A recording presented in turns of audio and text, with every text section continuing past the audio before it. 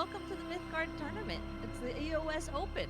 We're super excited. However, we are getting the camera set up. So just give us 1 second. We'll bear with us, and we'll be ready in just a moment.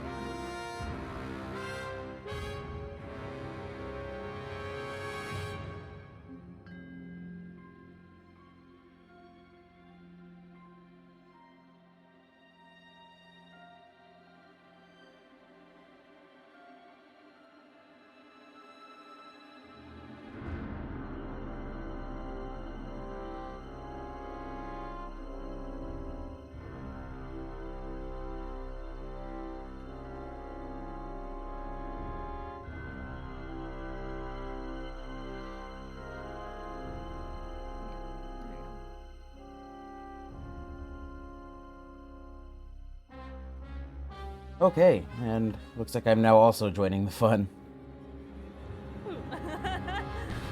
We're excited. Yeah, this is gonna be a lot of fun. Yeah, it looks like such a stacked, lineup too. It's just a lot of very talented players in there. Yeah, definitely. We will be jumping in kind of in the middle of the initial matches. Just we had some delays getting video feeds set up today, and it is what it is. But we'll go ahead and be jumping into game, and let's find a match to spectate on. Ooh, we've got Madoka and LEC, I believe. I've always wanted to ask how they actually say that name. But we can go ahead and jump in on this. So, taking just a quick moment to catch up. This looks like it could be a fun matchup. Madoka looking to maybe get those Hellions established soon, especially now that Magnus is out. But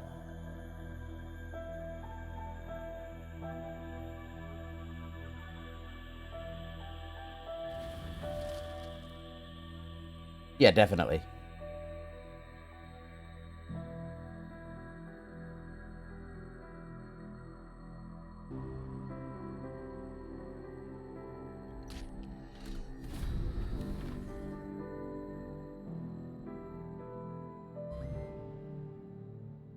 So LA City doesn't have much follow-up on that attack. I think the idea was just to kind of begin whittling down at the Mani. Yeah, definitely. Yeah, so Madoka may play these Hellions down now because the Magnus just came out, and that gets heavy punished by Clap, which we do see in the city's hand.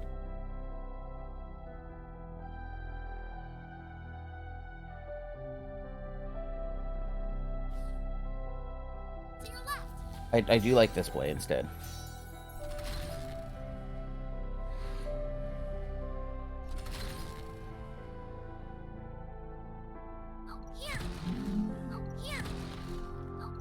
Yeah, this is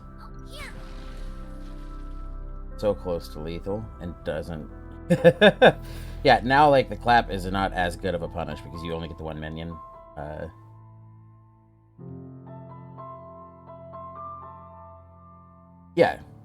Yeah, like now the Clap just has to sit, which is fine. It's not like you would want to clap this field anyway.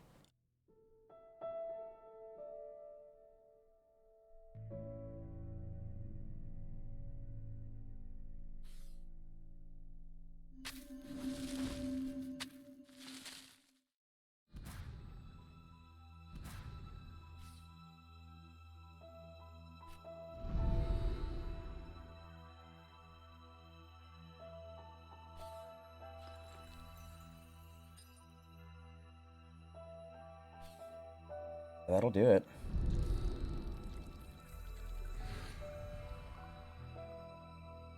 Yeah. That's what counts.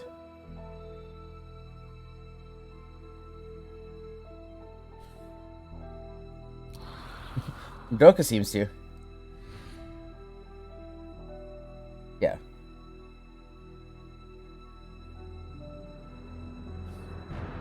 I do like establishing the 1. You get this mana back anyway.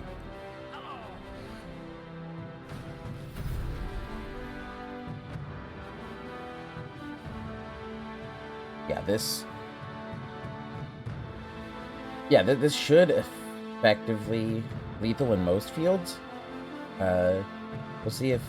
Let's see, the city could steal the buffed one. Clap still doesn't kill the minion in lane 1, though. You can't even just, like, steal 1 and clap the 2nd.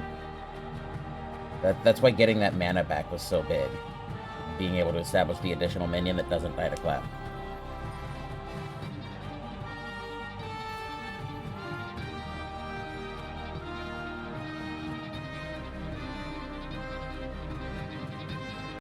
I think this should... Let's see.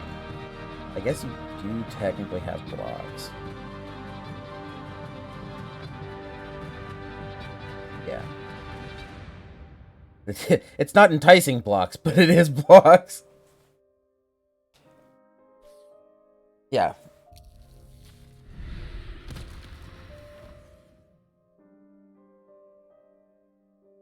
Yeah, and this block has to be lane 1. You cannot take the damage on the Knoll of Conquest. So this does a decent job. That's a good top deck on Madoka's. Besides that. But yeah, Palace will just seal game anyway. I believe that was game 2? That may have been a 2-0 to Madoka.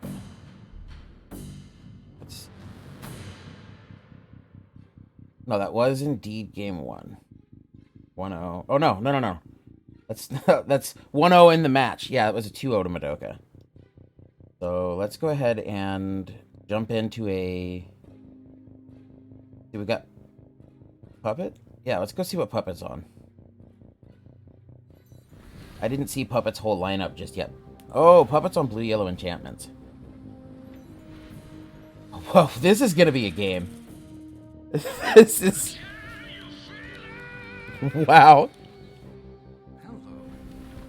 We've got a lot going on. Yes.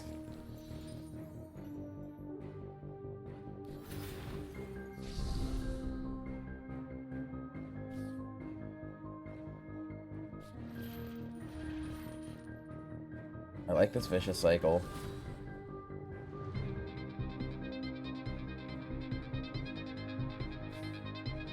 You just keep pushing the damage face. Yeah, so much of Puppet's stuff is just being blanked now. This is tons of damage. Yeah. And see, like, now Puppet effectively didn't get a top deck, but this is fine. It's gonna be close.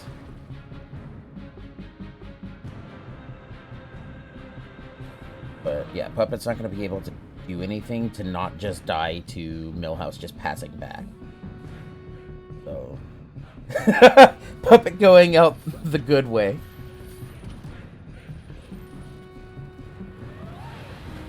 Yes. I believe that makes this match 1-1. If so, then that's what we will jump back in on. Today is going to be somewhat laid back. I'll be joined by people on the dev team as the day moves on and folks kind of phase in and out. And we'll just kind of be watching and calling some games. Next week's...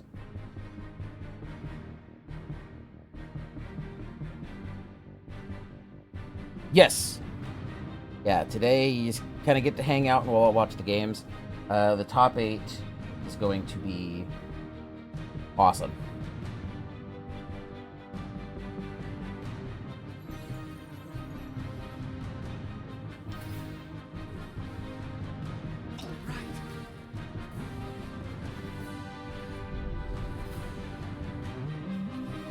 Puppet's back on blue-yellow. This is Conquest, so because the deck did not win, Puppet is able to play it again. Millhouse's last deck has now been eliminated in this match because it has won. Leave it all on the track. But looks like we've got YP. Double Jade Puma and an Insta-Beast in hand. This could be a fast game.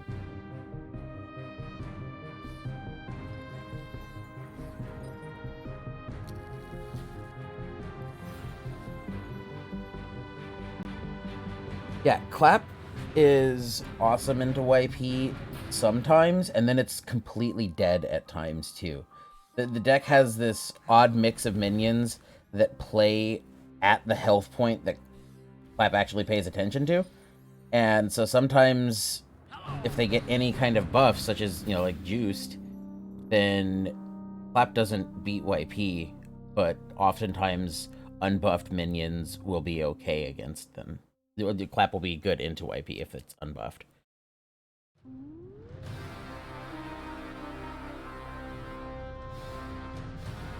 Yeah.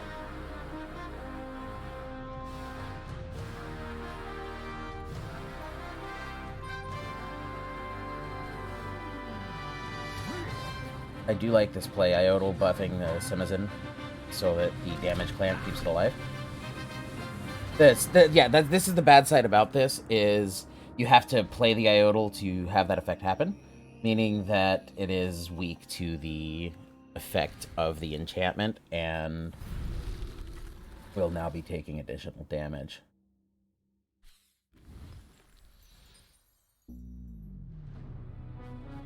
Yeah.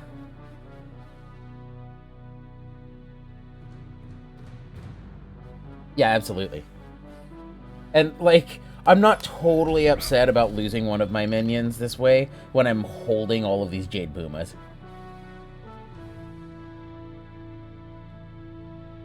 But at the same time, you can't just, like, commit double Puma now and get clapped. And going to 5, you also potentially walk into the Magnus, which is not what you want. I do like this, though.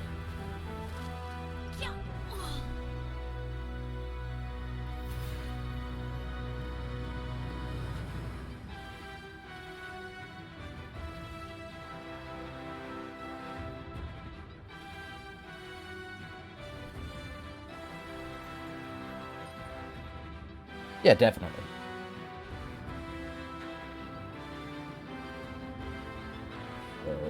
Making the decision not to commit the double Puma, I like this. It's still way too susceptible to Clap and Magnus. We do have one buffed Puma.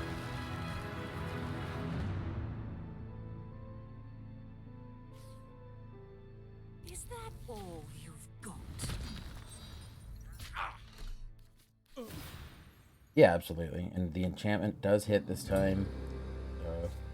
It's always it's so much fun playing this path when it's actually hitting consistently. That's a good juice. That's...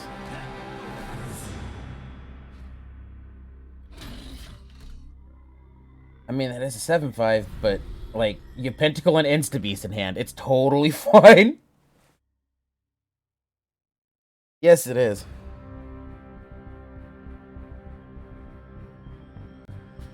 I think this one may just about be done. I don't see a good line out of this. Oh, well, I lied. Yeah, they've only got 2 gems this time, so you have to, like, live. But, yeah, you do catch one of the minions on cleanup. Let's see.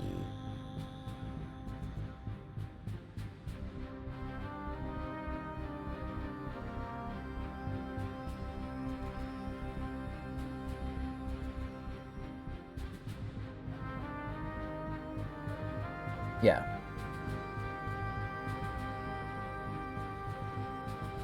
So do you Pentacle the Puma, move it to the left, and kill the minion on lane 1? Do you just Insta-Beast and push the damage? Insta-Beasting is not lethal.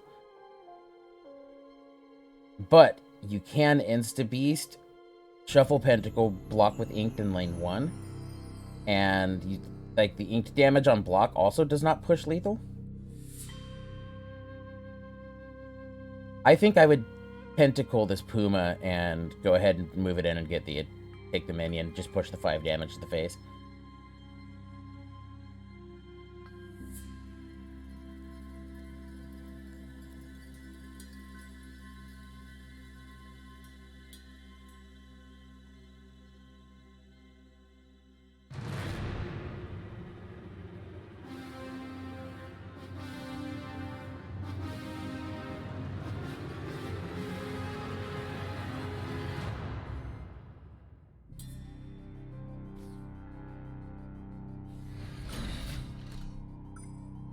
So choosing to just insta beast.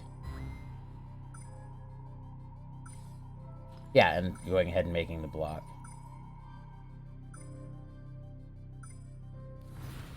Wait.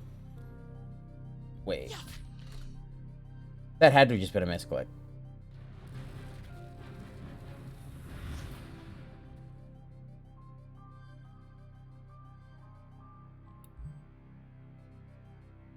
But that will be the 2-1. Let's see, who else do we still have up?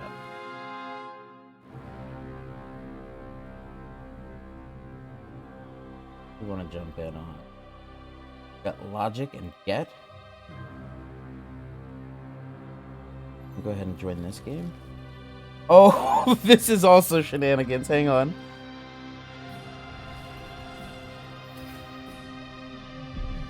Yeah, no joke. Well, that was quick.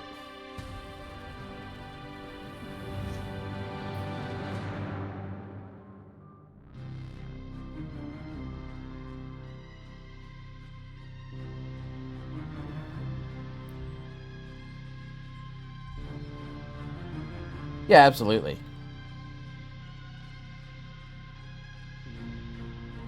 Chat's telling me that you sound a little quiet, so we have just adjusted that, but they'll have to keep in mind that it's on a 15-minute delay. Yep. So let's go ahead and get folks into the next game of that match. Wait, was that the end of that match? I didn't catch the total. Yeah, that was a 2-0 to Logic.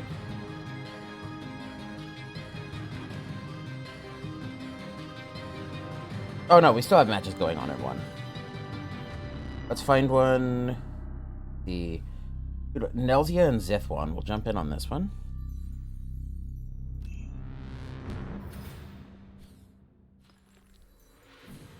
Hey, just in time to see Scylla. I love it.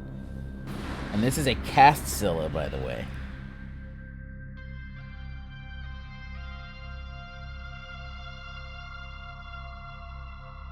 That's a lot of body.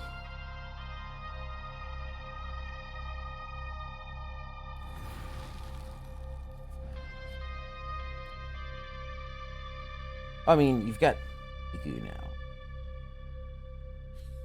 But, yeah, Plague Maidens also cleans it. Just... And then you get the maze.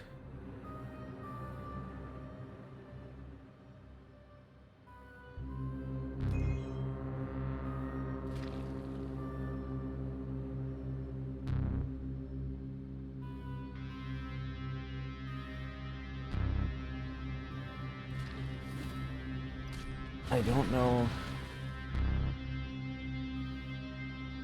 why that was the call. I may have missed something, but I believe the play was just to Plague Maiden's activation one time and then make the attack. Then you keep the Plague Maidens up. I guess against like the YG matchup, I could see doing that so they don't steal the Plague Maidens. But this, yeah, this isn't a YG match. I don't know the decision making behind that line in this case.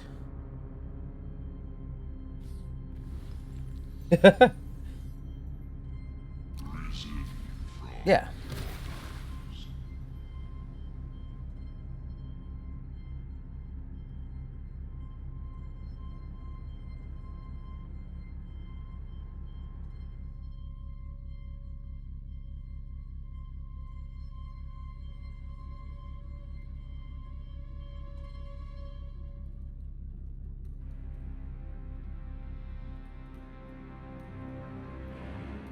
Yeah.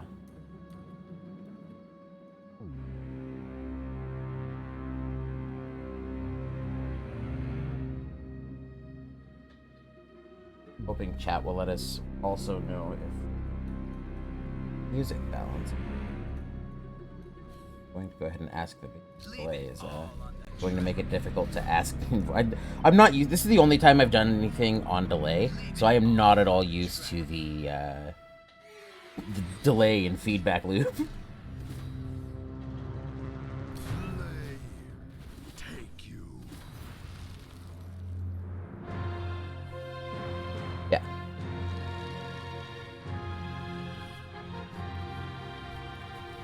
Yeah.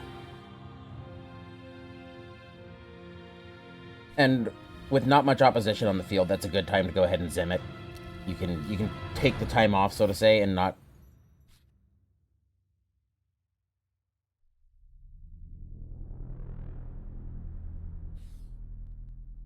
Leave it all on the track.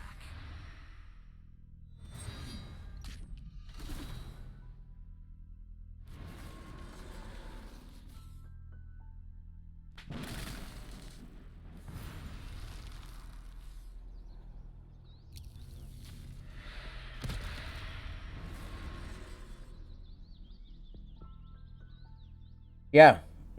Stag has come down, gotten back Iku.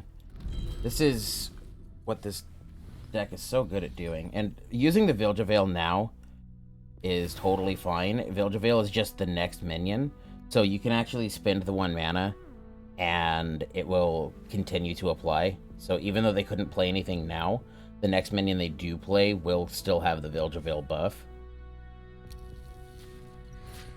I mean, I don't think it's ambiguous as to what minion it's going to be that's coming down. this giant Iku is likely the call, always. But yes. What could this be?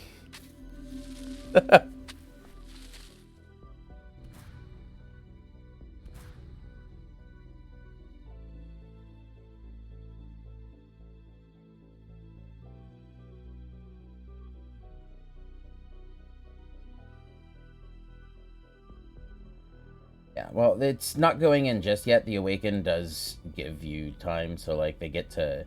Like, the Stag basically just can't swing yet. So, yeah. The Deep Ones Awaken. So, cause issue if you choose to swing into it when they play it. Don't quite want to make that attack just yet. Which, it's actually kind of nice, because now they get a chance to, like, buff this and swing back with it instead. In this case, like, Guys of Phobosing it isn't going to push lethal, but that's a line that opens up because of this Awaken that just wouldn't happen on most minions.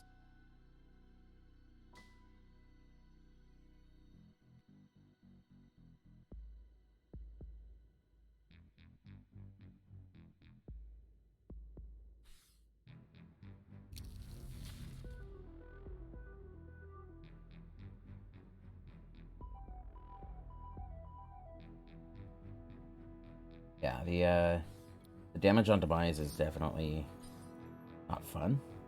But we do go ahead and see the Phobos. I like that. Yeah. Which you kind of have to. Like, at this point in YG's late game, as you can see with these 2 massive bodies, they begin just pushing a ton of damage. And that's why we also see, like, the Ellie come to help chump the Iku, is because you need to be able to take it on the swing back, because while Iku has offensive initiative, it just does so much damage.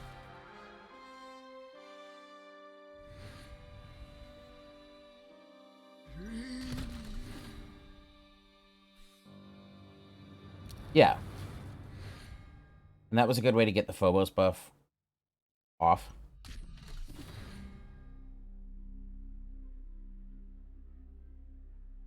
Yeah, this... And, like we just talked about, Iku having offensive initiative and the Ellie coming to make the chump block to then, hit back once the minion opposite Iku had died. This Mezzo now makes that not a thing. Like, this... You can't now make the Ellie swing, take the Iku, and then contest the 2 minions that don't push damage past the chump block you want to make. So now they just have to feast and hope to find an out. And they do not. Yeah, this should be done. I'll take the job.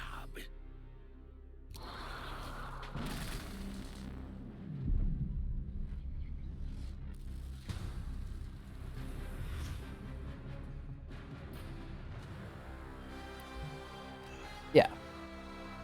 Well, you have it on both sides. That's the thing about keeping these on the opposite sides of the field, is, like, with the Stag also pushing damage, basically, you just have no choice. You know, they will find you.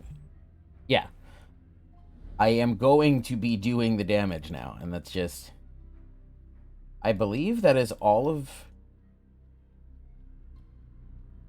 Yeah, it looks to be all of those games. So as we wait on the next couple of games, let's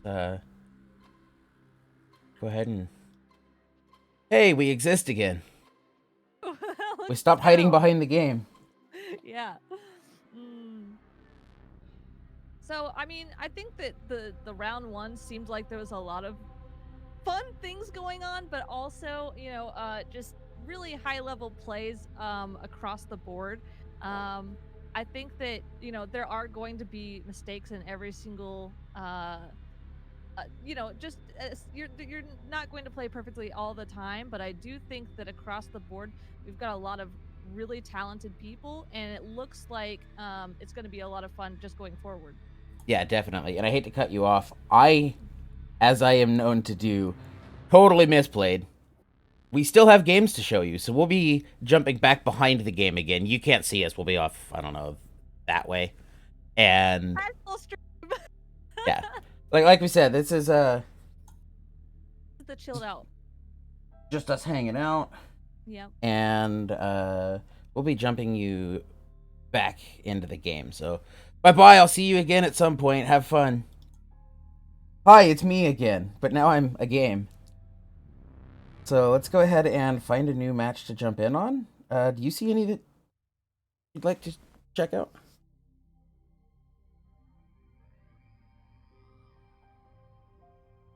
The ones you can see now, yes. With this top section. J-Hugs, okay.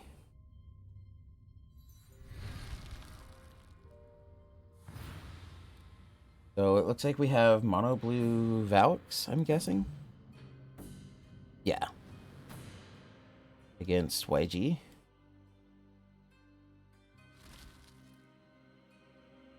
Ooh. And that is a one of set. I love it.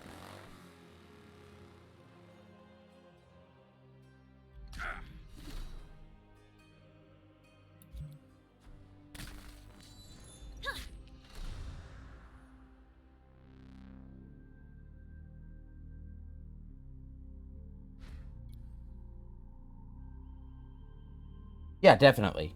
It's a cool duality. As someone who's involved with the balance team, it can be a bit of a pain at times. In the sense that, like, you just don't see the same things. So, as much data and insight as you have into how one style of play plays out, it doesn't do a whole lot in the second.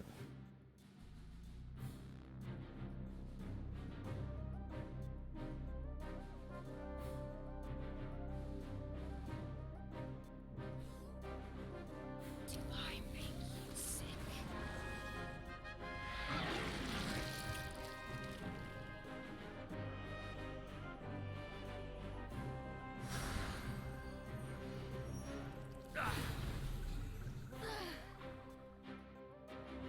Yeah, definitely. Magnus actually helps in that...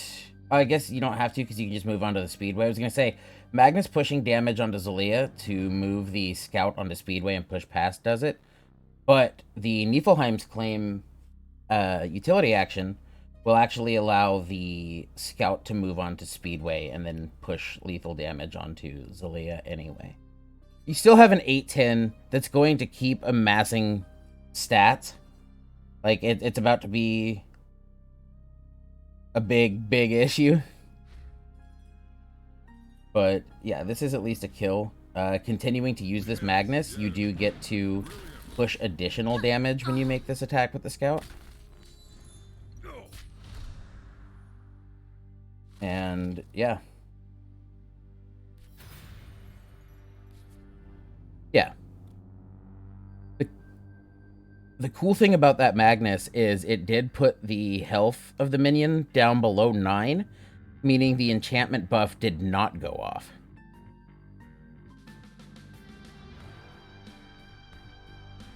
This is a good time to find Bella. They would like to have 5 gems so that they could play Bella plus a spell. But, oh well.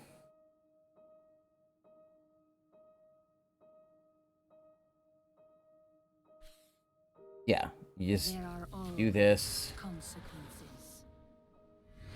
And Bella can stun. Yeah, this is a good life gain. So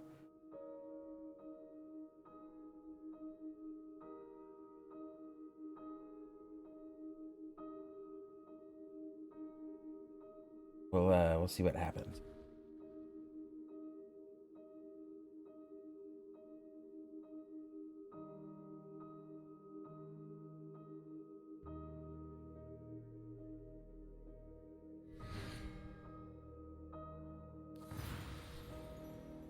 That's a top deck. That... Wow. So many options, too. This is... What a find. Yeah, basically.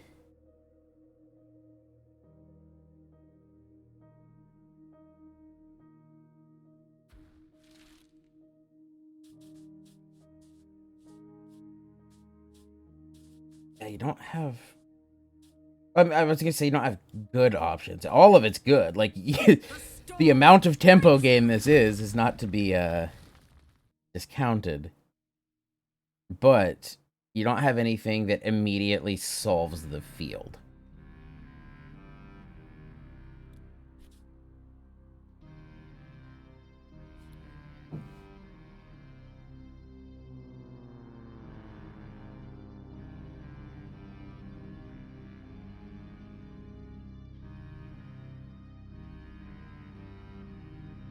Chat saying they still have no audio on you. That they're saying that I'm muted. I thought. Yeah, I thought they said it was quiet.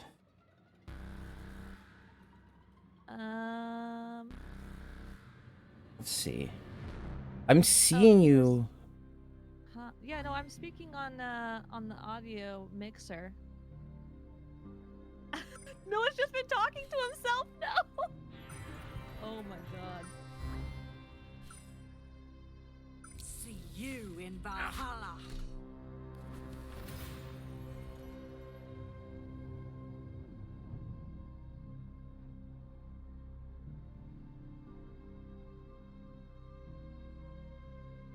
In the middle of the stream is not really my favorite. Yeah, I'm doing things on a delay is like it makes sense, especially in competitive events and stuff. But it does make solving any technical issues that we didn't have a chance to solve ahead of time a little bit of a pain. That I'm being registered. It's just that it's not coming through. So we have to perhaps add a new source or something. Yeah, I'm double checking now, but you should be good to go. Like, I'm totally seeing you. I did adjust the volume again, so we'll see.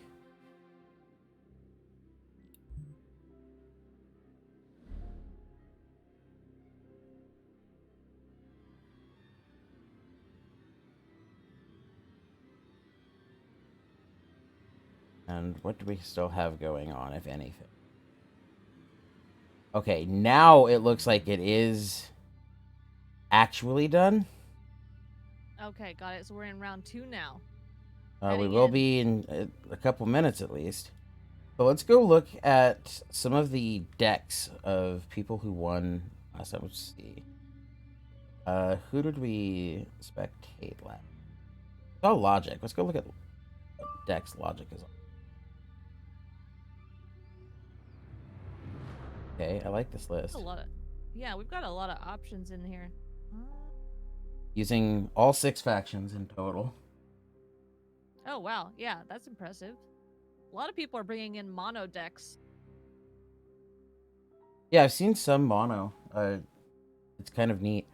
I think one thing that happens with Conquest, and Like maybe it's why I'm casting and not playing, but I think people get a little hung up on playing all 6 factions. Right. Like Okay, that's fair. when you You could could still play the same not color. duplicating a It's just faction. right. Well, And like you I, can duplicate factions. And we've seen it a little bit in the past with someone playing like YP and YG because the yellow lineups in both don't tend to match up too much. So right. you That's don't fair. like cannibalize one list to put playables in the second list. Yeah.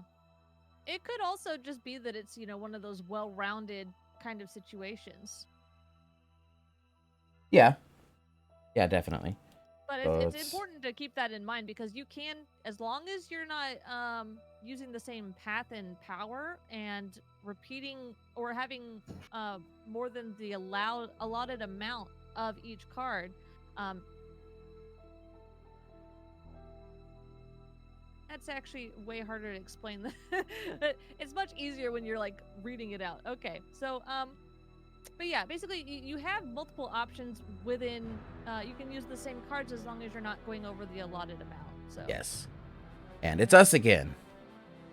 yay! It's us. I hope that you guys can hear me now. Yeah, So. maybe you exist again. I didn't exist for the first 15 to 20 minutes. So Yeah, I think looking at the chat now, it looks like maybe when we switched into game, the audio level just kind of died. that scene. I see. So it should be good now. You guys missed out on all the interesting commentary I had.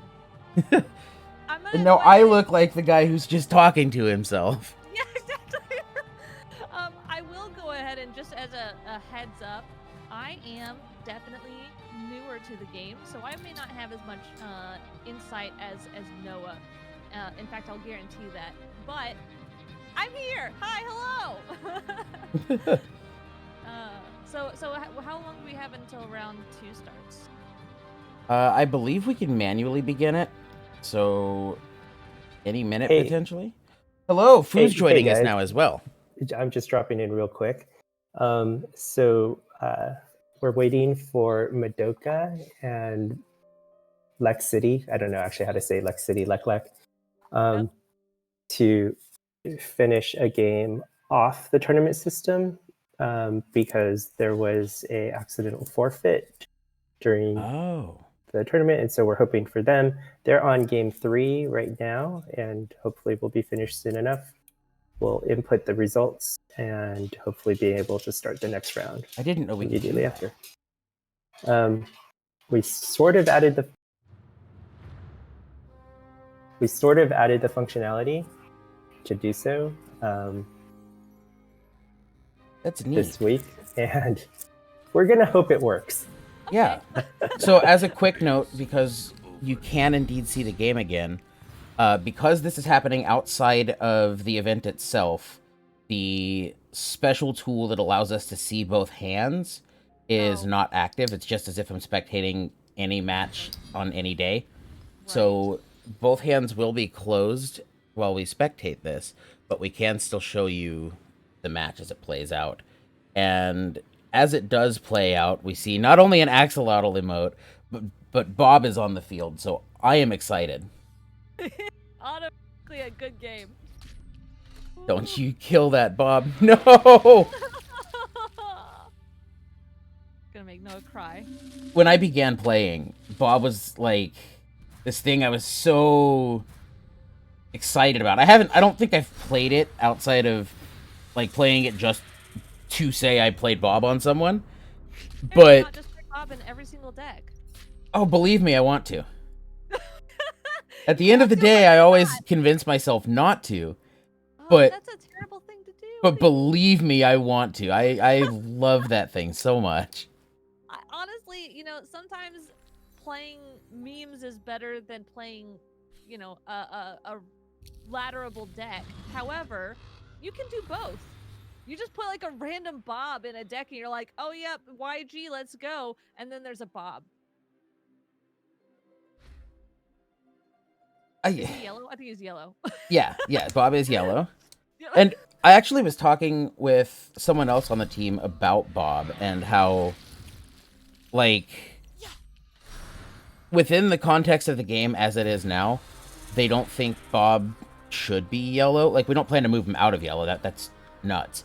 But at the time that Bob was designed, we didn't have as many factions in game, and like Bob was yellow because he kind of fit in yellow, but that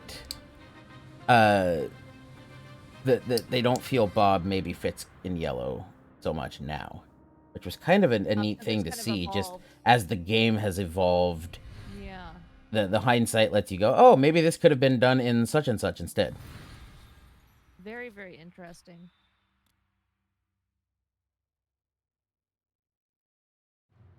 You know, I guess that's just kind of part of, you know, I don't want to say growing pains, but kind of, you know, every new set that we bring out is going to evolve the game in a certain way, and we just have to try and keep our direction as much in the right direction that we, you know, have aligned for ourselves in some way. Yeah. You know what I mean? So I think that a lot of it is just when we have less factions, we don't really have that option. We've evolved into having more factions now, but going forward with sets is a little bit easier to apply, I guess. Yeah, definitely. So many snakes.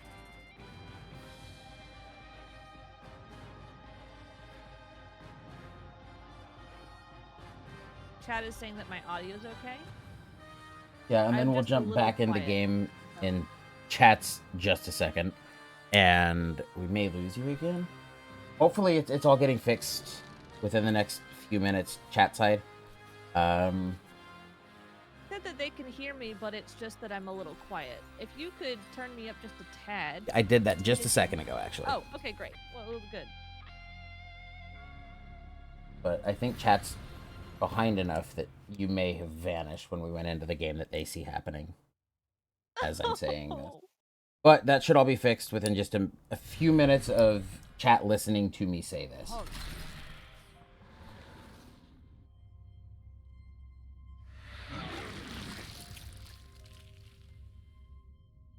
So we can make sure that we're all on the same page. Yeah, all in the same headphones. Yeah. And it's Baba Yaga's den is doing stuff.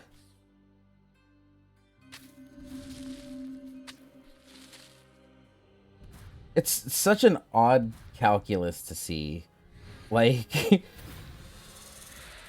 the city's minions have totally been calculusable, but they've all been X1s, so, like, what's the point? I think I follow what you're saying. The calculus will banish minions in play with the same amount of health. So, like, usually when the opponent has a bunch of minions out with the same health, calculus is, like, mega live. Oh, But when it's all temple snakes and clay statues, like, I'm not wasting my calculus on that. Yeah. If it was pushing lethal, absolutely. And if it was pushing lethal, Madoka would see it, I'd miss it and hold the calculus because... For sure. You know. Oh. Yep, and that is the neat thing about calculus, is it is also just kind of 5 mana banish a minion with upside. You know, it has the potential to hit multiple minions, but at the end of the day, you can use it on the one lonely Sappo. Be totally happy. The things that I really love when I see the snakes in play is that, you know, they can be so obnoxious because if you don't have an overrun minion, they're just blocking you, and it's so annoying because it's just like a 1/1. It's just a tiny 1/1, but you have to go through it. So, it's kind of one of those situations where it's like, oh, it's kind of mean to watch, but it's also really funny. Yeah. You hate to see it happen, but you can't look away. Yeah, it's a train wreck, yep. You get the whole hands on the face, but still peeking between.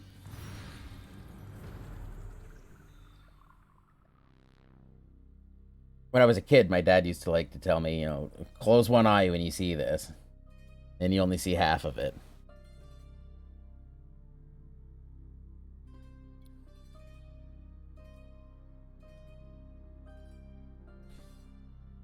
go.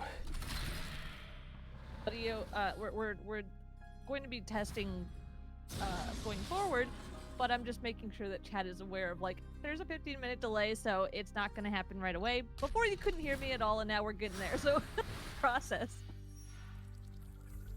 Okay. Yeah. Oh, wow, this 814 is getting real chunky. Yeah, with Tangleskine coming down and giving the 2 Goliath's webs, you have a bunch of access to Deadly.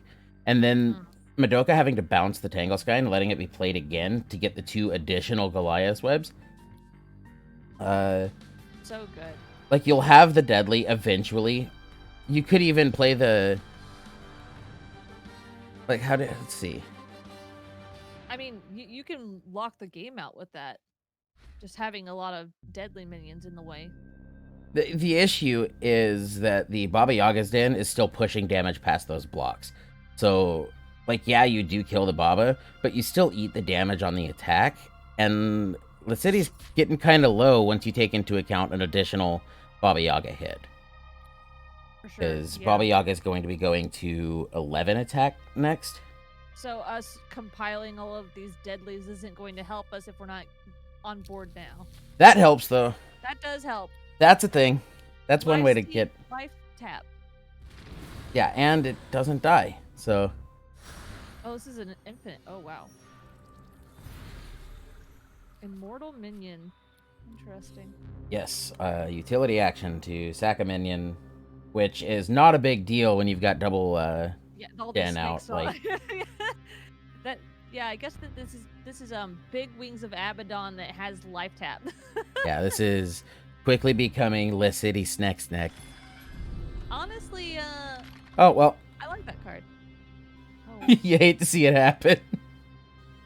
No, you do still get to push a ton of damage with the Baba Yaga's Den onto the snake. Like, that's 9. 2 with the Quetzal pushes you to 11. So shuffling the token does not get you to lethal. Oh, we got a stag. My, wow. You push a ton of damage. Yeah. Oh my goodness. I don't even know. How do we do it? Yeah, and flag... Madoka held the flag, which is good. The flag in that situation was not going to give lethal. Right. And you don't need to, like, dispose of it on the left side to hold a chump on anything. I was going to say that Misanthropias are out, but I realized that that's a 10-12 and not a 10-2. Yeah, no, that's... that is a 10-12. It is... It's mean. Yeah, he's kind of in the way a little bit. The chonky boy. Oh, they can hear me now. Yay, I'm alive. We did it. I'm not talking to myself.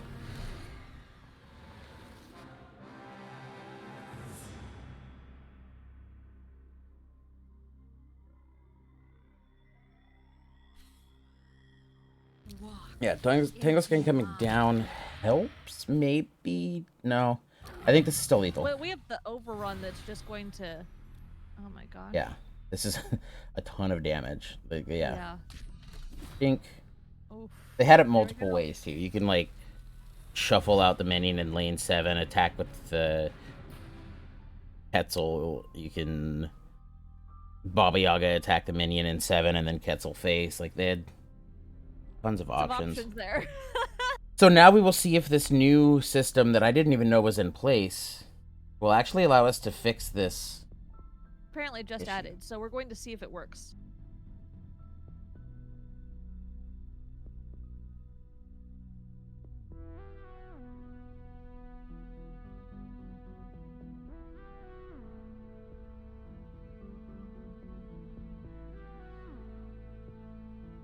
Yeah, and we do apologize again about the audio issues. We ended up a little behind schedule today and did not get the chance to audio test as extensively as we would have liked.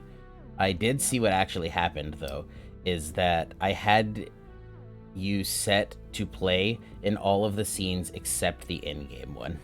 Oh my god. That's like the one scene. Yeah, you know, the one will be in the most. Yeah, This is... exactly. Like we said, it's well done. You know what? We got there. This is what's happening now. We're figuring it out. And, Yeah, it's a little by process. little. Oh, yeah, exactly. It's all good.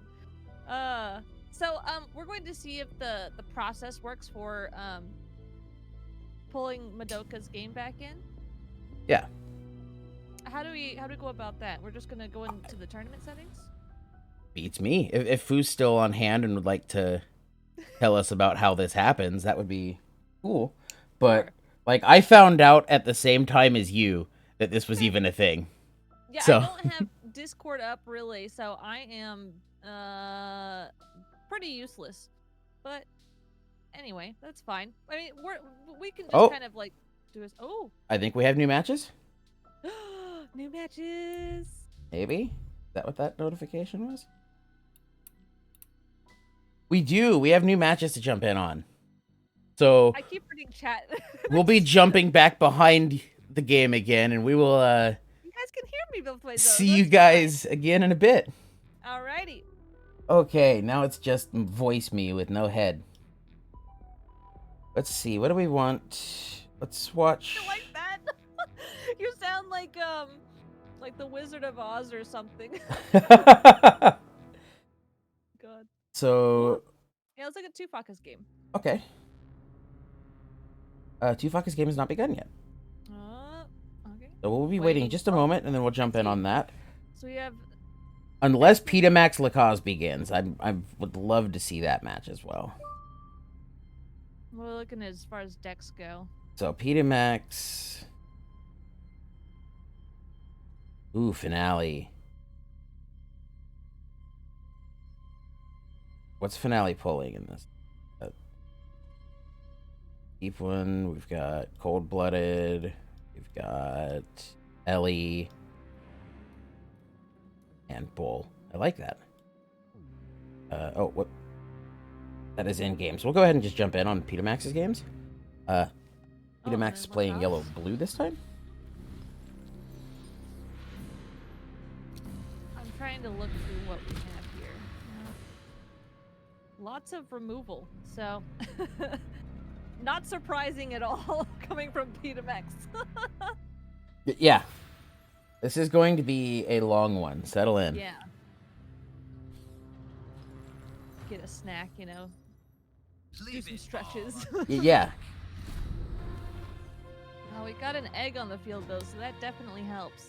Yeah. Dopers. Double doper in hand does so much. Yes, it does. These guys are little. Whoa.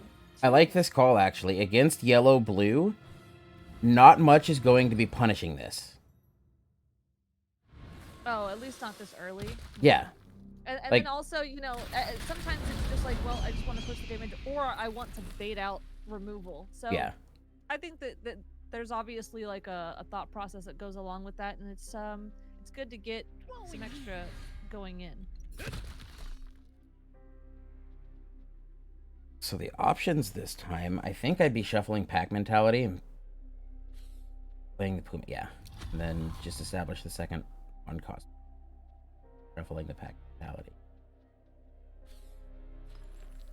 Oh, he's playing the shuffle the Doper. Okay. And they did manage to dodge the icon activation. Mm-hmm. And the nice thing about that is once you have successfully hit, you know that you can hit that lane successfully. You know, so the follow-up attack. Oh, definitely, yeah. Mm-hmm. You can play around it a little bit like that. It's really nice. Yeah. I think that this holding the pack mentality is actually fine. Yeah. Don't need race right now. Oh, got our sister going. Beautiful. Here we go. Look at that big boy. Yeah. That's a Got big it, John. doper. Well, that's a lot of pressure.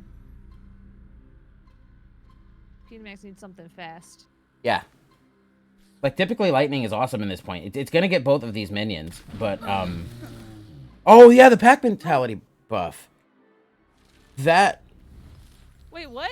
Yeah, pack mentality. When the minions go away, the buffs fall back down. So I didn't know it worked like that. Yeah. But it falls back down. But I didn't realize that the removal would actually activate first, I guess. So I would think it would go back down, and then it would just do the damage first. But the fact that it actually removes it's so good. Yeah, pack mentality is always checking and updating. So when the 2 damage was dealt to the minions on each side of the pack mentality buffed minion, the -2/-2, like it lost the 2/2 buff on each side, which put it down low enough that it did die. Right. Wow. That was the most high value lightning I think I've seen. I have never seen something like that. That was really incredible. I mean, but then also that shows like how much these players actually play, knowing how that would work. Yeah. There wasn't really hesitation there. They were like, "Oh, okay, I can remove this. No worries," you know. So. And now it's going to be tough as Lacaz to get back into this game. You have to play uphill against YB. And we've just got this 1/2 here. Yeah, like Lacaz has to attempt to establish a field again, and they have to do it past this stacked hand. Like Max still has all the lightnings they could want. They have a bounce in hand. Like, you've got so many options to deal now with any attempted establishment of a field.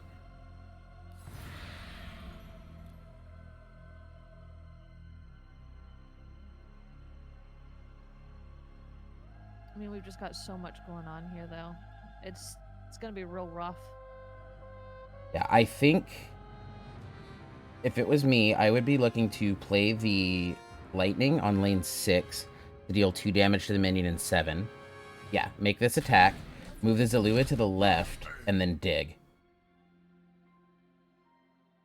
We want to dig for more options. Yeah, you just want to stock back up. Once you make the... Well, okay, you can push the damage. Yeah, I guess you can just attempt to catch him on the 50-50 icon. Oh, it may not be 50-50. The icon that was activated at the beginning may still be applying in lane 2, in which case now you don't have to move the Zalua because you can use the new icon activation on lane 1 and then dig if you want. But instead, you can actually just play this minion and then icon something else. That's interesting, sure. So you have a lot of potential lines now as Max, which, being the blue-yellow list, this deck loves when it can sit on options.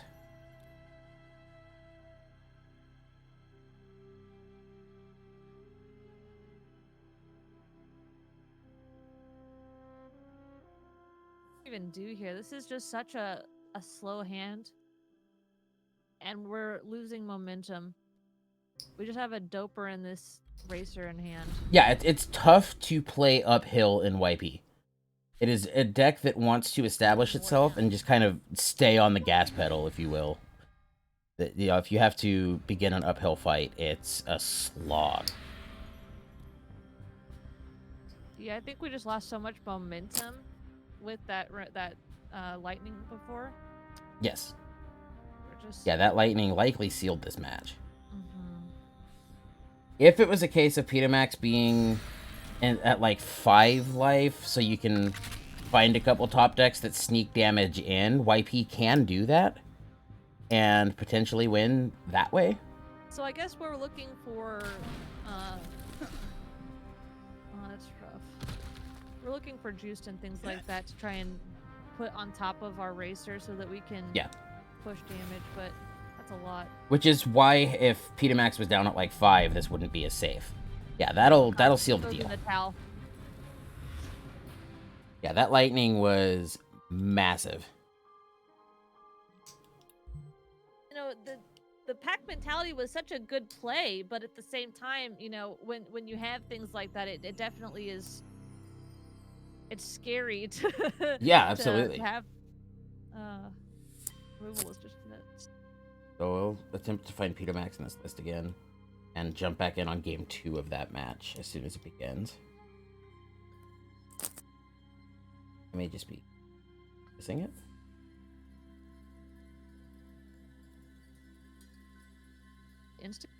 They'd probably have a couple minutes. Yeah, it's still ban phase at the moment. No, they do that at the beginning of the match, don't they? Of the round, I mean. Well, yeah, excuse me, not ban phase. It's selection. They're making deck selections this match. Oh, okay. I was like, This fan fade game. to do initially. Yeah. No.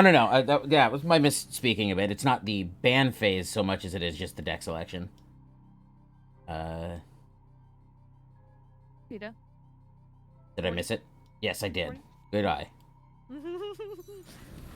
What would I do without you? So, Lacaz, as we mentioned a little while ago, if you don't win the game, the deck is not eliminated. Right, so he's able to play this again. So, Lacaz is able to play YP again. Into OB, this is not the best YP matchup, but it's not awful. So that OB has a little bit of an advantage generally, or yeah, I believe so. This one's kind of just hand dependent. Sure. I mean, we've got the doper in hand. We've got the pack mentality already going off. Okay, great. Get rid of that guy. Good.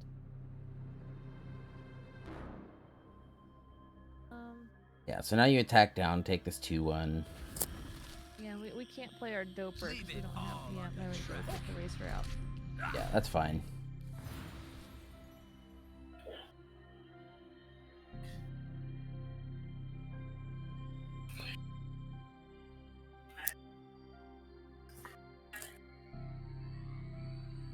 I think that, you know, out of so many of the cards that we have, this I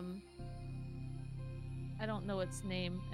The lion here, the orange 5 cost. Oh yes. Yes, thank you, Mardicore. I don't want Yes. to say it wrong. Yeah, no, Mardicore? you got it.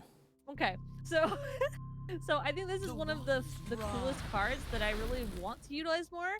I think that people underrate it. When I do, and I know I do. Like it I actively know I misvalue it and don't play it in decks I should. I have this hang up about like, oh well, if I'm not getting the demise, I'm just not going to play it, and that's yeah, too much value. not the assessment I should make on it, and I know that and acknowledge it, and then still continue to do it.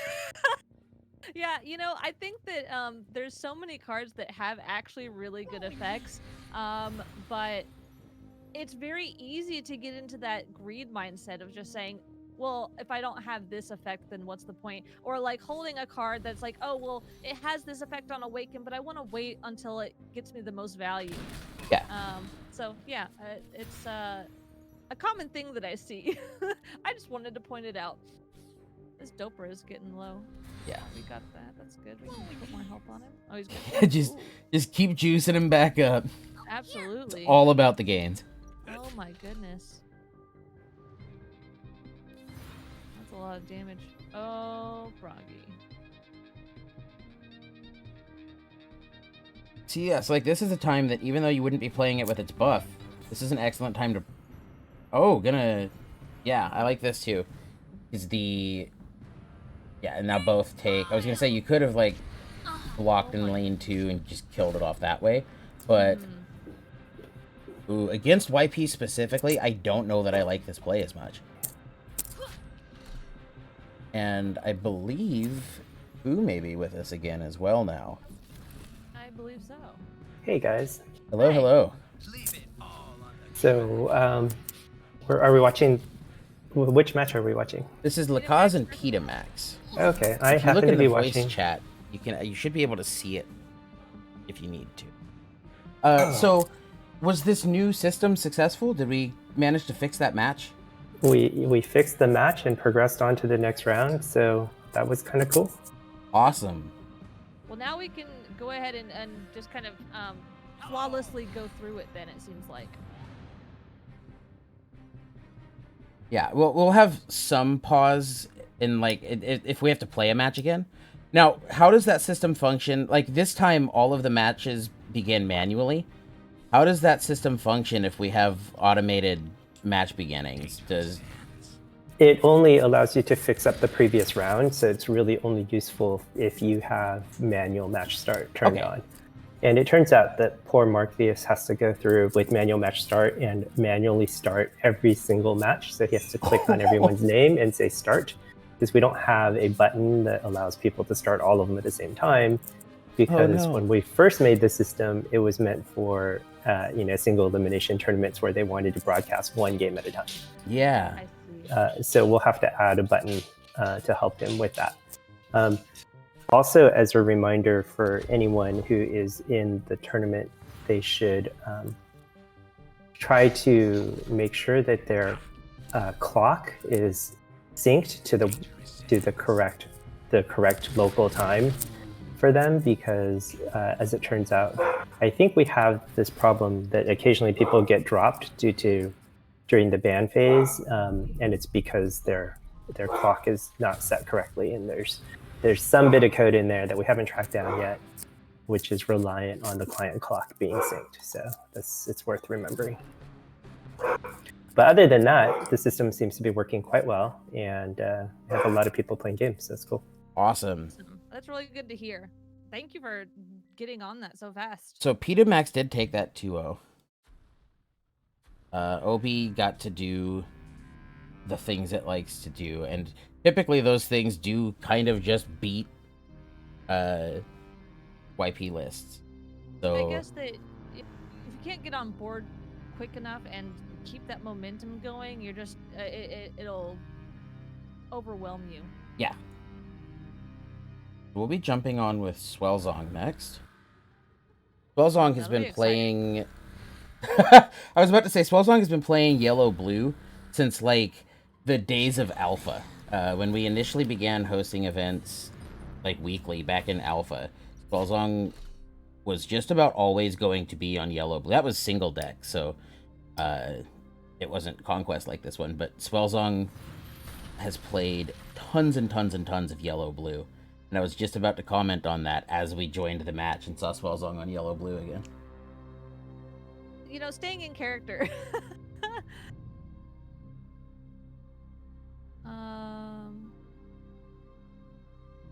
This Enyo. Gone. I was half hoping that he would be playing the meme OTK deck, but you know, it's better when there's money on the line. Let's go ahead and be a little bit more mindful. Maybe the innate want to meme is why we end up casting instead. Honestly, and I'm not, proficient enough in the game, but absolutely, I adore memeing in games. I will make the most ridiculous deck, and it's just that's what's fun a lot of times. I enjoy the competitive aspect, absolutely, but you know, there's double sides, It's a double-edged sword. And I'm less likely to meme specifically with a deck build than I am, like, I'll take a totally non-meme list and then end up in some silly situation in game and go, well, this could be funny. Let's just do it and see what happens. Yeah, I love that. Oh, it's so good. Wings of Abaddon got a free trade-in and now it's gone, so that's... We expected that. Yeah, this is a good position to be in as YB. Yeah, I was gonna say that we have absolute control right now, and with the Broggy coming down, that's just automatically... We need... Foxfire needs to draw into something here. And what is that? Oh. So it's worth, highlighting that Foxfire makes all of our emotes. Yes. Yes, all of the axolotl emotes are made by Foxfire, and in Discord there's actually a document of just like all of the different stuff that they make. They're so talented, and I love them. Oh, look at them! It's so cute.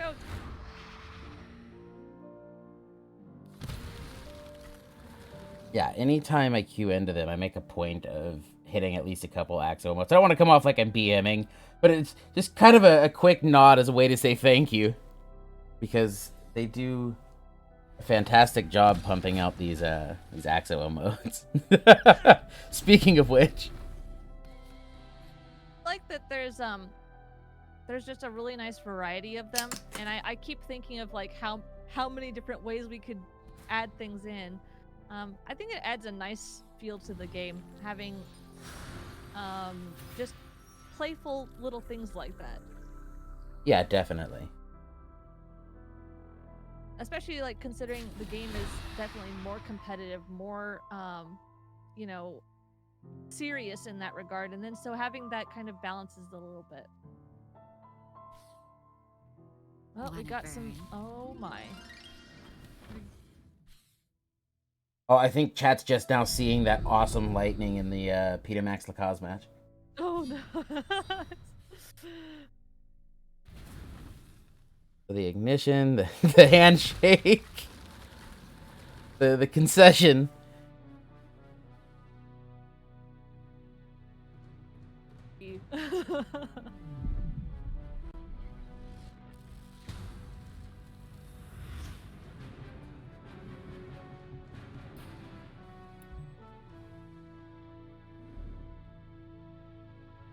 So let's see. That was Welzong. That match finished. I didn't happen to catch the game count on that.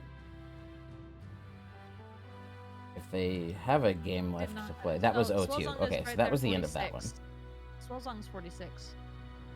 Yeah, that was the end of that. That was a 2-0 to Swellzong. Okay, got it. Yep. So we will be jumping in on Wholesome's game. And I just want you to be aware, my dog is starting to go off as an alarm, so this is probably my last game that I can join in on personally. Okay, well, if you would like to chat with Fu a minute, I will be back in time to catch the next one. Sure, sounds good. A big thank you to my sponsors. I love the God of Gamers. It's such a good card. I think it's just such a... It has so many different utilities, and the crown has... I don't know, I like using the crown in so many different scenarios. I think it's very versatile. Maybe I overvalue the card because I just happen to play it, but I definitely Battery like it a up. lot. Check fire. Repeat. Check fire. It's 2-7. Got a lot going on here. We probably... Oh, we do want to play the bird. Okay, cool.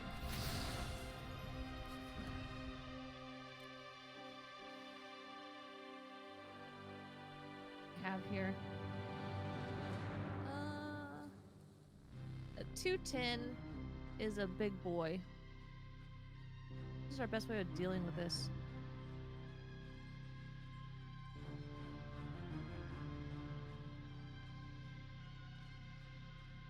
Honestly, don't know what the best option. Oh, we got the...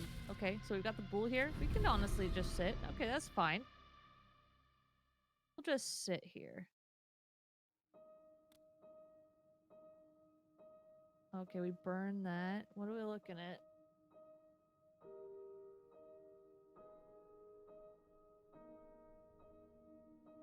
I think that with okay, yeah, I was gonna say I think that maybe we're saving crown for wings. It's possible. Oh, this 3/3. It's deadly. That's spooky. Oh, we got Bella though. Oh my goodness. We have enough for Bella and the small spell. We don't really want to go just dive in there yet. Our board presence spot isn't the greatest. So it's definitely worth mulling over the option.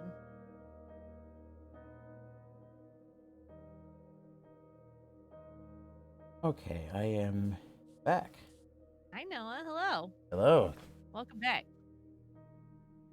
We're looking at a really interesting game because we've got a deadly over here, and then we have Bella with the spells, but we're debating. It looks like we're drawing into more things. Our spot isn't, you know, a wholesome spot is a little bit concerning, but still doing okay. We're just looking for more answers.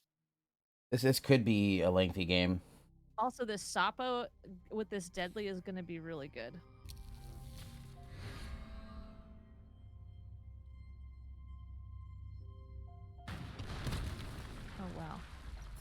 Smork. Life. Yeah, when in doubt, just swing. Yeah. Is there a situation where we just put this hollow down? I don't think we do it yet, but That's yeah. interesting. At We 26 don't have life, you Yeah. don't quite need to. That's fair. And at the moment, the only block, like, the best place to put it would be lane 7, but then, like, the Enyo just takes... It doesn't actually stop a lot of damage. Enyo's not doing much yet. Yeah. We ended up dropping our only spell that we had, so we're holding off on Bella for a minute, looks like. Yeah. Well, and I think the game plan at this point is just get them low enough that the auto magic cannon pulls lethal. Auto magic's sitting at 6 at the... With the 2 on Quetzal, they only need to find 1 damage to pull lethal. Oh. So, yeah. In that case, holding the spell... Now, this is actually a good spot to be. This is... Yeah, Coxing is going to allow the cleanup. Oh my gosh. Why did it did so much damage? Yes. That deals... 3. Health -1. Oh, how am I? Oh, you're right. But no, auto magic did mitigate 2. Typically, it puts them on 1 health. Auto magic did mitigate 2 of that damage, but that still allowed the god attack to clean up the auto magic. Right. And that would have been the top deck lethal spell too, Oh no. because Okay, had so- auto magic lived, the spell activation puts it to 7 damage on the activation, and then 2 goes with the Quetzal's agile, and that is lethal. Would have closed it out. Yeah, and with no now we're gems really up to potentially be holding Defy Death, it's a totally safe play to do. That's definitely true. Yeah. But auto magic is gone, and that is not the win con at this point. I believe Wholesome's playing too, so they could still find one and look to win it that way. So like they've still got We have an to clear this inevitability board to before play we do to. any of that. Yeah. This is a spooky spot. Sapo doesn't really do that. We got 5 5s and 5 4s all over here. I really don't know what the solution. Yeah, I like Sapo lane 7. The Costume spell is not going to deal with the Sapo. You can't put it to X1. It's immune to the damage. There are Right. always consequences. Warded. So now, yeah, and you also have the Bella to stun. So, and you just continue pushing that damage. They have to Chip take the damage. initiative to swing back with the bull to take the Quetzal anyway. So the fact that it has Agile lets you just push it face and then hold it back on the block. They have to make the initiative to take it, and if not, you'll keep hitting them. And it's a good place to be in for sure.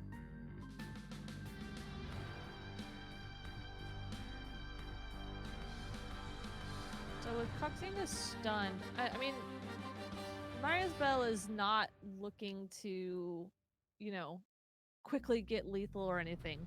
They're looking to stabilize their board and just make it really challenging for Wholesome to get through. Yes. So they're not in a rush at all, is my point. We kind of want this Bella gone though, and this Sapo is a little bit annoying, but killing Bella is probably the priority. Yeah, so you have a couple ways to play this out. I do like this one. I'm gonna say you can also make the attack with the bull and then Wings of Abaddon the Bella. This lets you instead play the Wings of Abaddon to also take the Sapo. This is a good play. Wow, that massive board clear. Oh, that's devastating. What a top deck, Wholesome. No, Oh my god. not this way. Wow. He says insta. So Okay. Wholesome has a difficult decision to make now, though. Because they could continue to play out this event and the chance at the $1,000 that's on the line in cash. Huh? But following that top deck, they could also leave the event and just go buy a lotto ticket. And like the ceiling on that is likely above 1,000. That's probably true. Depends. You know, honestly, you should buy multiple lottery tickets at that point. Yeah. Now you just get to move the Plague Maidens and steal the only minion contesting you. Oh my gosh, yeah. You know, it was such a devastating place, and then that just completely changed everything. Now we're back in the game. Yeah.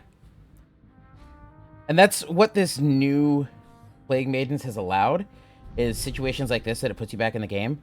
The nice thing, and it does have some duality to it, because as situations that it was definitely a buff to Plague Maidens, what we did, making it not hit face. Right. But, oh, we've got a bit of a visual bug. That's funny.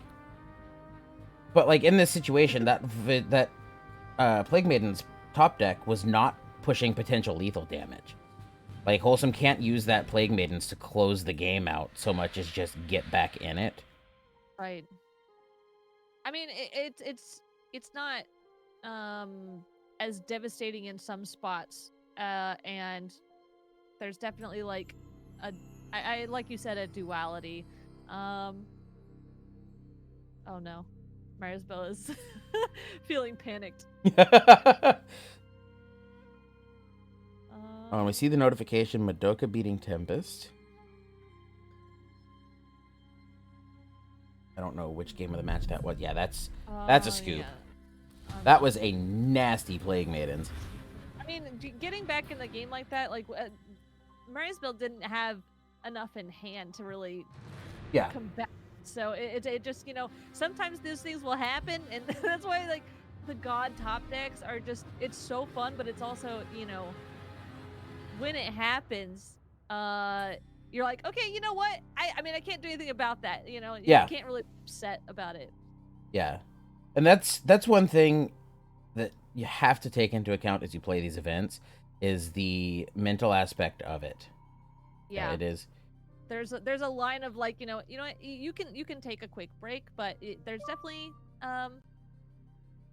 there is RNG involved in just the drawing aspect alone. So, you know, you just have to be mindful of that and kind of keep a level head. So Wholesome won with that YG list. So it has been eliminated. Oh, okay. So now we've got OP. This is a deck I like quite a bit. I really like it too. A lot of fun. We got Celestial Dragon in it too. Looks interesting. And then Mono Red. Yeah, with Seasons and Infuse. This looks a lot like the list Toon was playing. Toon and Wholesome do a lot of discussion amongst themselves about decks. They talk quite a bit. So I wouldn't be shocked if this was like a list that they both spent some time on. That's fair. Okay, cool. Well, unfortunately, I do have to head out. Okay. But, sending best of luck, and I hope everyone continues to enjoy the tournament. We'll cut quickly so you can wave goodbye if you would like. Yeah. Fun.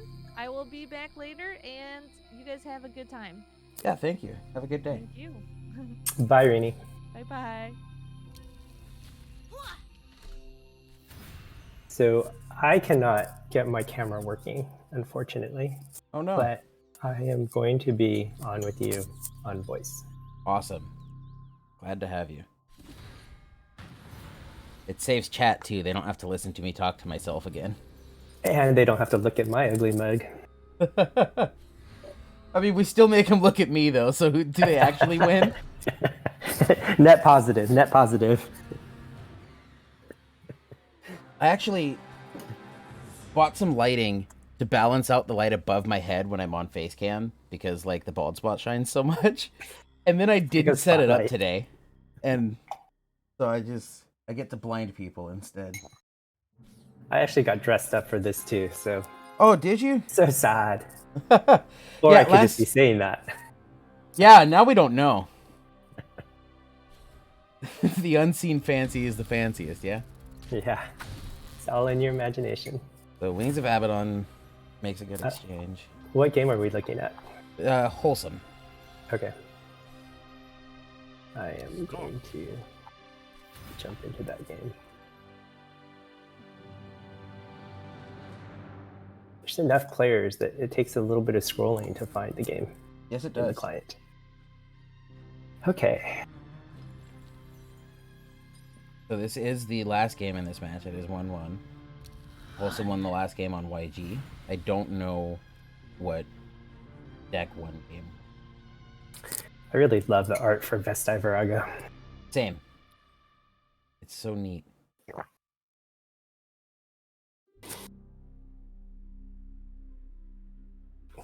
So I was playing against Killy last night, and I kept on forgetting that Sanctum Guard had warded because I haven't played in a while. Yeah. And I'm not familiar with, some of the newer cards that I've worked less with.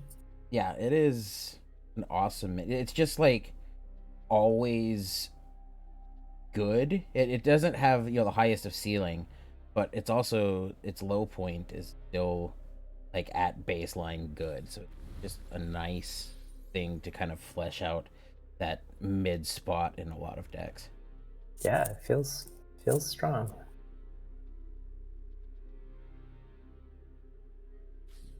I do like this. Get that back and you can just establish goat, I guess. Tokens. Okay. Likely don't want to lose the goat, just like the wing Abaddon.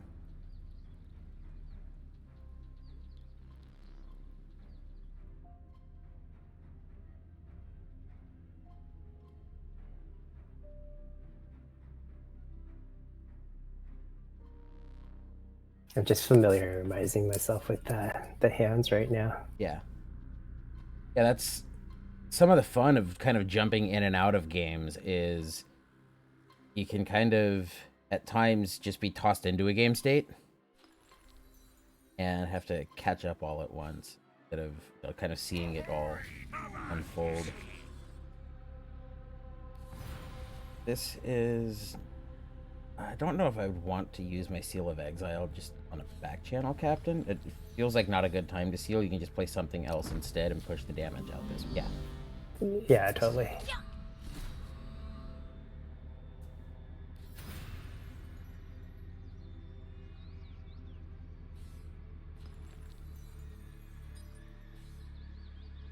Come here.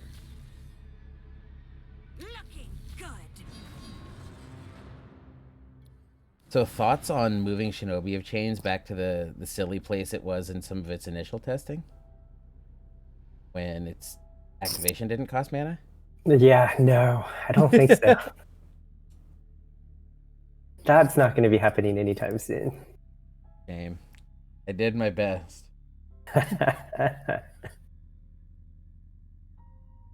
See.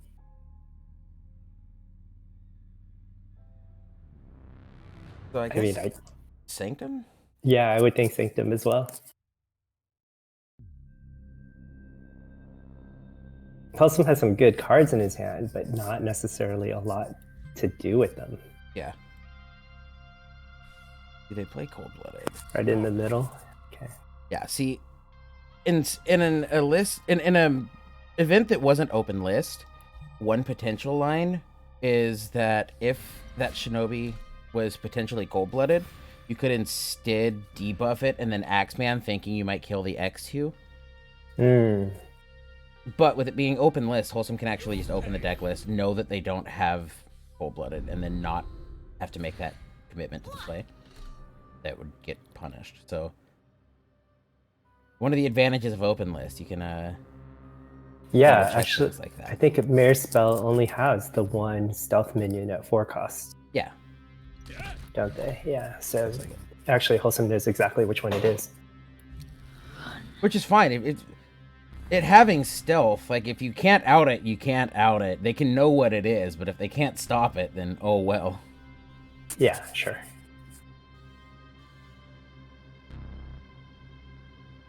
This is looking like a mighty fine time to Angel. Oh, especially with the warded Sanctum Guard on the board, yes. Just push the 1 damage and then It's a really good trade. kablooey. I completely expect them to do that in... Targets down. Against a deck that can find so many open attacks. Getting... I probably... Oh, sorry about that. Yeah, I was thinking I would... Go ahead. Sorry, I was thinking that Angel in lane 1 might have been a little bit more threatening. Yeah, that's because now you can potentially hold one block. Scylla comes to mind. I guess It's again, open list. Do they lethal have anyway. Scylla? Yeah, no, yeah, it is. So yeah, in some situations though, they may have a minion that holds that block in lane 6 well enough. Mm-hmm. Let's see. Yeah, like Dagoju in that lane would have held the block. So Or just 2 small minions. I don't remember if Wholesome actually had the seal in hand at the time. yes, yeah, Wholesome had seal. So I guess yeah, something like a 1 big block wouldn't have done it. Right. So that was game 3. What's next? Let's see what's still going on. Do we have anything else going? Yeah, we've got Winged Weasel against Bad Nelzaya versus Crueltech on game 3. Cardine and Nizbatter, they're actually still on game 2. Okay, yeah, let's go to that one.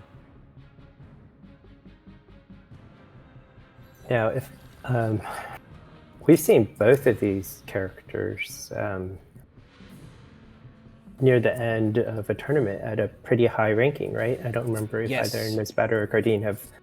I think maybe Nizbatter has won a tournament, one of the official tournaments in the past. I think they both have. Okay, yeah. So it should make for a good game. Yeah, definitely. And we've got OP again, YG. So both decks kind of looking to go to the late game, but they don't quite win in the same way. OP tends to like to establish a good field late game, kind of go wide with big bodies late and look to push out that way, as opposed to YG, which likes to establish, kind of a focused field and, have just a couple big minions that you have to out that have good attack initiative. But both do like to play to the late game.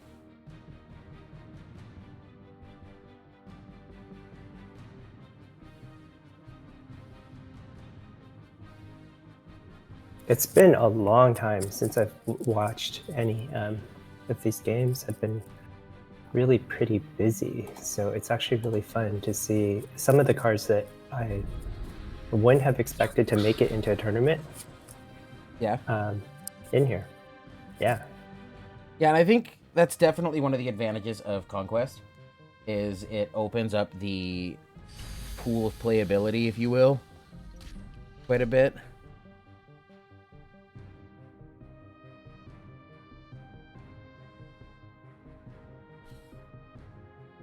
Fight on.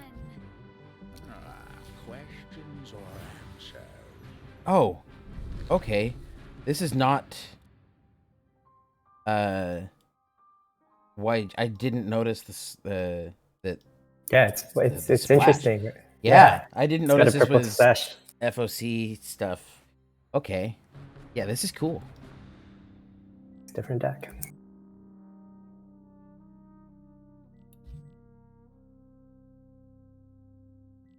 Neat. So let's see. I'm gonna hop out and take a look at their record real quick, Yeah. just to see who won with that deck previously, or who won what. Yes, I should say. And that is one of the cool things about the client. Copy.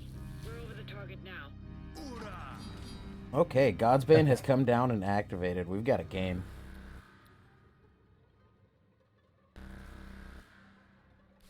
So this is Cardine won the first game, so this is the first time playing this Okay. particular deck in this match.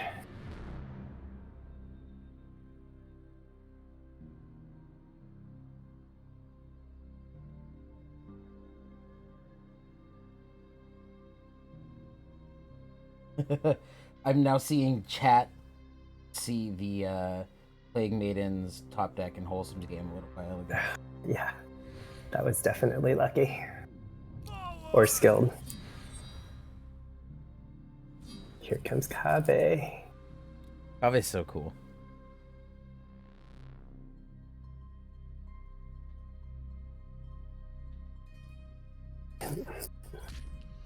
Looks like his second ability probably won't come into play whatsoever. Yeah, not likely. Though I guess he could use it on his own deserts. Not that that would be a very good use of it.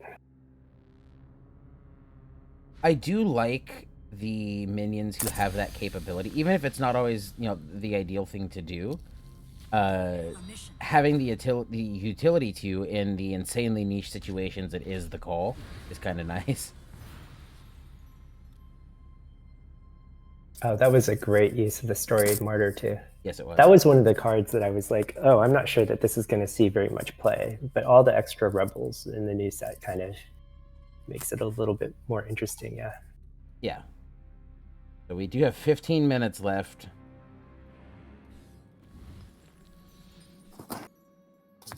It's a decent balance. This is about the best time you'll have to activate balance. That was really strong. Yeah.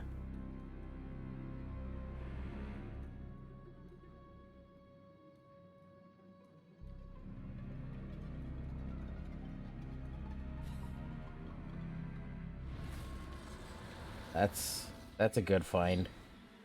Yeah.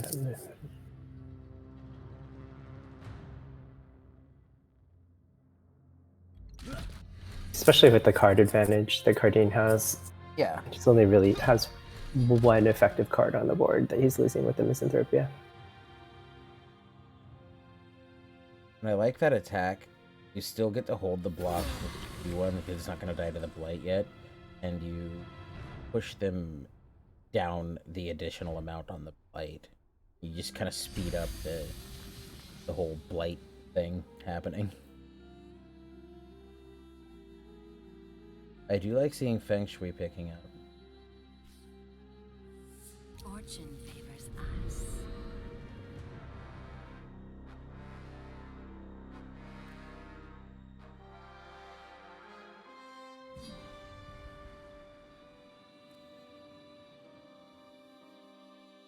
So,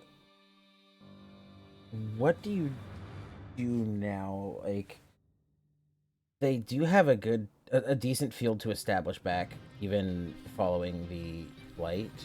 You can just commit the Gamma Sen in now. How do they deal with the Gamma Sen?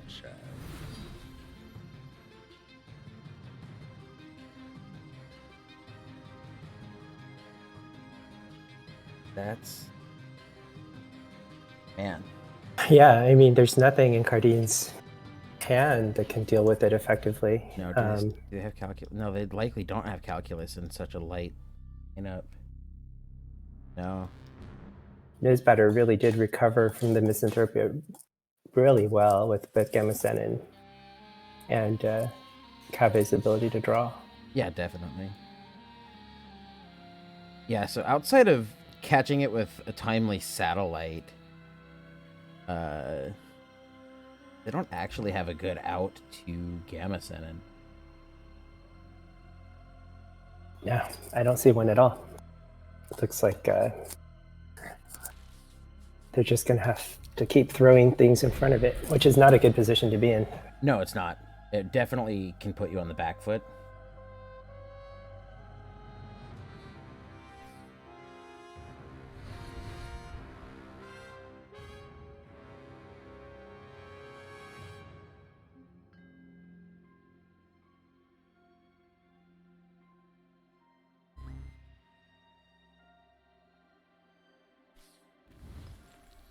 Man.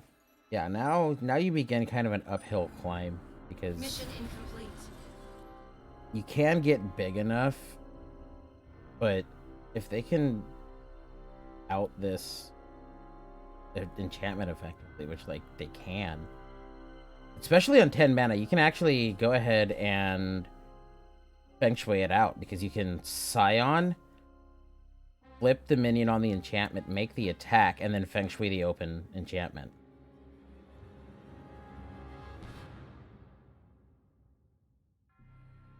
That's a good spot to be in if they take that line, I think. Oh. Don't... Huh. I think I would have chosen to actually kill it. Yeah. Since they had that option available. I don't know if they This have... does let you play the Scion buffed, and may be able to look to go wide and end the match out. But Scion gets chumped easily enough that I don't know that.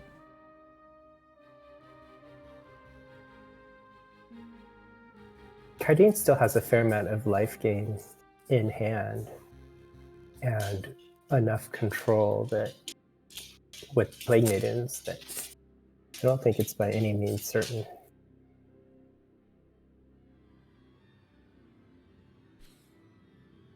Feeling unwell?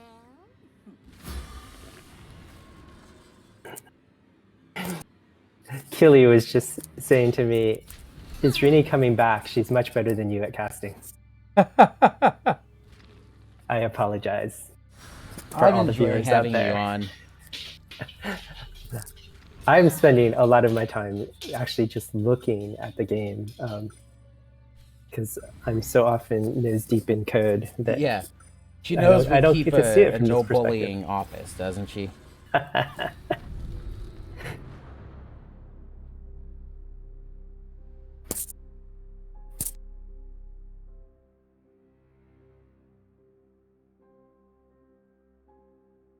Yeah, I think Cardine still has opportunity just by staying ahead on life.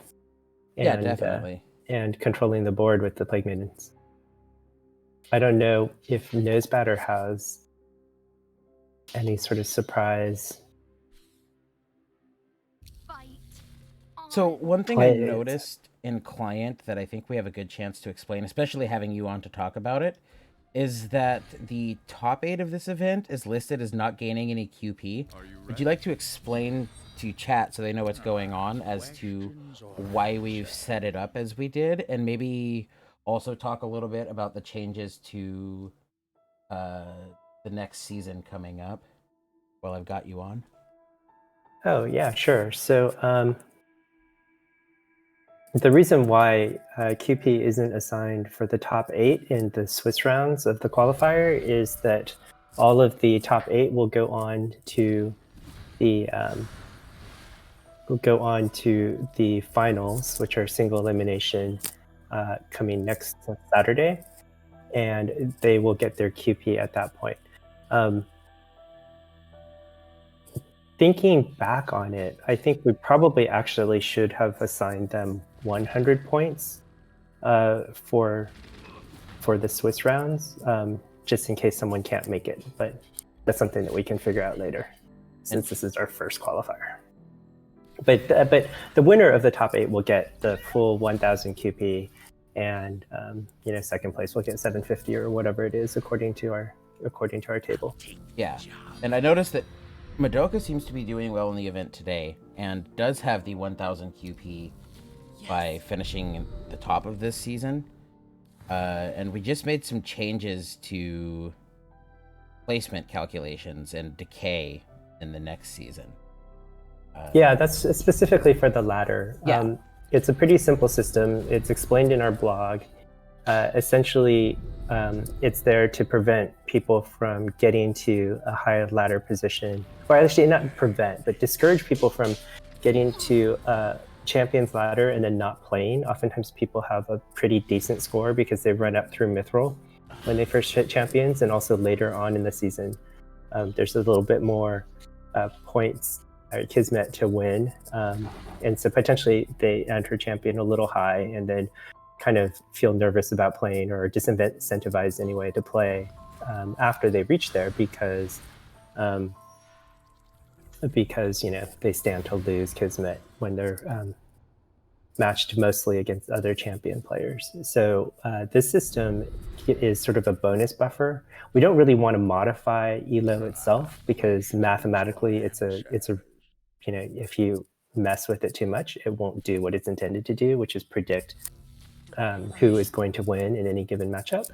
So this is an adjustment that is only used for ranking, but isn't used, it doesn't factor into the ELO system directly.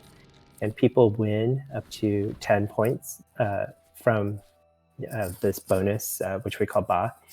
And for every match they win, up to 50 points per day, but only 100 Ba can apply to their actual ranking. So if they have 200 Ba stored up, only 100 applies. And the reason for that extra buffer is so that they can buffer up some Ba, not play for a few days, and it doesn't affect their ranking.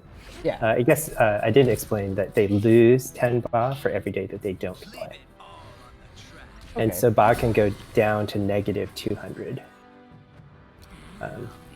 And so that's an incentive to not just sit there and not play, because you'll get a negative score modifier if you don't play at all. Yeah. Okay, that makes sense. It's an elegant system. I think that it's once people kind of get used to it, it's an awesome way to allow what we wanted it to do. And this match is. Yeah, it's a difficult one. It's is. kind of going back and forth, and Nosbatter's recovering really well from the board clears that Cardine has been able to throw out with the rebel draw that they have got in there. Yeah, definitely. And got about 5 minutes left in the match. So yeah, it's a dangerous situation. It might well end up in a tie. Nosbatter is pretty low on life, and if this had been if we had been looking at the old Plague Maidens, it would have been over in all likelihood.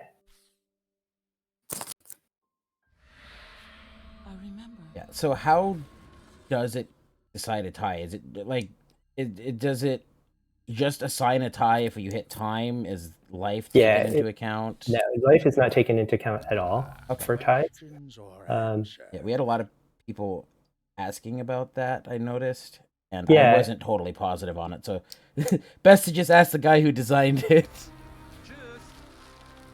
Well, as you have much experience with, a lot of times when I am building these things, I do what feels right and move on, so as not to spend too much time worrying about it. But if at some point we decide that we want ties to be adjudicated based off of life at the end, then that's a very easy change to make. Yeah. Oh man, Nosbatter is making that late comeback, trying to win the game in the last couple of minutes. Yeah, it's one of the things I like about the OP lists, actually. It's a deck I've been playing a bit myself when I've had time to play, is that you just don't gas out. And I play with Colosseum instead of JOS, so my minions come out of deck as opposed to coming back, I suppose. But you tend to just not gas out. Like it's you always have multiple bodies to be able to commit.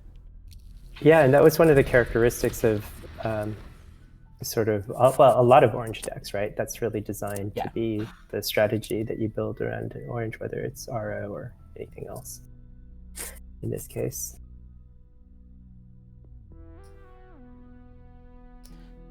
Two minutes left on this one. I think this is likely going to time.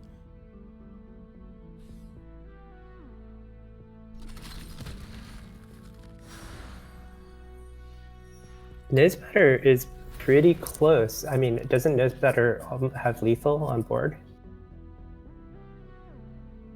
With the two racers and 9 points of damage showing, right? Yeah. So I didn't take the agile into account. That was my mistake. Wait. Oh, wait a second. No, he still has. They still have the ability to cast it. They don't want to get caught by they're playing against it. Yep. Mm-hmm. But now they don't have. Oh, that's a dangerous play given how much time is left. Oh, that's a way to do it too. Okay. Oh, they had the agile. Where did they get agile from? The Awaken on the last minion blade. Oh, I looked away. Haha. Yeah, the agile was on the Awaken. Cool. I thought they specifically didn't want to get caught by the Defy Death. It would have been a risky thing considering how much time is left. Yeah, definitely. to not- Going that close to time, I think you Yeah. have to just chance them having the Defy Death, and Yeah, I that think you is just what they gotta do it.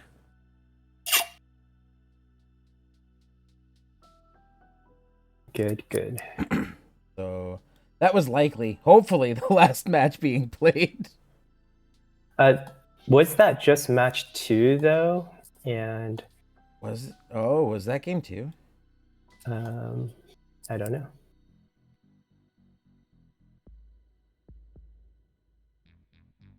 Find them. I'm trying to look for them. It's almost like you need a search thing in this.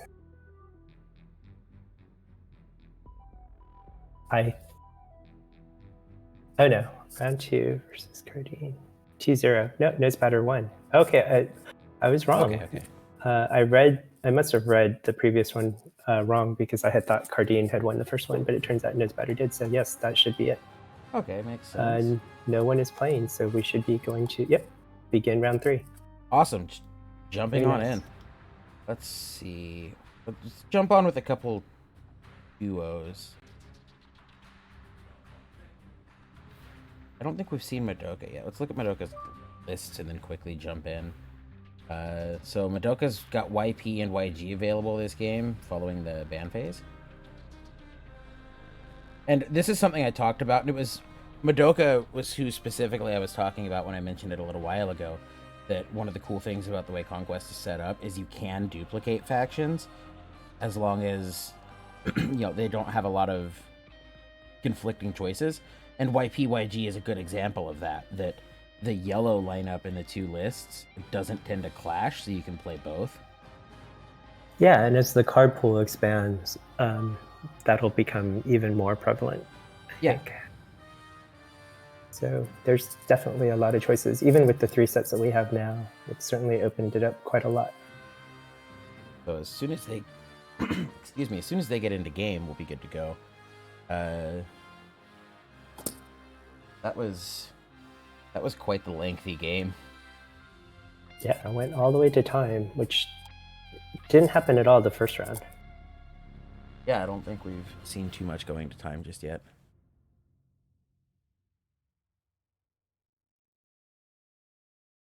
So I've got to sell myself out a little bit. Last night I was finishing up the last bit of touch up on the scenes and stuff that we used today, and it dawned on me that I would be on cam, and I kind of shot myself in the foot because when I was initially typing up casting guidelines, I was like, well, I'm not going to be casting, so it's not, a big deal. And we have a thing about, if you plan to be on webcam, look well kempt. And I hadn't shaved in a few days. And I was like, oh man, I shot myself in the foot. Now I have to go shave in the middle of the night because no way I'm getting up at like 6:15. You needed to write in a no exception. Yeah. So we gotta modify the casting guidelines to include a NOAA clause that I don't have to that none of it applies to me. So we did jump in with Madoka, and we do see a quick minion kill. Madoka's on YG this game.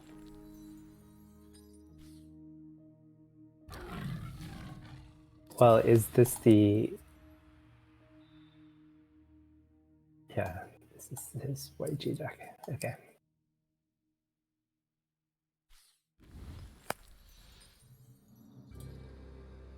So both hands looking good. Playing each of these decks, this is the kind of hand I'd be happy with, and so this should be a fun game.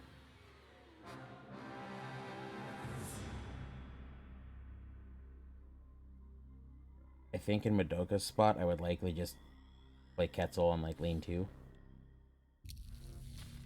I have this. Oh, yeah, no, I wouldn't. Yeah, because it would die. This is why Madoka's playing and I'm not. Yes. I typically tend to want to avoid lanes 1 and 7 with Agile to open up the max potential of sneaking in an attack. But yeah, in this case, it would not have been the call. As soon as Madoka passed and the Swift icon came up, it clicked, and I'm like, wait, no, that would have been awful. I'm going to drop out for a second because it looks like Okay. Cardine had a little bit of a trouble with their ban. Oh, Mark Davis is handling it, so hopefully I'm just watching that. Okay. So we'll see what happens there. Yeah, so we do see an egg established.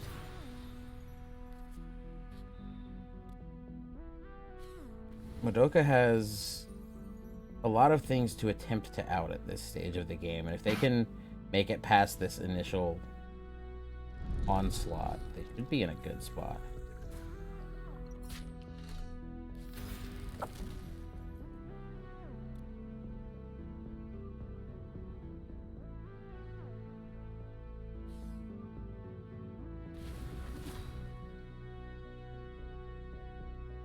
So the ignition kill, this lets you still establish a minion. Yeah, this is a good spot to be in. Well, that's a solid detain. Madoka needs to begin setting up yellow gems. I think ideally Madoka wanted to top deck yellow in this spot to keep the yellow that they have. I guess you don't mind giving up Clay Effigy.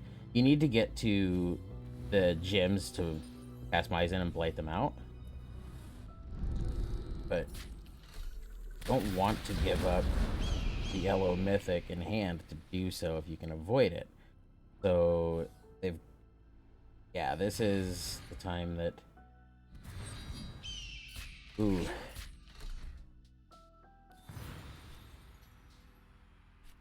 So now instead you shuffle Auto Magic, detain the Ascendant, and bounce the 7/7 to get the Insta Beast buff off.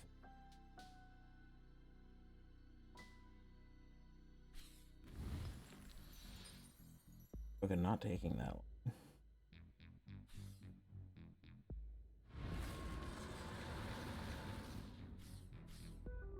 This leaves you dead to ignition still? No. 7. Double ignition does. Oh, and it was the top deck too. Wow. Yeah, they needed exactly double ignition. And found it. Oh, man.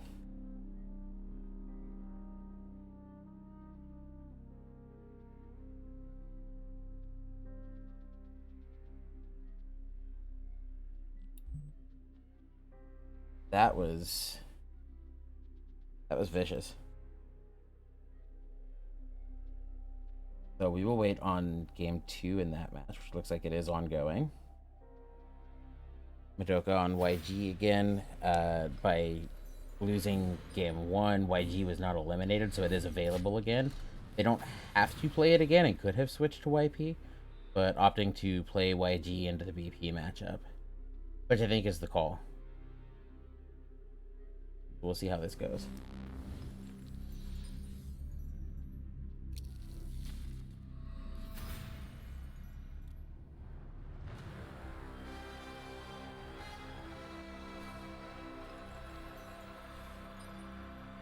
Leave it all on the track.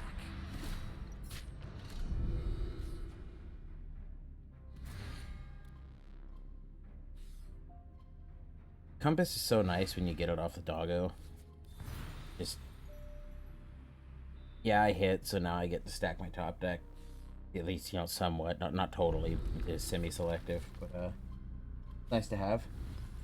So... Play Effigy puts a statue down to block one of the dogs.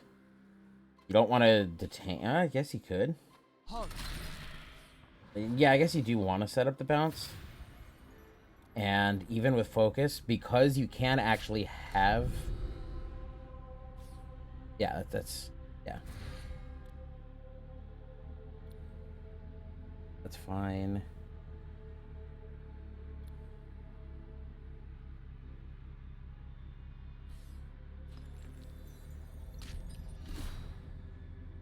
So now you just establish the encampment. Pass. I was thinking you could also play Eidolon and just look to get the Blight down to help set up the dog attacks. But with the Swift on them innately anyway, you don't need to use Eidolon until it's actually making a positive exchange when you use it offensively. So Madoka is in a tough spot. Thankfully, this isn't a high damage field. But they will not have the gems to play a minion on 5 unless they top deck a live one.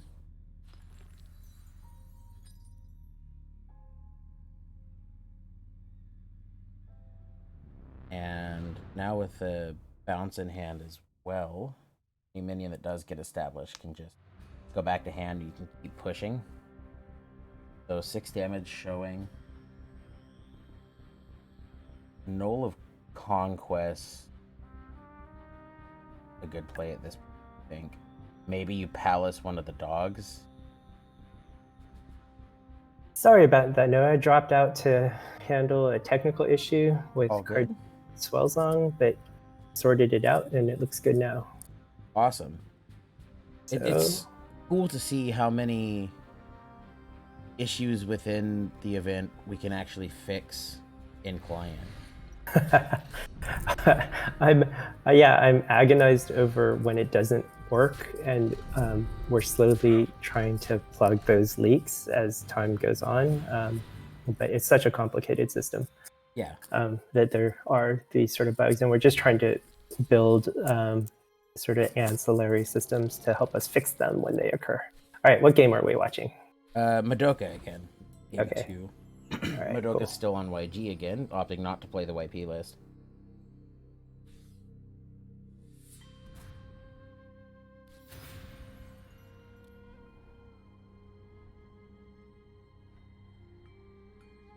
And so both of these players have perfect records thus far, right? Yes. You unblemished opponents. Oh, I forgot you could also access the tourney dialogue from inside the game. So yeah, I could just check that out myself without going out. Oh, can you? Yeah, I forgot about it, just from the escape menu. Oh, wow. That's cool. I didn't know you could do that.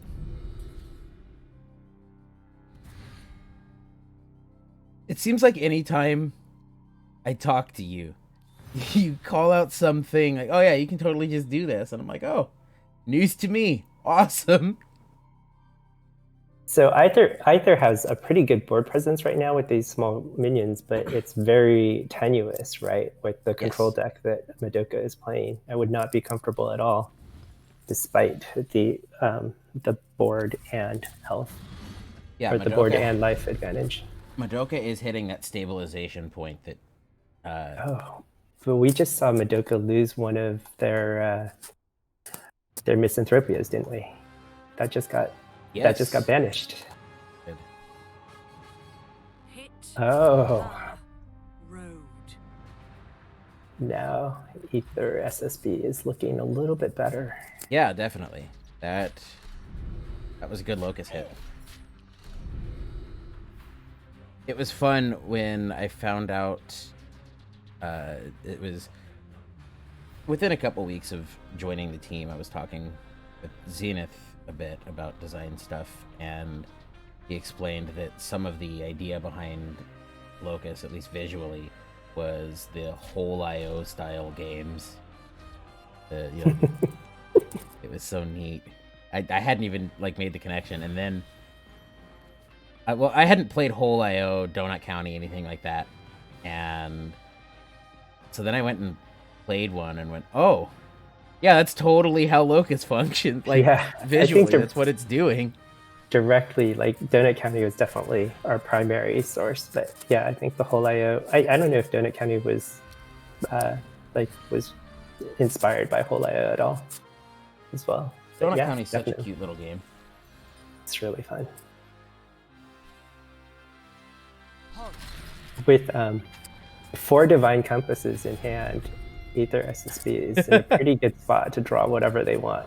Yeah. Yeah, and that is one of the nice things about these doggos going off is you do get, this semi-selective top deck ability. Like you can, and especially in this path, you often just get to choose between, okay, do I find this bomb top deck? No, let's just plug an enchantment on top and tempo instead. It's the Earth Slide, right? The Earth Slide has to come out, but Yeah. there's the next round. Next round. Aether has to hope that their position is good next round. They're digging. Yeah, and knowing that they found one of the Mysons off of the Locust Banish, the slide, you can slide with some confidence.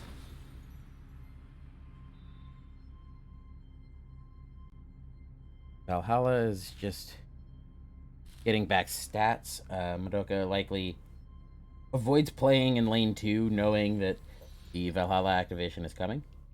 I think Madoka has to play a Harvester just for the life. Yes.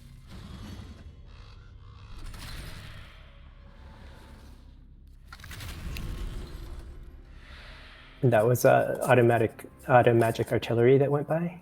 No, was it a terminal calculus or a white card? Let's see. I didn't know what got banished there. Yeah, I don't know which of those two it was, but the Locust hits have been high value hits. Oh yeah. Yeah, this is a good Locust.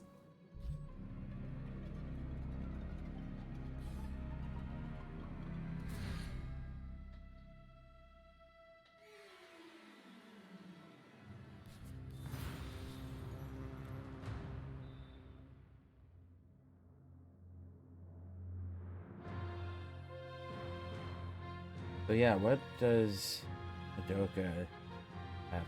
See, like, if they had the calculus, you can at least calculus all the X2s. You could potentially calculus the 6/6 if you need to just not die, you know? But, man. Yeah, I mean, they just have to keep trying to keep their life above the critical range. Yeah, and they're doing a good job of doing that. They're doing a really good job of it so far. So I would actually guess that Madoka is in a better position right now. Yes. Than their opponent.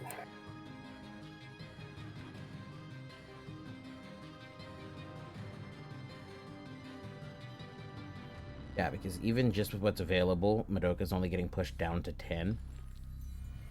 Yeah. And as soon as something big does come out, they can steal it. So they've, got that ace in the hole that can't actually contest me as well as you think you can. Except, I guess, the Gamma Sennin, like, when it dies, it goes back, but you still don't mind stealing it if it's, winning you the game.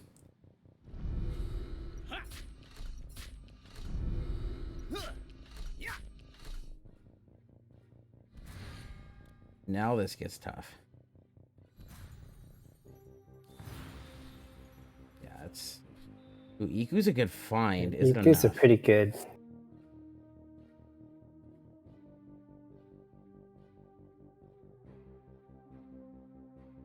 Is it not enough? It seems like either one would be enough. Yeah. Hold a block. Yeah, so there's still no... There's...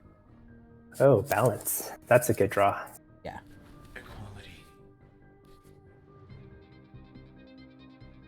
Ooh, and they found the Golvig.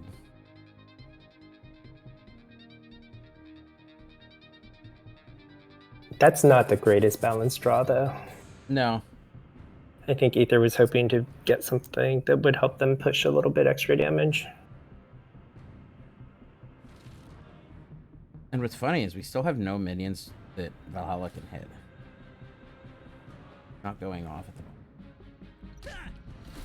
And with, like, the 2 minions in hand, like, they did just top deck a minion. But, the Valhalla doesn't even have a lot of good potential value coming up in hand, with, like, the big minion being the Gamma Center, which is going back to hand anyway.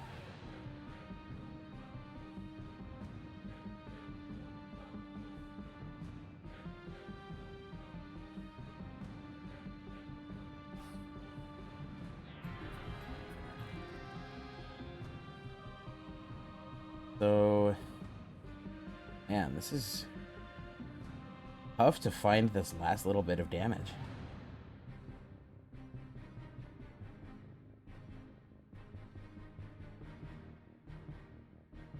Yeah, it really is.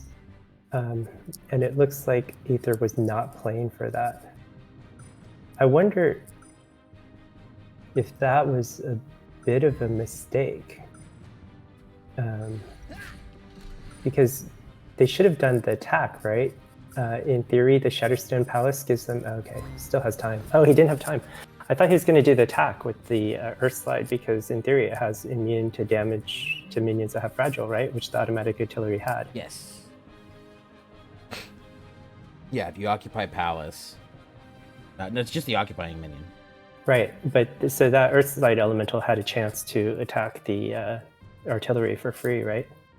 Yeah. I wonder Yeah, if Palace on the... they just ran out of time. And now the Iku comes down to do the big block. Yeah, the Iku comes down to do the Iku stuff. This is a non-small amount of damage Automagic dealing 6 at the moment. Not at all. Especially with the 6 from the Harvester as well. It's not often I'm sitting at 25 and expecting to get half-lifed, but sometimes it happens. Now, they do have the Golvig to gain back up if they need to. It's not quite so good at this point just yet, because you don't have anything to follow it with. I mean, But Ether they has might to be... have to. Yeah, I think they have to, right? Because Ether's going to be a little bit worried that Madoka can clear the sniffer and get in 13 damage.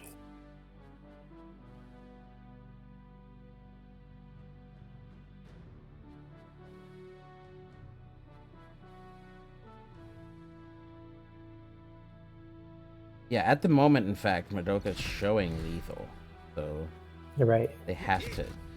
Golvig. And see, that's where the missed attack is actually pretty important on the Earthside Elemental from the previous round.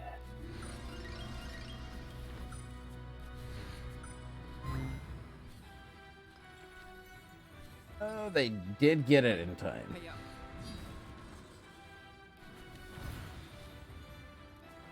All these plays at the last minute or last second make me so nervous. Yeah, the panic APM at the end is. And now with the Plague Maiden draw, I think they may be close to lethal. Let's see, anyway. You've got.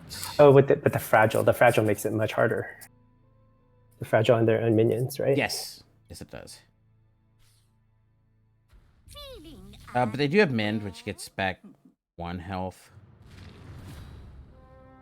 Let's see. So now you Mend. Yes. Yeah. That'll do it. That's still enough. Yeah, it's 15. 22. And activate attack. I don't think this is quite lethal. It's not lethal, but it's Yeah. really damn close. For effect.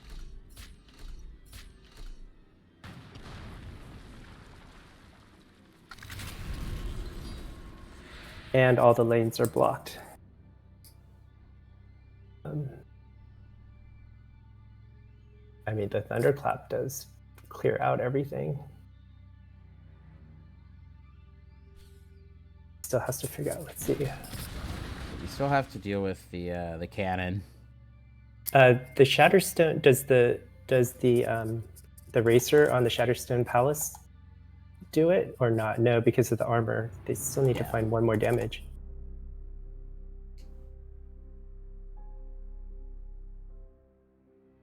Oh, Brittle Blast. Yeah, they've got Blast. Racial and Brittle Blast will take care of the cannon. But then how do you deal with the maze? That thing could just end the game too.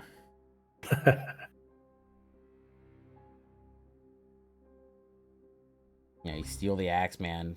The maze goes face.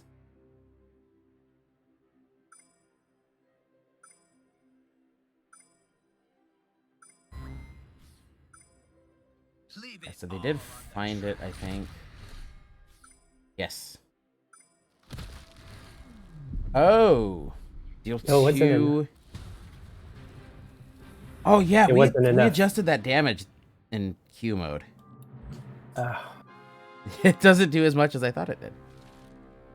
Yeah, it was still getting mitigated by 1. That's funny. forgot.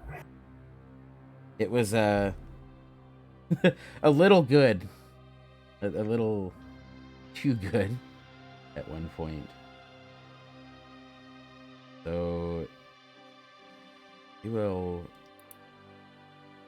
wait the next. Yeah, that missed attack with the Earthside Elementals.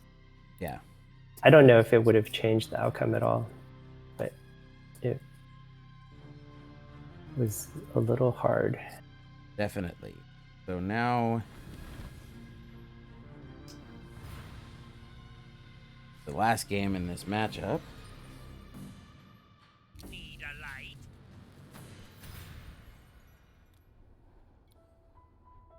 Madoka chose not to coin and use the utility action to take the 2-1. I like that. It's just not enough, not valuable enough. But now, like, they don't get to take it at all.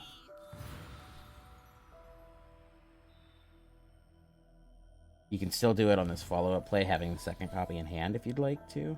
Need a light? Yeah. And then you save coin that way. I think it was the play to make. Having the second one definitely helps you.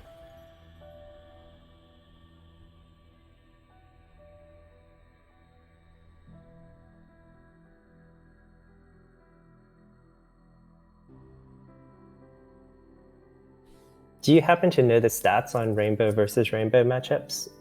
First versus second? I don't offhand. Last I looked, it was close, but going second had the advantage. Yeah, that was my memory of it. It was very, very close, but second might have had like a 1% or so advantage. I think it was the closest of any matchup between the same path on each side.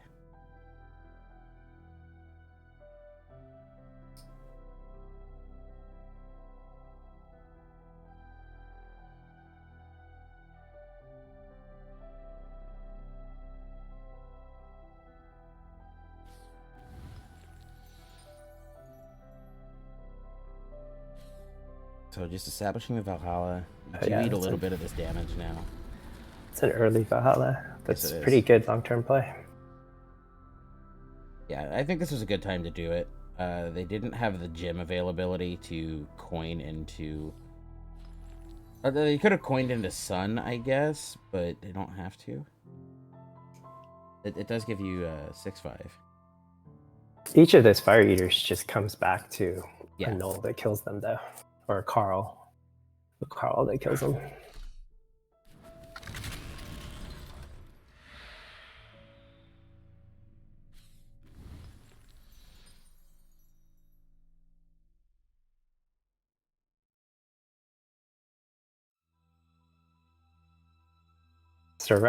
Primeval Sun seems like to be the play. No, Serapis.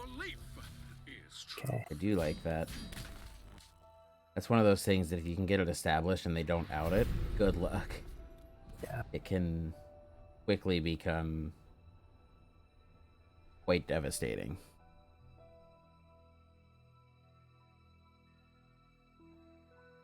Lights out for me! Man, yeah, Valhalla is set up to do quite a bit as this game goes on. Yeah, in 2 rounds, we're going to see the Serapis come back, probably. That's got to be a little concerning for Ether. Yeah, definitely. Ooh, the top deck Magma. That's pretty strong. Winning up to 7 to play Scylla? Yeah. Oh, for Scylla, yeah. Ouch. I think I'm okay with it if I'm Madoka in this spot. With a handful of good things, Like, losing something impactful like that to the Scylla is painful, but when my whole hand is, like, equally impactful, I don't mind it as much. Oh. I mean, the Scylla play puts Ether at such a huge disadvantage. Yeah, definitely. Yeah, now you just have to bounce Scylla. That's such a temporary measure, though. Yeah, and to note, Sun's now coming back off Valhalla. Oh, yeah. This definitely looks like Madoka's game right now. Absolutely. And actually, like, the Scylla isn't even necessary, considering that they know exactly what's in Ether's hand and probably doesn't really care that much. Yeah, like, you know it's double palace, you can just... Yeah, I like the oak instead.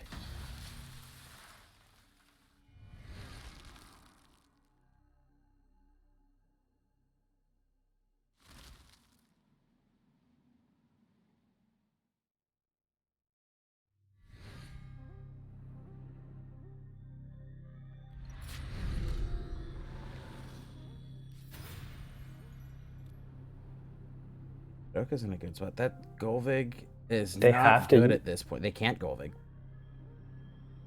They've seen both palaces. They can't get to 7.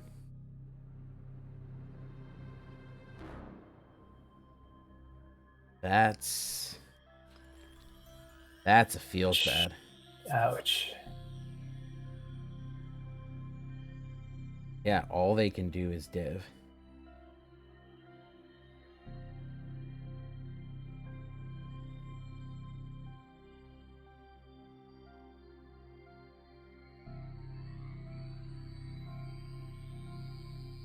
So, looking at Twitch chat, that last game when we saw all of those divine compasses activated in sequence, it was attempting to find a single enchantment, and it looks like they whiffed all the way down.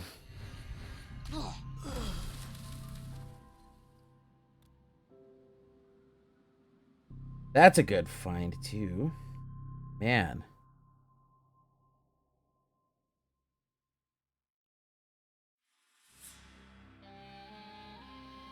Yeah, not a good place to be. Not at all. And I'm looking through Ether's deck, and I'm not seeing anything that would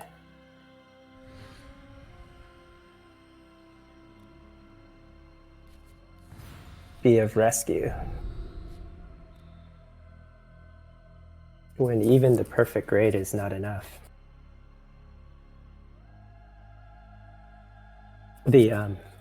The really early Valhalla bringing back Primeval Sun and was such a strong... Yeah. It was almost the disc smite shenanigans we don't expect in this faction combo. It's such a strong move.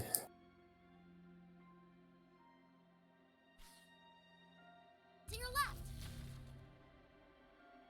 Oh, here. This is... Yeah, that's a lot.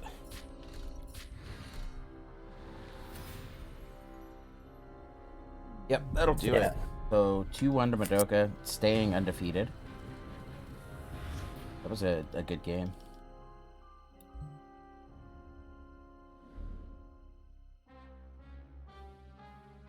That was a good game for Madoka. Yeah.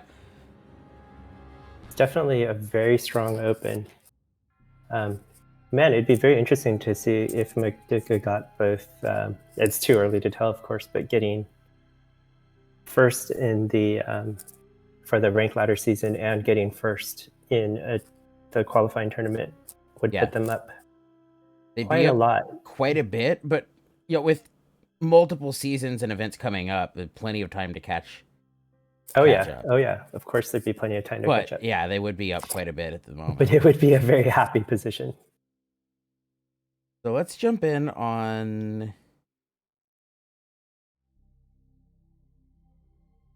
we have Garen versus Dryas 1-1. Okay. And Garen is still 2-0. That sounds good. That might be worth watching.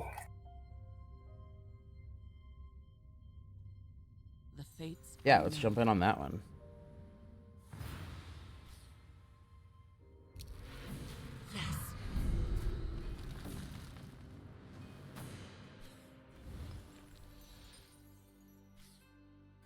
Now, this Garen character has won quite a few tournaments in the past, haven't they? Yes, they have. I didn't see what. Pull that up. No, I And know I can do that. this Allfather's Horn is potentially just lethal right there. Okay, so viewing someone's decks while in a match causes a big time visual bug. Oh yeah, Let's just I go think ahead I've and seen that close before. that. Yeah. I mainly wanted to see if they had YG with them, and it looks like they do. Ah. That's a deck that they've done well on in the past.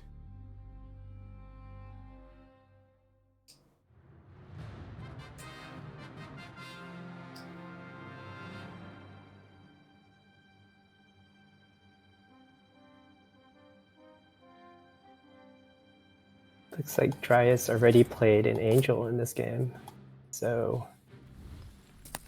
unless they can get it back somehow. Nice. This is also a thing. You get these gems back, so you get to buff the Val. Nice. Yeah. It's a lot of damage. It is.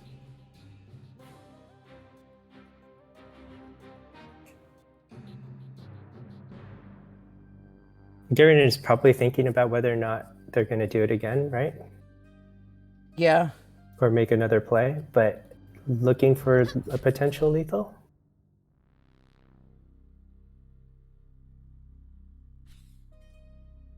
I like that.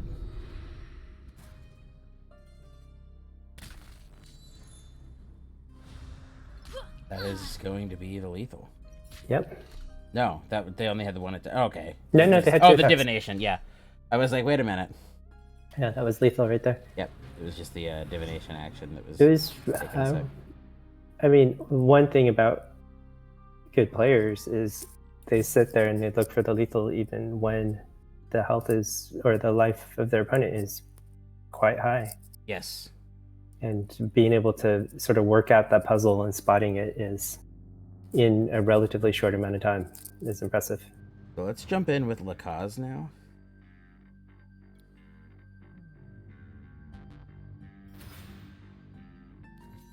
And this match is tied as well.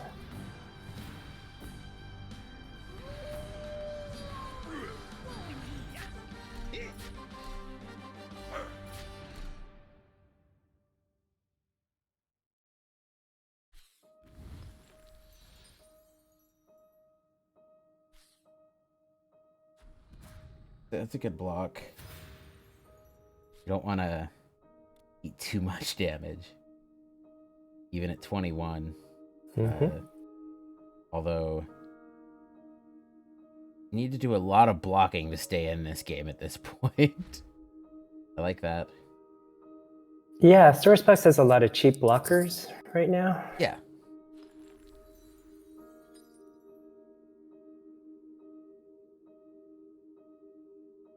With Mantle in hand, they do also, if they want it, have the wings play Mantle, sack the minion. Sacrifice. Yeah.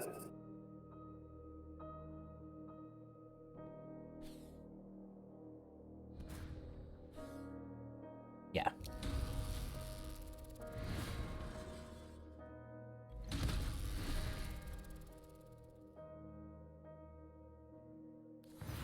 Juice, that's a good top deck. Oh, yeah.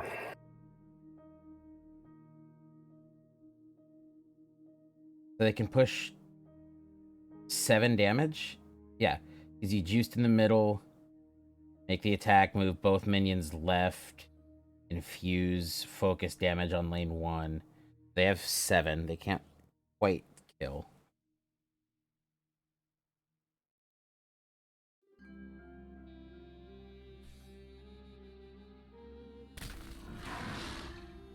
Looks like that's the play that Lakaz is going to make.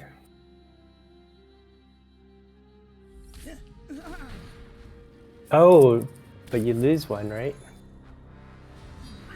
Yeah. You lose because of the pack mentality. Yeah. So I was off a little bit on my calculation. It's 2 off lethal.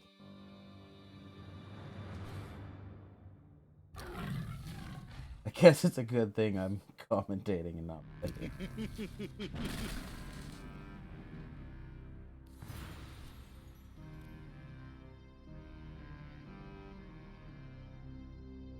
That's an unfriendly draw if you're looking to finish the game.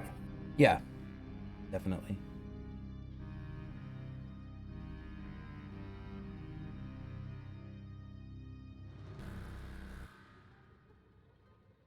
Let's see, does Soros have anything in their deck that could I like change the this. course of it?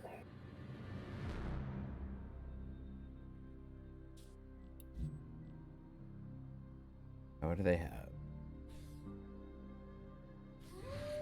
Okay.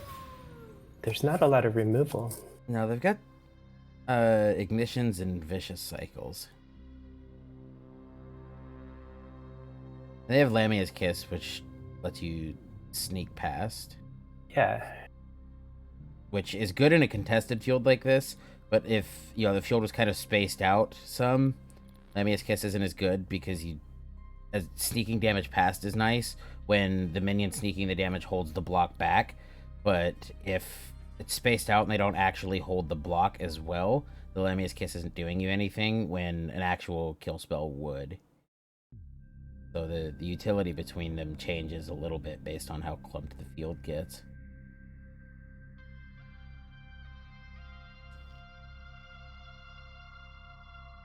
This is a very fast game. We're only on turn 7, and Soros has burned to 5, and Lakaz has burned only to 4. Yeah. They're definitely both playing these very low to the ground sort of decks. I don't even work out. Glowing hands.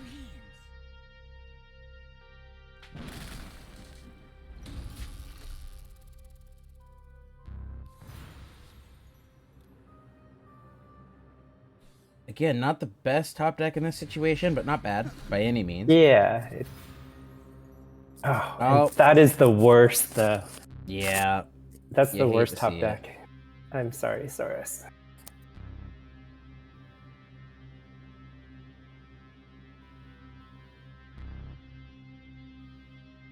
Between the Wings of Abaddon attack and the Smite 2 damage, it's just not going to be enough. Wave That's a goodbye, great let him know. emote. That's the best play.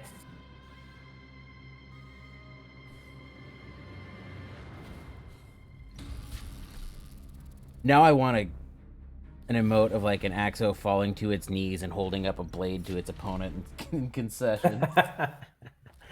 Yeah, I think that's maybe a little bit edgy. Little bit.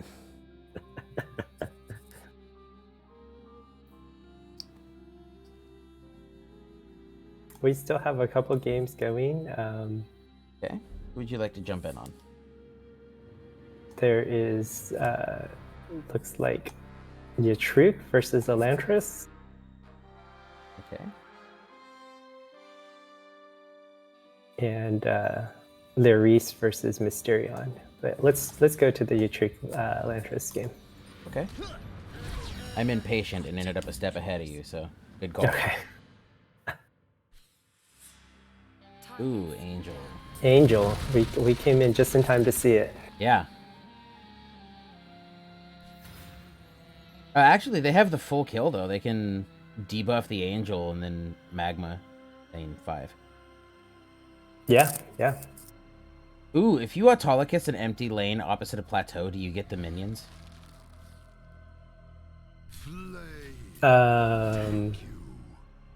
It's... No, you don't get the minions. But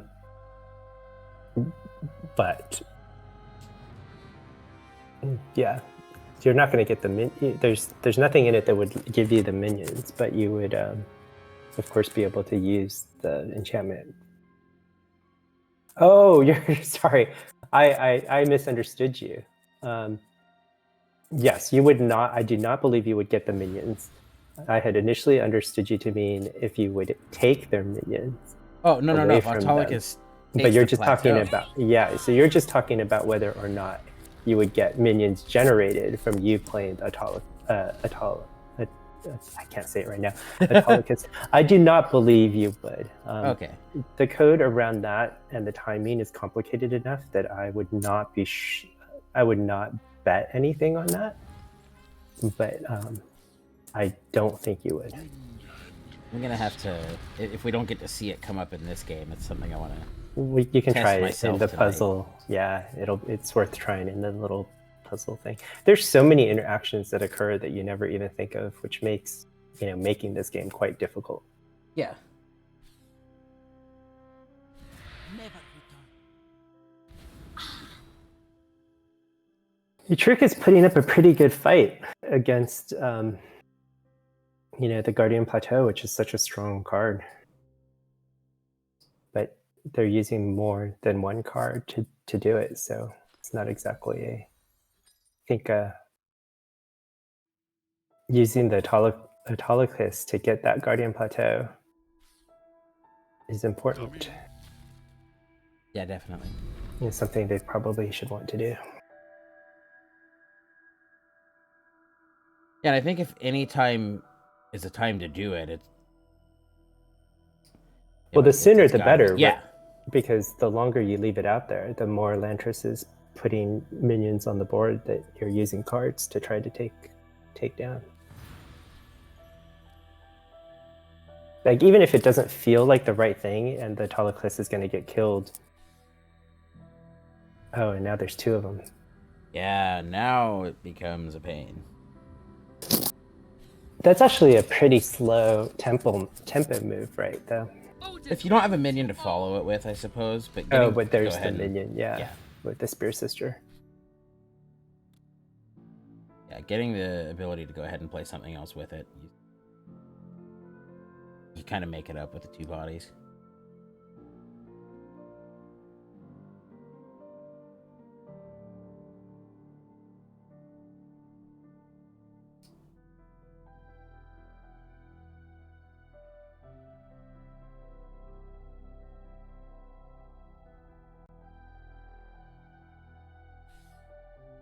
Oh, let's find out. Oh. Shame. Yeah, didn't do it. I was so excited. I wanted it to happen. Yeah, I didn't think there was much chance that it would have worked that way. It's certainly not what would be expected, I think.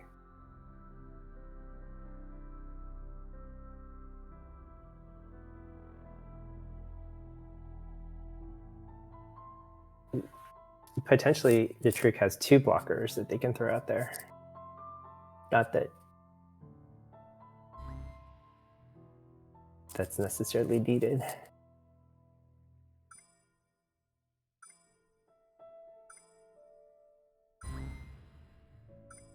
The eager recruit with the Flag of the Resistance on it, though, would be enough to kill the Spear Sister, right? Or not?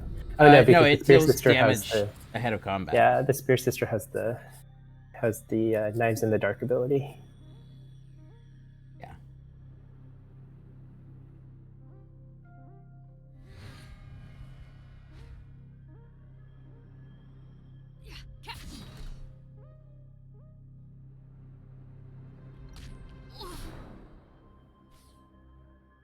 Reporting. So much value.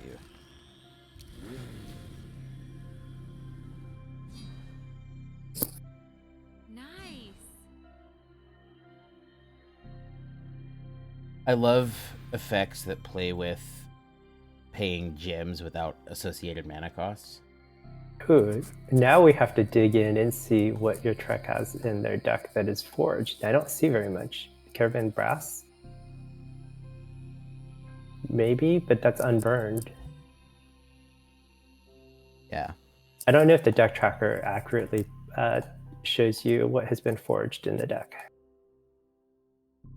It should, because it shows you... It shows you the burn state, though, right? So you Yeah, can so use you- that yeah. to guess. So This is my weapon. Yeah. They don't have... Move along. Move along. Okay. Yeah, so they That didn't was a- get the full hit, but with one of the hits making 2 additional minions anyway. that was a pretty good draw. Yeah.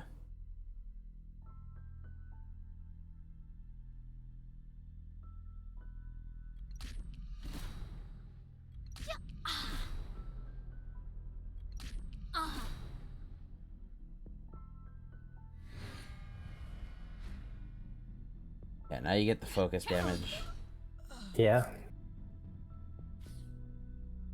That was smart. And you can just Do we have a mission? token block. Do we have a mission? Yeah. Now the Autolycus Swift does let you move it onto plateau and attack. Yep.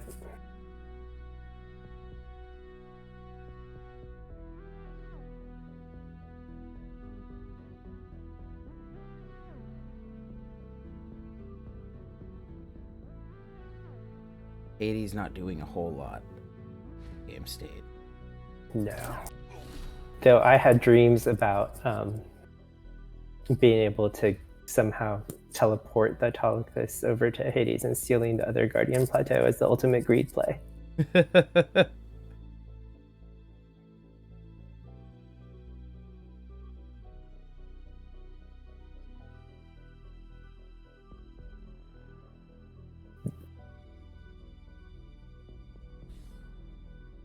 At last.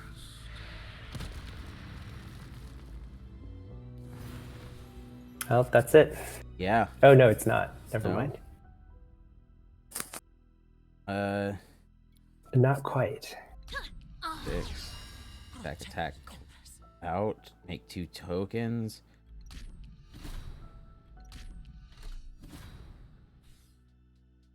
Dangerous. Oh, Yeah, they it's game. do have a win. It's game, yeah. There we go. That's all that was needed. I don't know why. Without looking at the health total, I was thinking they needed 2 damage to win. And I was like, well, you can take the token, but both tokens don't hit because one's still blocked by Scion.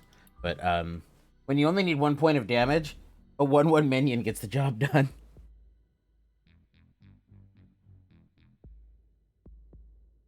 That was a fun win. It was. I think there's only one game left. Is it the Caveris game? Yeah. Dust INT Against and Wholesome? J-Hugs just finished. I was going to jump in on. We have, again, 2 people with a lot of time spent. Oh, well. I'm going to say a lot of time spent in the competitive scene. Oh, and yeah, but this was the end, and Wholesome won it. Look at that. So it looks like we had YP against YG and Wholesome stabilized. Yeah.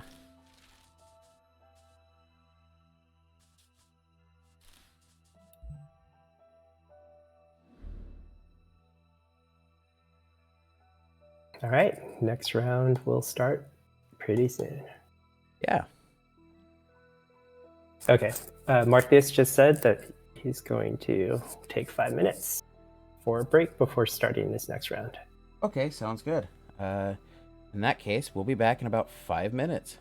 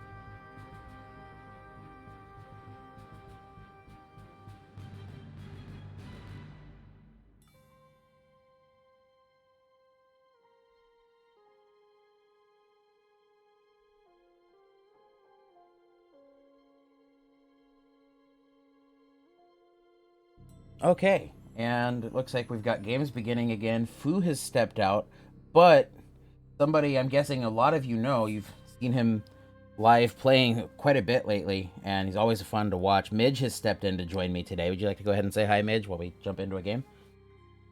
Hi, everybody. Excited to be here.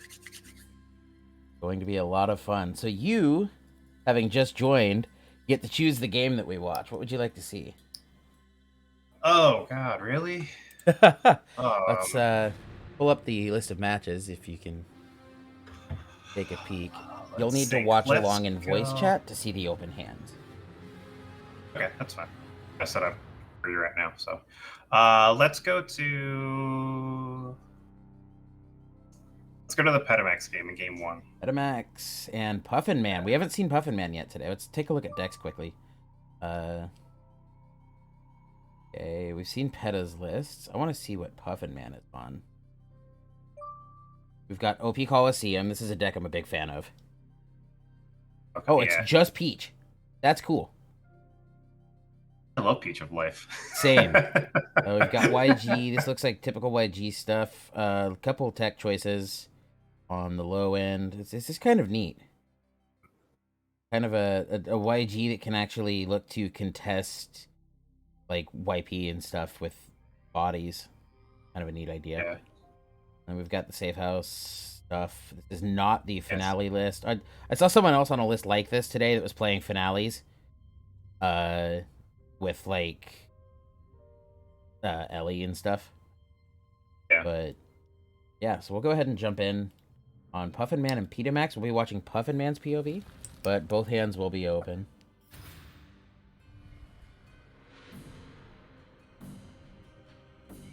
So let's see. Ooh, this is a good field position. Ellie's a good minion to contest back with, though, too. Definitely still anyone's game. I love the Santa hat when you... Yeah. Nice touch. Yeah. Never too early or late for the holidays, you know? Yeah, definitely. Got the Halloween sleeves, too.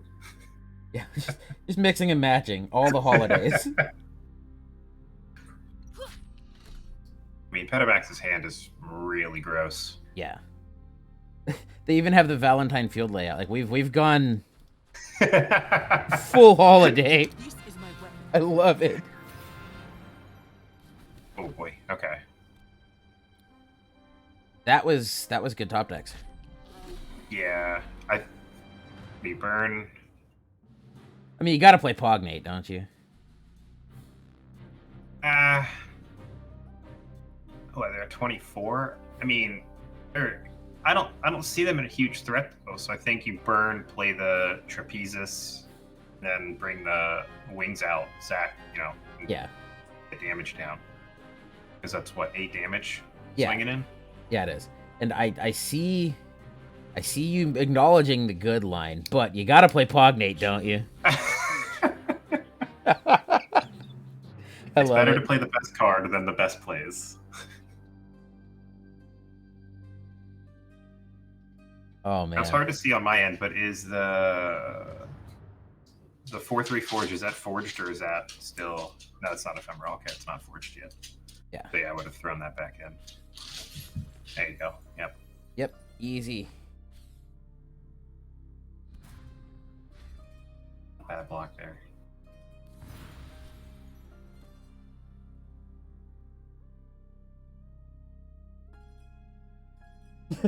One of the fun things of having such a small team, I'm seeing some of the team in Twitch chat noticing and making note of animations they need to fix.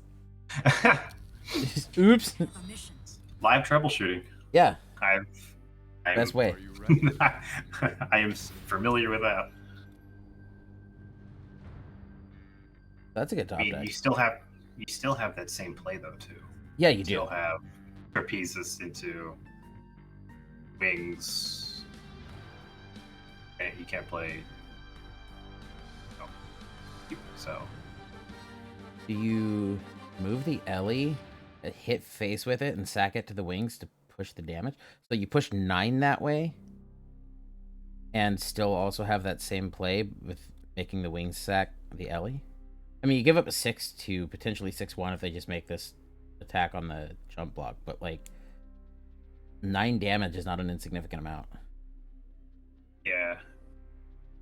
I mean, what would be the damage difference? Because you could move the heli over,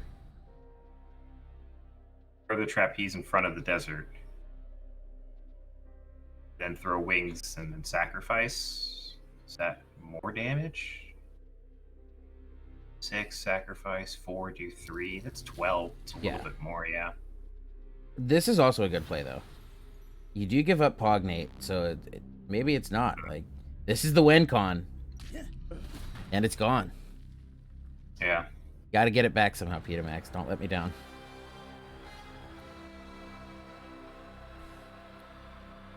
Fight on. So again, just holding a chump block. Beast to get you back into the hand. Yeah, this is a good spot. Watch me fly. Trapeze, same thing. Yep. Watch the net. Oh, Now you damage. making that And down. like, you've got Finale to back it up. You've got Hellions to back it up. You've got a lot of options on Peter Max's side to close this game out. Hey there.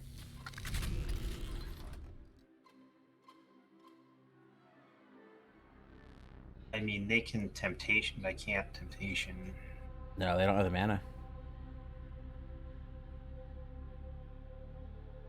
Just...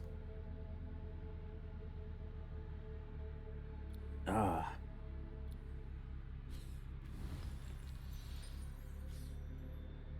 The sands Yeah. are eternal. You just have to About, eat I the mean, 6 that's again. about the best thing you can do there. Yeah.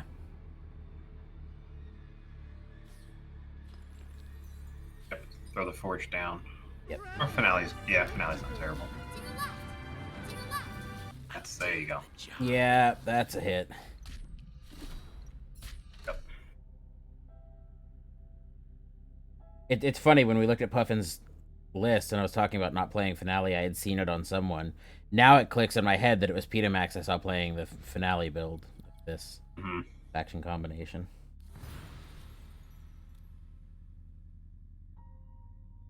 Oh, what are the outs here? Throwing. Well, if you hit escape, you get access to the scoop button. Hey, look, that's the out. There you go. We found the line. we found the combo. Oh, see, I was wondering if you could steal a heli trade Yeah, and throw potentially. something in front of the.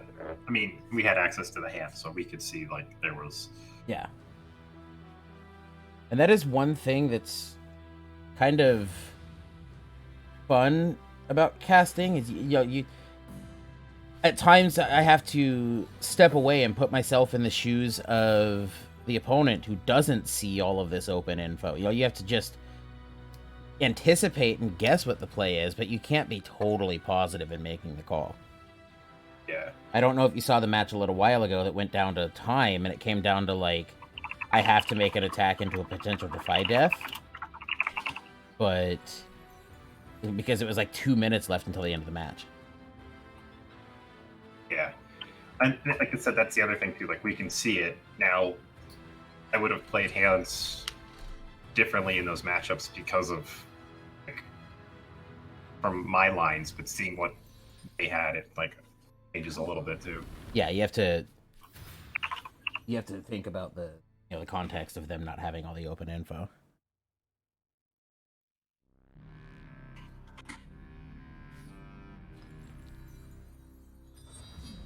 Oh, my bad. So, let's see. So they do go ahead and make the kill, and then just play the set. I like just establishing the body. Typically not as good against blue lists. You don't want to get, like, clapped and Magnus and stuff, but with the Gallows Boy being safe anyway, just getting the body down and looking to push the OB list on damage. Have a mission.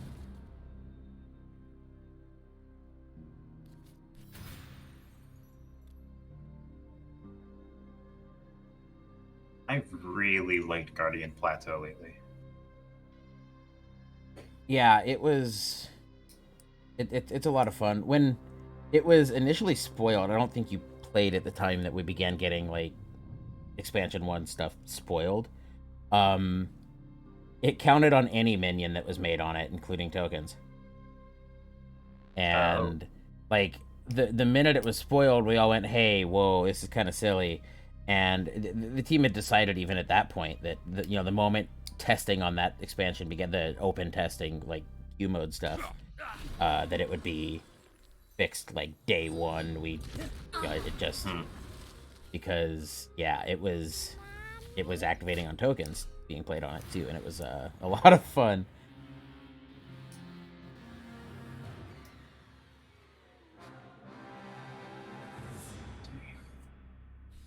Again, one of my favorite cards. This is my I like OB as a faction combo. It's a lot of fun. I enjoy playing enchantment lists anyway. The path feels good to play with, and I don't know. It's just kind of aesthetically pleasing too. I'm just a big fan of it. Yeah.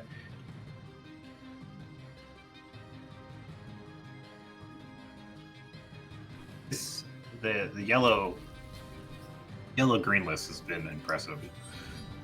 Like, every indication of this deck has been really, really good. Yes, it has. It's kind of funny seeing how it tends to go too. Like YG is not something that people climb with. It's slow to win games. It's not a good deck to climb with. But in a competitive scene, it's a good deck. So it's kind of this boogeyman that only begins to show its head as we lead into an event and people go, oh, time to get back on YG. See, I think I think the Plateau is good here. You throw that down right in front of Born Again. Hello. 2 damage is kind of Yeah, if they wanted to establish Plateau without playing a minion as well, this was the best chance they had to do it. Now you have to wait until you can, maybe it's involving coin to get to it, but you need to Plateau and minion now to get value out of it. Now, answer me this if you know, how does Plateau work with Angel? Oh, you still get the tokens. Play Angel down, you still get the token? Because I know it like blows the board up. And it's the boarded creature. Yeah, I believe you still get the token. Do the tokens come down first or after? Yeah, no, I know at one point you definitely got the tokens. I don't know if that may have changed and I didn't know about it. But to the best of my knowledge, you do get the tokens. I've never had the opportunity to play that hilarity. I haven't done it since the expansion 1 was in testing, so that's why I'm just not positive. All of that stuff was expected to be in flux the last time I actually did it. We exile the Born Again here. And it doesn't seem great, but not having to worry about it all the time is kind of nice. Yeah. I think though, if you exile it, you lose that copy of Seal against any of the independently always good YG top end minions, and Seal is kind of a skeleton key to those. Yeah, like I said, again, like the big top end's all awarded, like you kind of need that. Yeah. I would have put that at 5. They may just have done it to get the mana back so they can slide. Sure. Because putting that at 5 leaves you open for another token with Earth. You had the Leprechaun coin too. Yeah. Oh, Yeah, so they will be sliding. This is a nice spot.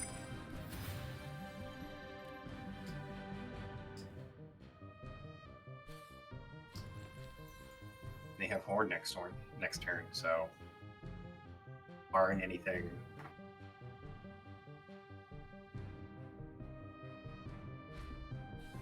too crazy. Sapo takes the 2/6.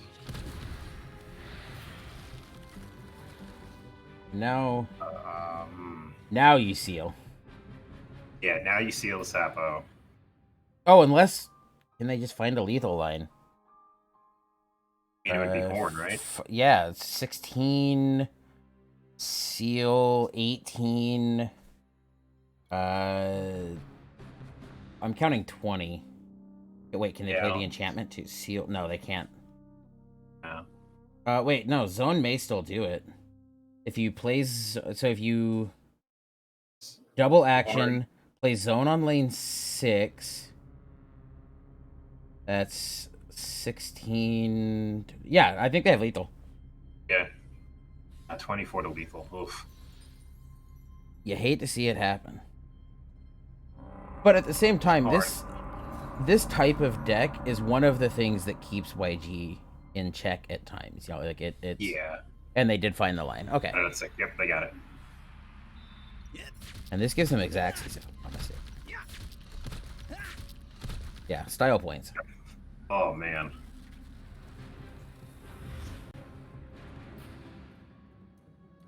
Glad they found that. Yeah, definitely.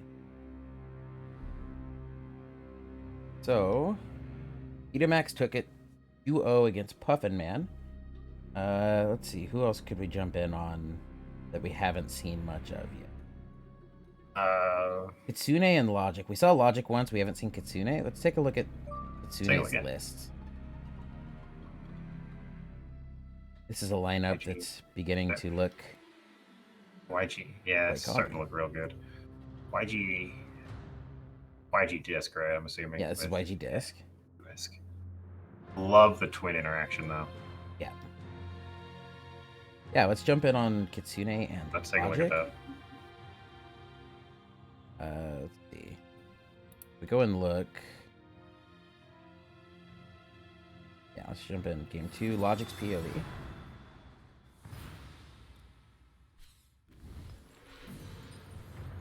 A purple disc, which I'm a bigger fan.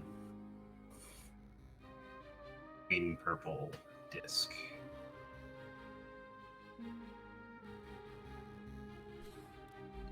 It's the Gamma Senin.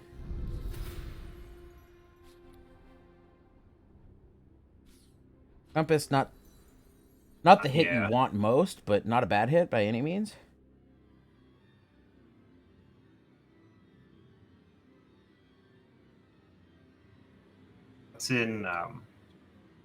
What's in Logic's zone yard? It's us too. Yeah. I mean, pretty good. Yes, it is. But got the kill. Yep.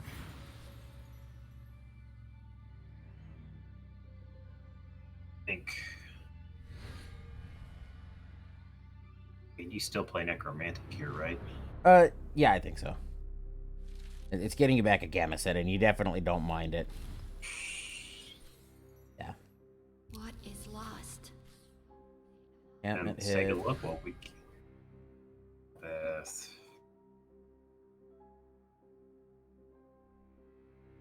Yeah, it's kind of funny, you know, talking about Compass not being the best hit to hit off of that, but at the same time, I'm always happy to have it. Oh yeah. I don't mind at all taking a peek.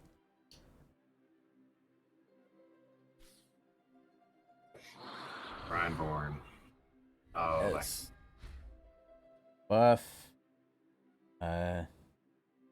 Logic does have a steal in hand, though. how does that work with the cooldown? Me and House were talking about that yesterday. With what cooldown?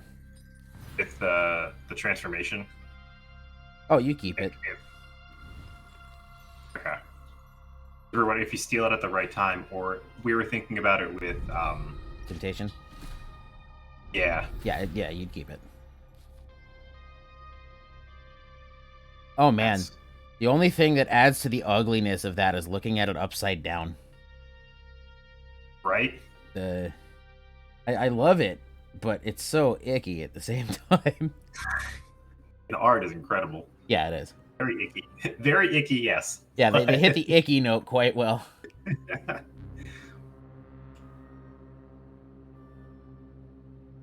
mean, do they throw their wings in front of the grind board? I think you have to wings this. Yeah. They don't have.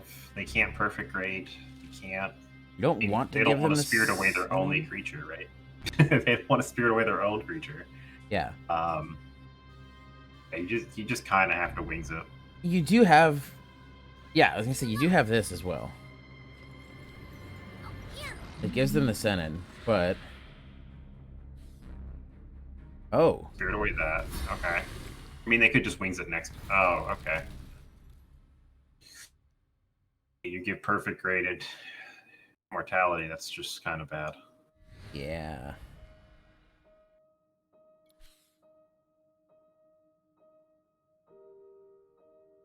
Yeah, so they do just wait on the wings play.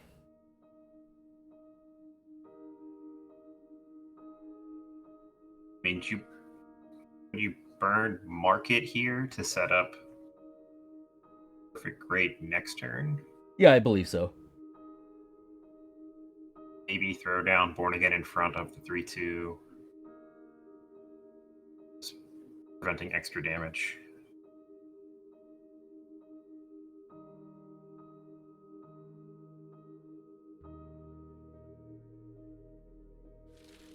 You can spike it, who cares? Yeah. With the pike. One damage is one damage. Yep. Okay. Oh, good. Oh, that's sneaky. Yeah, that's also. That's awesome. Very sneaky. They do have Gigantomachia. It feels like a weak Machia, especially. Yeah. Now. Yeah.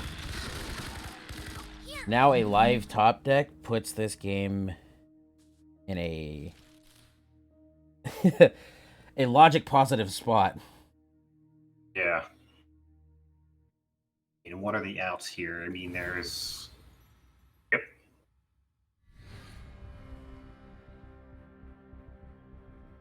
And Logic being patient with it, I like this. You don't want to give up calculus if you can avoid it. Yeah. I don't. If that was kind of a low value ever- top deck, you might be incentivized to go ahead and go to 8 and commit. So But that's not.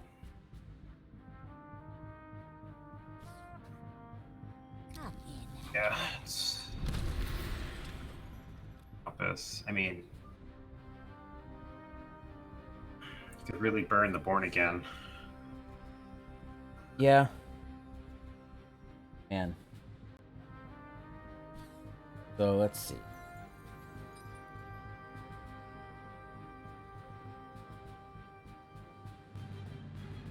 What does- Perfect grade or Kuxinga?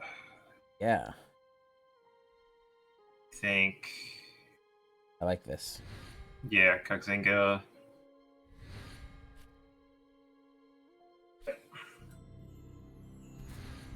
One. Kill it. Yep.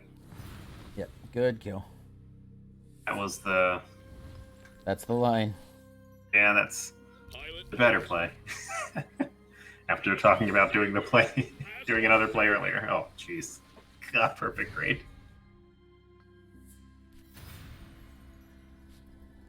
The hits keep Nice coming. board you had there, opponent. Yeah. Be a shame if something happened to it. Oh man. Then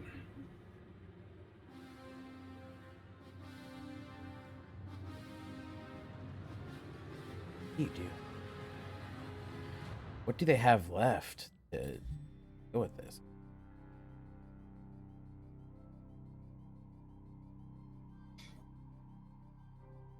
Not a lot. yeah, there's not a whole lot there. Yeah, the utility outs have been used. Man. Oh, that's a. And There's a lot of Logic draw has the there. pikes. Mhm. So is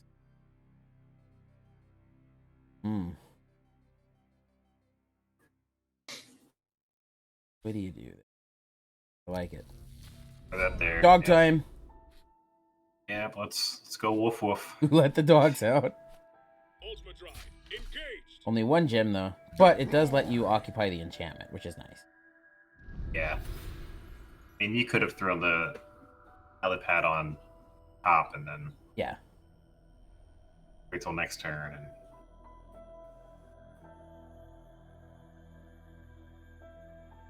wonder if that'll be. I wonder if that with horn would be good. Add in the horn into horn. I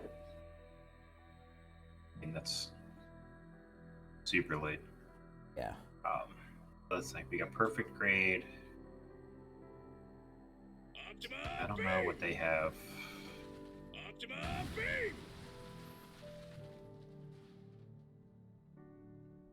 Still compass on top. Still following the compass. Ugh. Yeah, having the utility outs used up on Kitsune's side. Yeah. This is painful. Because Pike happens. Mhm.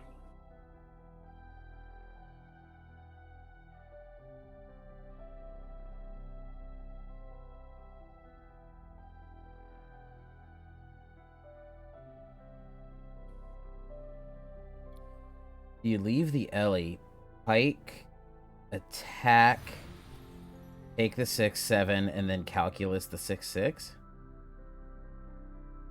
Then they have to move the Ellie into you and attack to still kill the big body.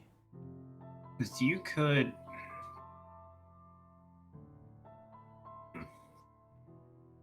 If there's a way to get rid of both.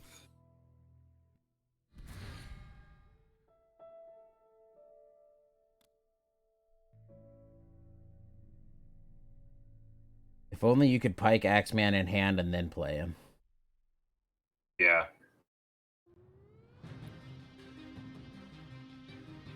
So if we do... Oh, well, we can But you do Pike, two. activate the 2 damage, Yep. and then calculus. But this, yeah, this is going to be the way we do it. Yep. Yeah, take that. And then you can Bye. calculus the 6/6. This is... Swing in. Yeah, this is the... Oh, okay. Yeah. We'll heal. Might as well. Yeah, and then you can... Calculus. Calculus. Pike. Go get a block. I like... I do like holding the Pike, because you do actually have a chance to get these dogs down. Holding them to ditch the second Pike to the disc flip is... That's true too. I mean, you could also discard the Axeman. It's doing nothing at this point. You know, you don't say that about Axeman. He's doing his best. So they do give up a dog to Man's hold out the here. Yeah, you could also ditch a dog too. One of the pack troopers. Sorry, chat. But having another compass.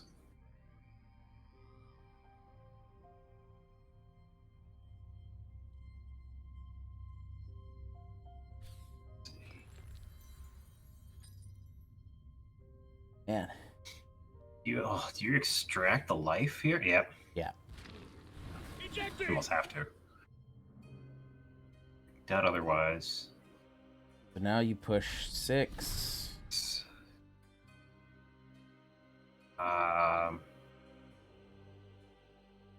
You take what? Yeah, I think you put 6 down. Yeah, I guess 7. That's So now Koga it's not what I would have takes done. 7. 8 with the canine buff. 9 with pike. I'm not finding lethal. I think But I suck you at finding attack. lethal. Well, you attack with the 2/1. Yeah. Kill it. You get Yeah. 3. And then you play a canine to buff the canine on 2. 9 attack. Pike. Can pike. Oh yeah, you still have a disc find too. That's what, 3/5. It's not gonna do it, but Terminus. Okay. I wonder if they had it because they could have done.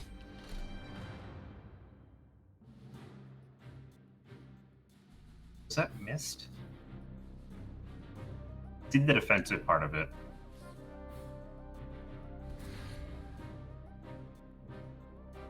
Do the math. 3, 6.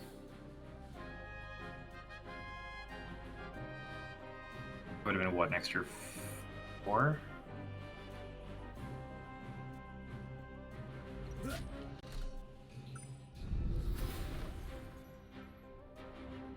They missed there? If it wasn't lethal though, playing it safe and establishing on the opposite side is also not Yeah, too bad by any means. In the math, it's this math is is hard. Yeah, Kitsune's on a deck that does lose to getting pushed wide at times, especially with Finale out of the way. Yeah, there's what, wings into something else maybe, but a handful of red doesn't do much here, especially with 2 wings. Come in.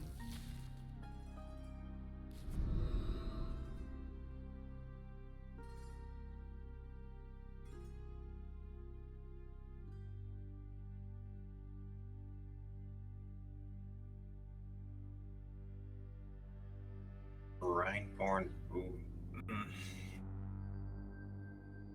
One card here. Yeah, this is Belief. that's Probably the weird. best. I mean, I still think they're dead. That okay. Hey, yikes! Okay. Plans have changed. I still think you pack leader at 3, pike middle one to kill the 3/4, and then you Kuxinga 5, kill the. Yeah, you also, by using the Coxinga to make this exchange in the middle, you also catch it with an X1 minion, so they only gain 1 life back. Yeah, so you Kuxinga to 5, pack leader the position 3, use pike to kill the 3/4, attack with the 2/3.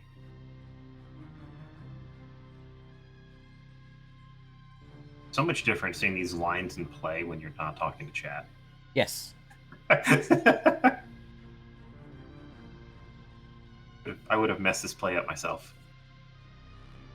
I just always assume I would have messed it up, and then if I accidentally find lethal, I feel good about it, so. But if you do it this way, you do keep the pike still. And you can just EQ that. I don't dislike that by any means. Yeah. The Coxinga line. I think I guess this is actually only because they get 1 life back instead of. I mean, you can still do that because it's still locked. Yeah, they do get the 1 life back. You can still make the exchange with the X1, which is nice. And doing it this way, you establish the additional body. If you play Coxinga, then like the only additional follow-up is a Saint, which isn't a whole lot. I guess the life swing is big. In fact, wait, double wings. Do we have a line to leave? I don't think so. Don't think so because either one of those the pack leaders on the side. Yeah. Right. Yeah. Because you can't play both wings and Ellie. I was gonna say wing sacking and Ellie, but that doesn't push enough.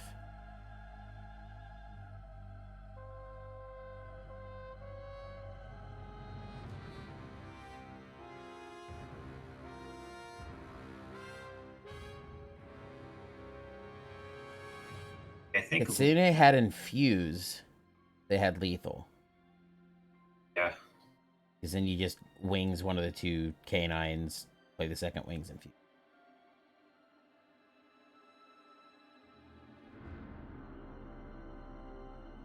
I don't think there's a way out.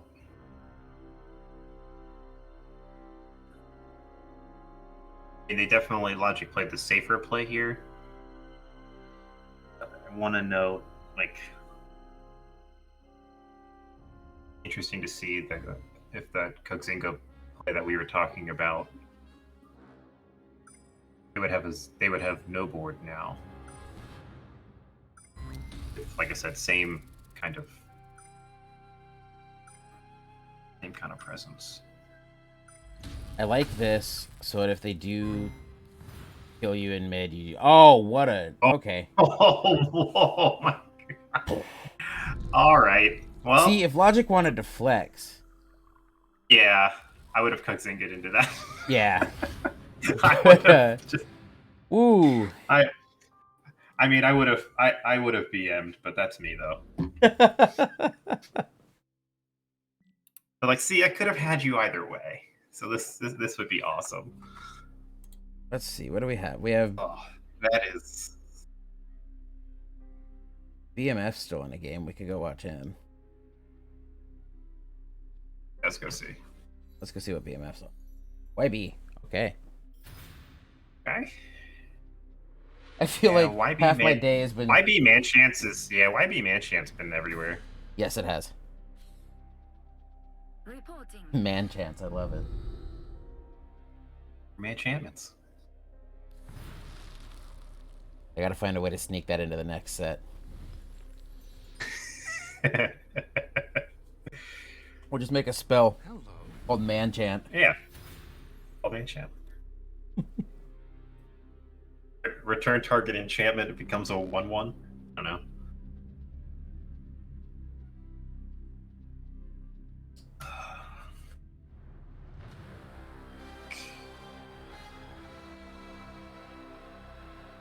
And that Vibrant has been star today. Yes. Oddly enough, you don't see it played too often. Ooh. I mean, BMF the has the... free life is pretty good. Yes, it is. BMF has the new St. Patty's Day back. I love it. Yes. I just say if I can buy all the custom sleeves, be great. Oh, same. I don't get to just, like, dev hack them, so... Aw. I have to also... spin. That's not fair. You gotta get on that. You have... No. You should have access to everything!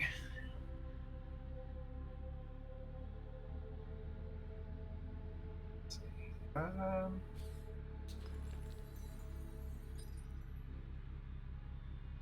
I love Thunderclap so much.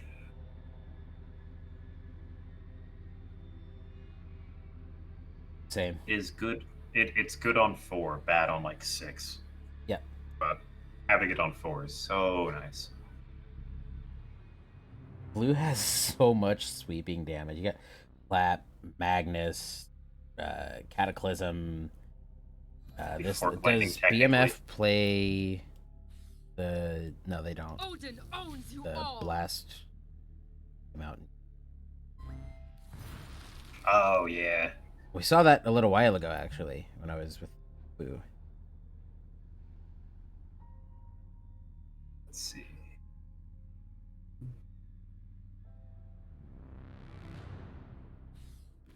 This OB list is so good at pushing, like, unexpected damage. Mm-hmm. We saw the other game, it was like 24-0. Yeah. Just...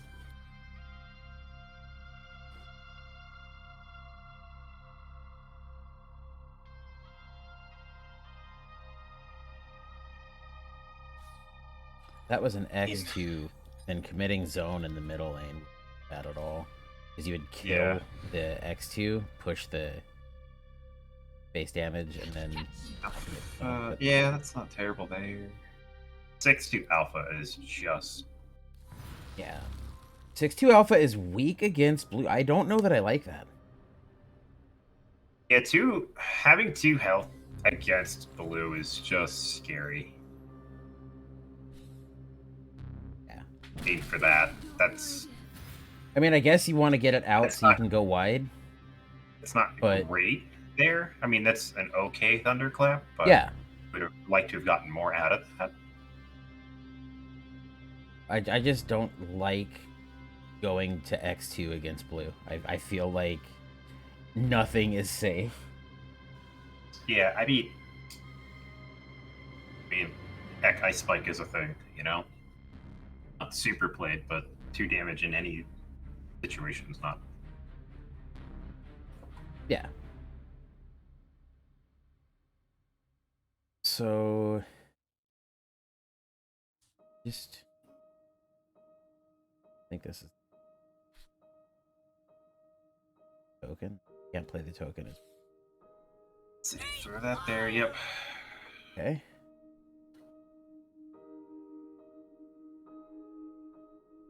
It's a follow-up, though. Follow-up's just like token out wide, yeah? Yeah. Do we have a mission? Oh, okay. Extra damage? Yeah, I sure. guess you won't be playing 2 minions to follow this anyway. Yeah.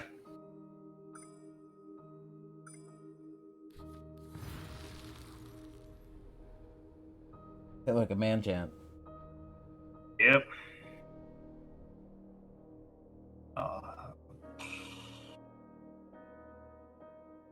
Right here, right? Or what, 3 or 5?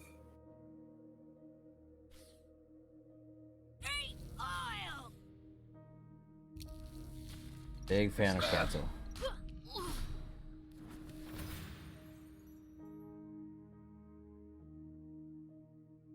I like that play by BMF. That was a very sneaky, like, Yeah, push through there. yeah, and keeping both minions up, it's nice.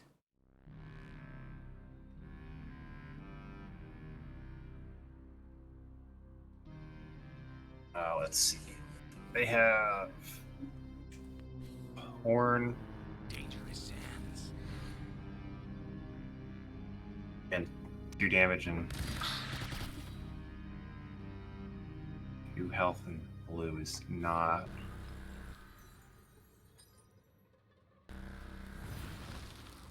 Ooh. Yara. I mean, you play Yara at 1 or 6, right? Yeah. Stand I think I'd down. go to 1. Okay. I don't dislike this. Yeah. But yeah, if I played it, I would have played it in lane 1. Hmm.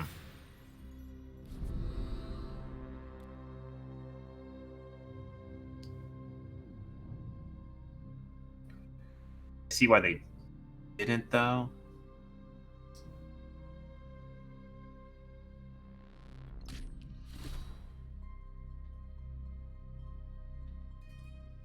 Die next turn anyway, get value out of it. Is that all you've got? Stairway. It's been a fun game of like, I establish, okay, I take and set this up.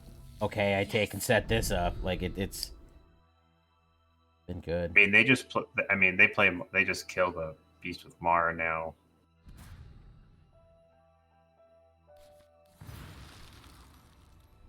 All right, Kara for Kara. Yeah.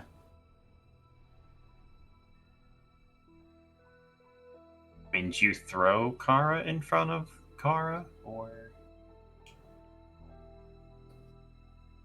Potentially. I don't think with I mean, so many different ways that Kara, your opponent's Kara, just like gets this. bigger than yours. Mm-hmm. That armor, nice. Uh, And this goes lane 1. Yeah, you gotta put Yara lane 1.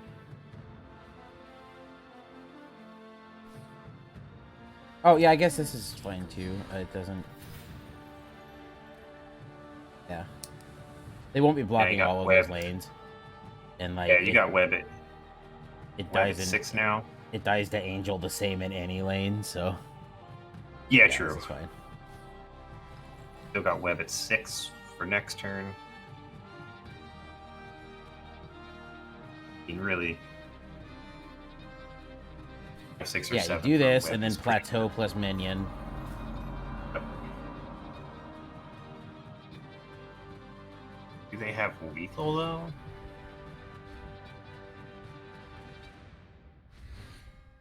Oh. Ooh. I like that. The earth knows. Yeah. Then you still get to plateau.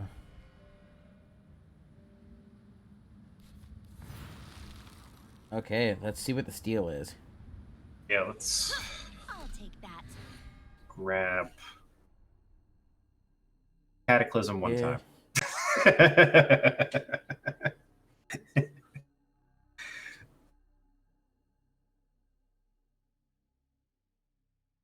It must be a good choice. Yeah. DMF thinking on it a second. Even being able to steal one thing from that is value. Oh. Oh, that's a good card. That's a pretty good steal. Yes, it is.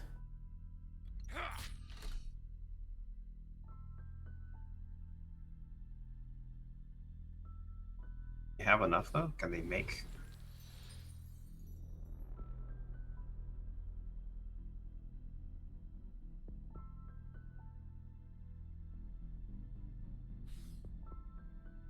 Or Hello.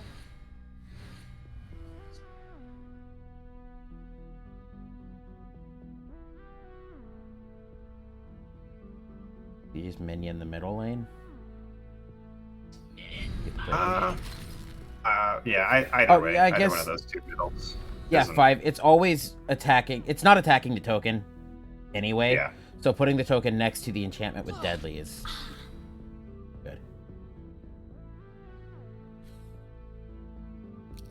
Tokens. Really? Gotta love the tokens. I'm a big fan of token decks.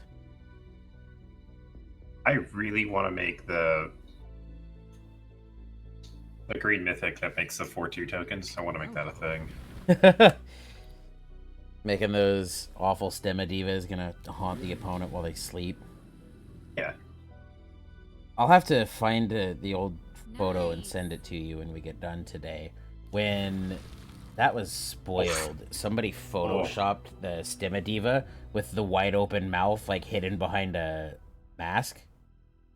You know, like COVID style. It was funny. That's great. That Sapo off the top was just gross. Yeah. Yeah, Sapo you in gotta. general is just kind of gross. You gotta love seeing Sapo just show up. 10/10 warded. Oh no, it has fragile. Look out, everybody. Yeah, we got it easy. We joke, and then we'll just see like a seal top deck. I know, right? Whoops. Not quite. If that would have been seal. Let's see. Yeah, throw that there. Wouldn't you throw the 2/2? That's fine. Yep, you hold the chump now. Yep. Obviously, that turns to Sapo. Yeah. Yeah, it's always You hitting could Sapo. put it on. You could put it on the 3/3 though. Hello. Yeah. Makes sense there. Slide it over. Yep. Now the Sapo attacking the token should put it down to X1. So Sapo will live. Yeah. And damage continues going faced off Knoll of Conquest. The Quetzal life gain That's is there. not too big a deal at this point.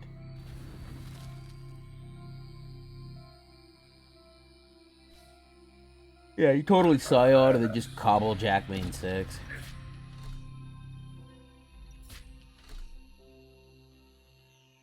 You know what? Let's have some fun. Let's throw the Serpent Den down at 3. Ballsy, I like. Oh, well, let's do both. There you go. Yeah. Go 1/1 deadly. Let's just throw that down. Serpent Den on 3. Let's go. Boo. Ooh. Come on. No, this is why BMF plays and we cast today. Play the 1/1. You have a 2/2 agile, but play the 1/1. I mean, it just dies now, though. I mean, that's all the same. You get no value. Minus the 3 life, but you're up by a Also, lot. So we get to see this ulti. I'm hyped. True. That's huge.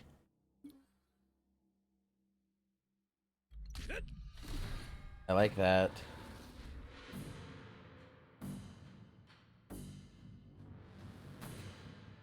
I mean, just putting the 2/2 there matter. I think I attack the 7/7 and make 2 more.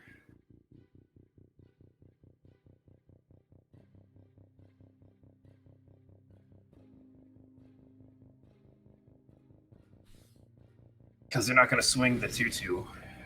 They're not going to swing the bird out in front of the token.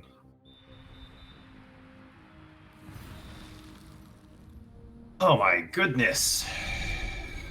Oh, okay. Why?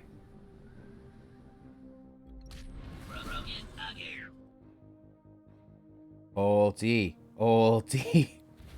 Do it. We won't even get to see it actually happen, but yes! Yeah, there it is. Success. Come on, Serpent Den on 3 now. Is that all you've got? There are all these people playing good plays. Okay. So, yeah, this I one mean, is... this is what we in the business call finished. Yeah, this is a... Odin owns you all.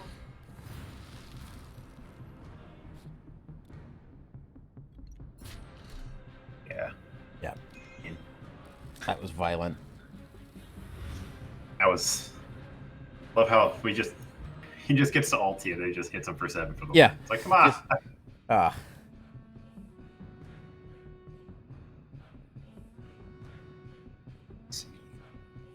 We got 6 minutes left. Did that just now go to 1-1? I think it did. Yes. Come on, Puppet Master. All right, we've got 6 minutes left. Let's go, guys. All right. It says 10 minutes. Huh. I'm guessing it just hasn't set the 5-minute notification yet, so when we join, we get the 10-minute notification. But yeah, should be about 6.5 minutes left.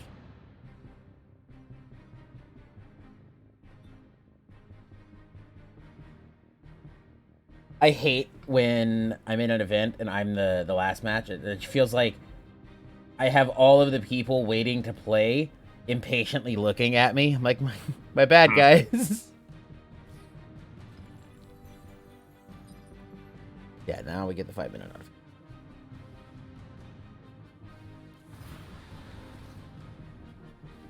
More documentarian Peach of Life. Make it happen, people. Make it happen, Mythgard community. I believe in you.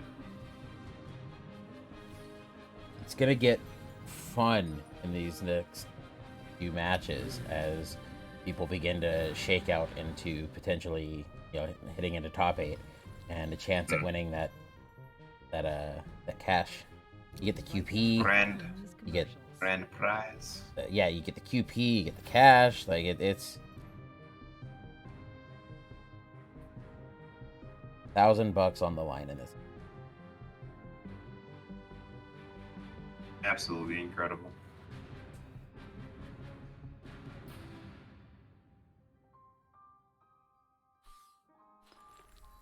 the chance to play next weekend in top 8 on the line today. And QP to be given out today too, though. It's not just going to top 8, so it's still nice to see that even if you don't win out and go into the top cut today, you do still get some QP. You can look back on these games today and see what can I do next time to move up in the event and get that additional QP, because we do have multiple seasons within the 2021 competitive season, and in each season we'll have an event like this that gives you the QP, as well as the actual in-client seasons. You hit champion, you get QP. Madoka, who's doing well in this event today, finished at the top this season, so 1,000 QP to Madoka. And if they snowball that into doing well today, they'll be way ahead on QP. And it'll not be some amount that nobody can catch up. This is just like I said, this is event 1 of multiple events we have planned as 2021 goes on. But we have the whole year, right? I mean, yeah. But that will leave Madoka sitting comfy going into the next season, looking to continue to do well.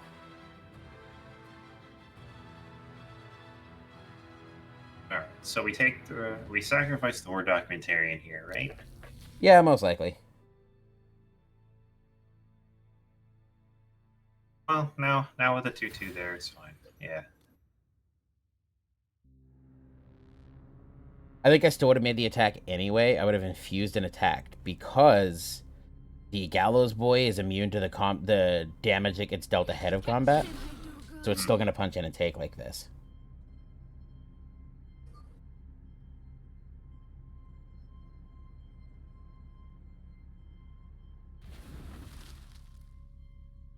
Yeah, and so the actual attack would have been... Yes. Oh wait, no, they can't. I'm dumb. Yeah, they can't attack the 1/1. Cancel all of that.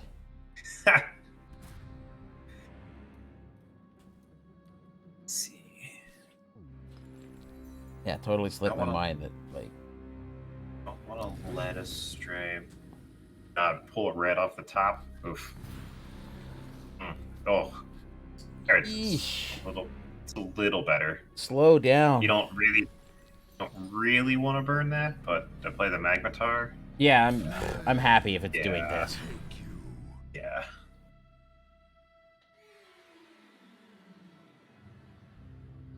You flag what at 1 or 2 to stay wide. Yeah, this is gonna end up going to time though. Yeah, it's just a draw then at that point, right? Yeah, which will actually cause the whole match to be. Yeah, because it'll be 1-1. I mean, if it's 1-1, yeah. Yeah. Giant Stairway. Nothing. Okay. Clock is ticking. And you APM them out now.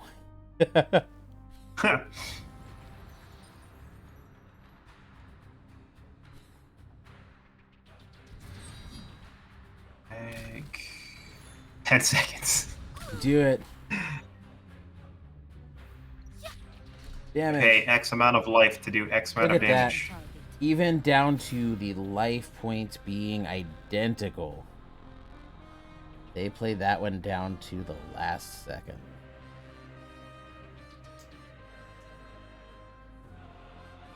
I have 2 creatures on the board. I'm obviously winning.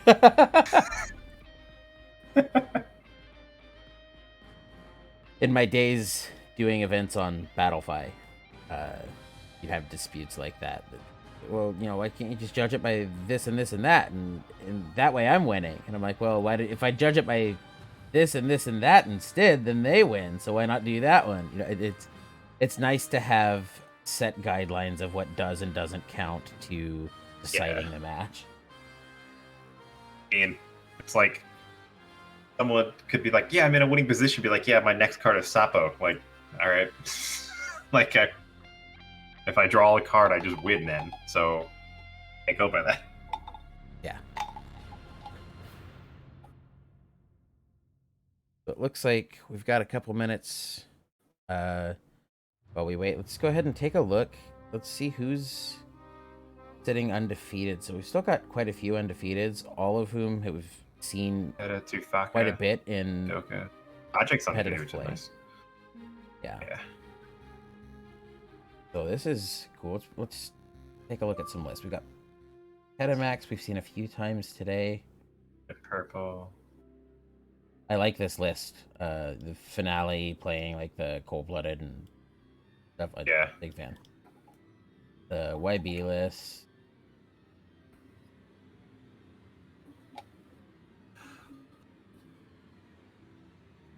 And then this OB list is likely about the fastest deck Petamax has played in his life.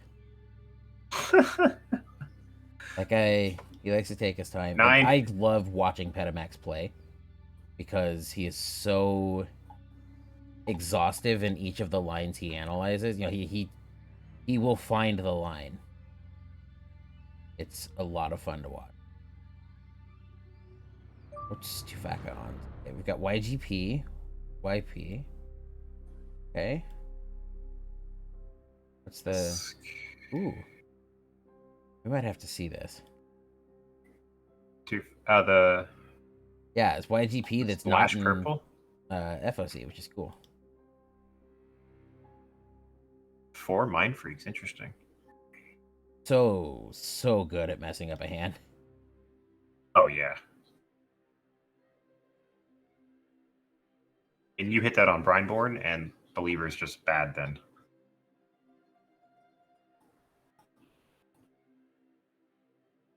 Got YP. I like a lot too. Disc list.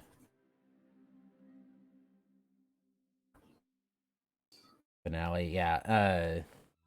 This latest expansion gave these finale lists a lot of top end hits. Typhoon, Bedma. Yeah, you get a lot of good hits on finale. Especially with, especially even early on. Like, yeah, you could disc it. And yeah, that's the thing is like you have the mana cheat in disc to speed up the game that way, but when it goes long, you still have the inevitability in finale too. It's kind of cool.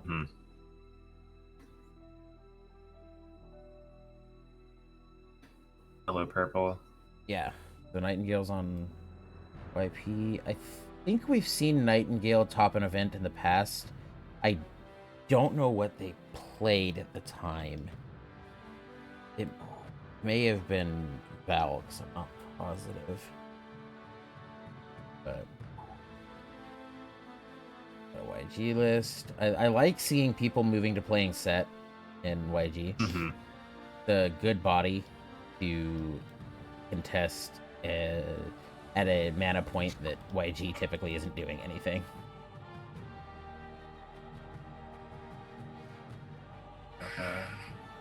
Yeah, let's see. What's Madoka running? He's running the...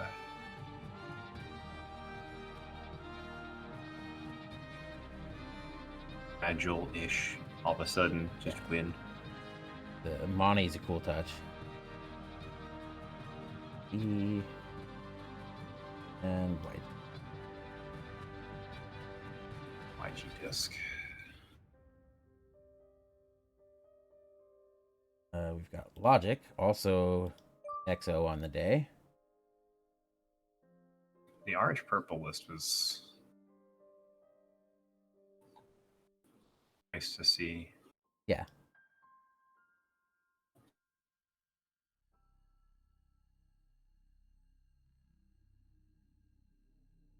Hello. And the GP disc that we saw a couple games ago.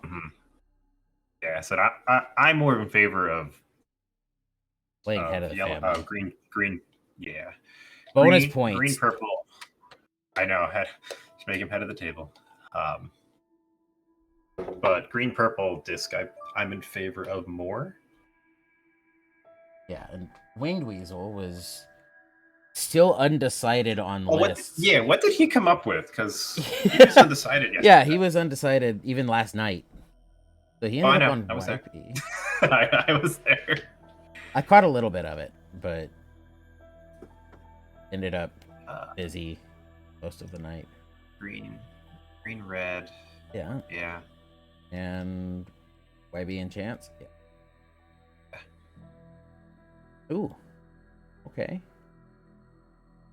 Bridge. Ooh, nice bridge. Cool.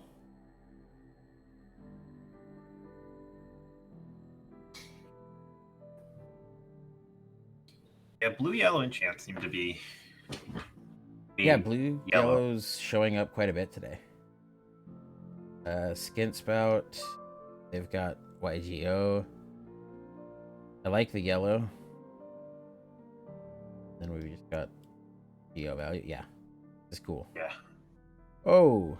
Hello, all of Okay. all of the All multi. right. All right. Awesome. Okay.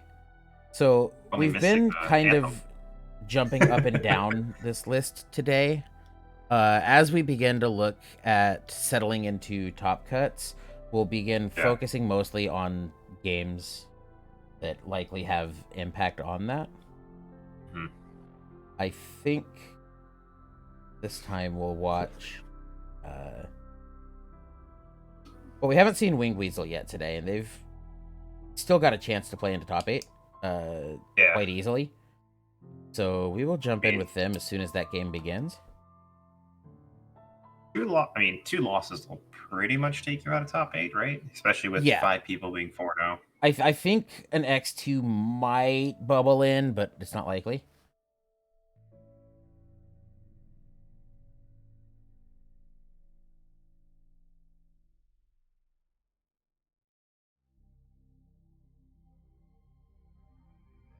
I'm good. My wife is at the in-laws, so I can probably do like another round and then head out.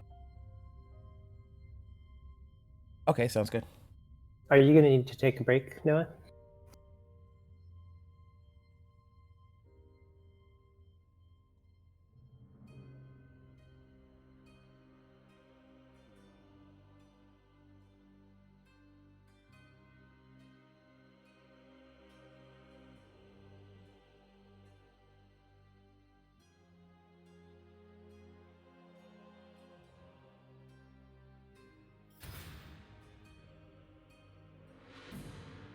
Okay, and we'll jump back in. You guys will get a little bit of that behind-the-scenes discussion as I kept misclicking the mute buttons.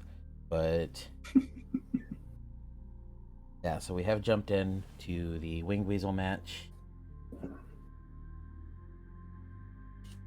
These rounds are going quick too. Like the event itself is. Yeah, it's going at a good pace. We did go to time. The last one we almost went to time once. We had like 2 minutes left in one, but yeah, we've mostly been moving on at a good pace. It's one of the nice things about digital events. They seem to not take as long as physical events do. I've judged some physical events that you don't get done till almost midnight sometimes. We had one that like the people who actually owned the convention hall that we had leased out kind of got onto us like, hey guys, you gotta go soon, like this needs to finish up. But one of the nice things about physical digital events is that they tend to be sped up a good bit. You don't have as many logistical things to deal with. I don't have to have staff post matchups at 6 locations in the convention hall. It's just, hey guys, go look in the client and see the matchups and go play. That was actually a really good play there by Winged. Yes. Crucible Flare is a very good card. Yes, it is. You could have potentially set it up to using flag in front, because even if they buff the Endborn, like they waste their turn. Yeah. To then Crucible it next turn.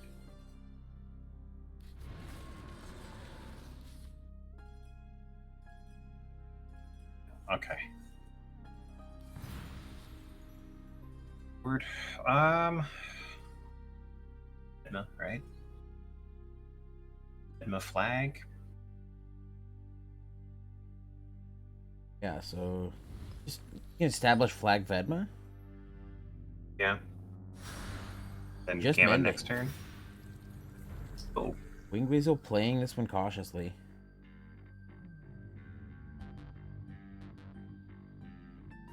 And with good reason. He's only seen red so far.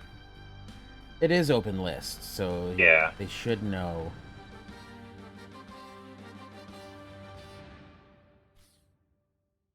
Hey, pay up. An empty Axeman. Okay. Watch me fly! Hey, most of us spent most of the time we played the game with Axeman being empty. I mean, I think the line is still the same here, right? Yeah, I don't think you just established Gamma yet. Oh, well, maybe you do. Oh, okay. You Gamma on 2, and then Do you you seek wisdom? look for a red here, so you can Magmatar the board. Yeah. So also not committing the flag because you do ideally want a Magma. And like you definitely have it. You don't want to use this if you don't have to, but you do definitely have the Magma hitting, so you can just look to hold the flag. You don't have to commit a block. I think you Magmatar. Oh, could you Magmatar to get rid of the Kuxinga though? I wouldn't, simply because you have the kill on it next anyway. Like Yeah, the you kill's have lined the up, you'll extract be life. yeah. Yeah.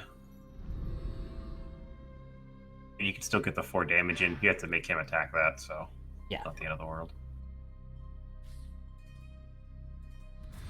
Oh, yeah, you can Okay. flag it. You can do both, yeah. And drop that down. And then, I mean, you have another flag too, so. Yeah.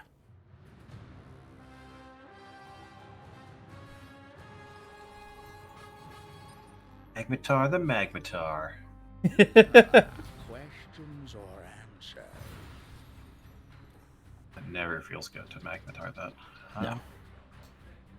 So You exile that here? maybe. Do you calculus this? Yeah, I think you shuffle Vedma Almost calculus. Yeah.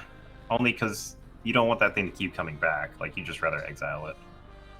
Yeah. Saving the 3 damage is. Ooh. Or you can murmur it. I'm not as big on that still as I would be just playing the calculus. Yeah, oh yeah. Yeah. 'Cause then Although you prevent 3, but the line could be to get them to make that attack and then play something else. They play a lot of minions that would fall into the same health gap that it would be at. You might be able to walk them into additional value on the calculus. yeah, I mean, they play the Magmatar. They lose. If they play Magmatar.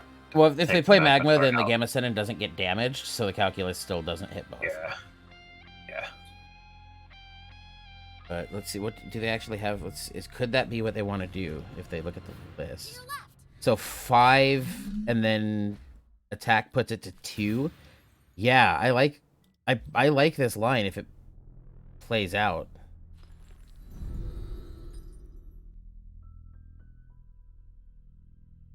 They did not find a minion that would make, the accompanying play. Yeah.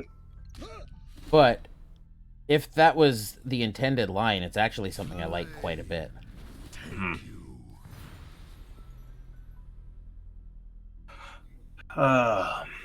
Now this is a tough spot. Yeah. Do you just stag lane 6? I mean, you could flag. At 6 and then Stag the gets ward at 2. hollowed, but they don't know that. Yeah. That's why I said you gotta. I would warden. I would tower ward at 2. Flag at 6. To. Yeah. Even if it goes back to the hand, like you have calculus for it later. Yeah. Then that way, even if you get spirited away, it's not the end of the world. The tower, because you could still get value by burning. How may I serve you? Put it there. I love following along with Twitch chat and knowing what discussion they just got to when I see Battlefight Kek W.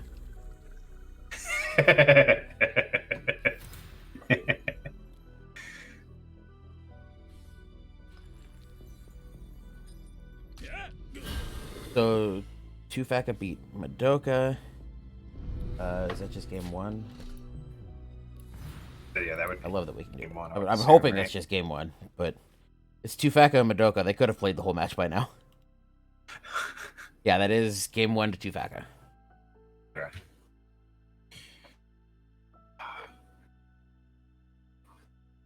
With your guard down, just murmur the.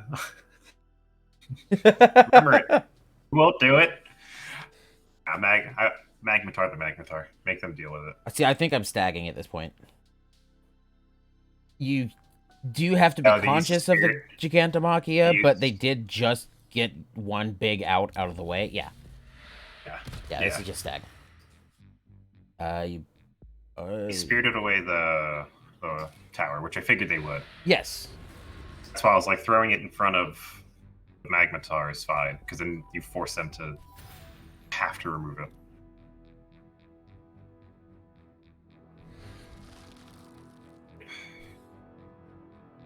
Oh, okay, that's another out.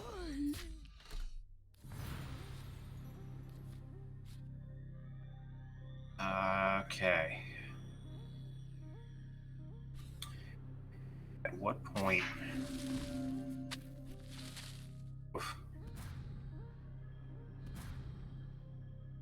Man. Yeah, so now you just magma the magma. Thank you.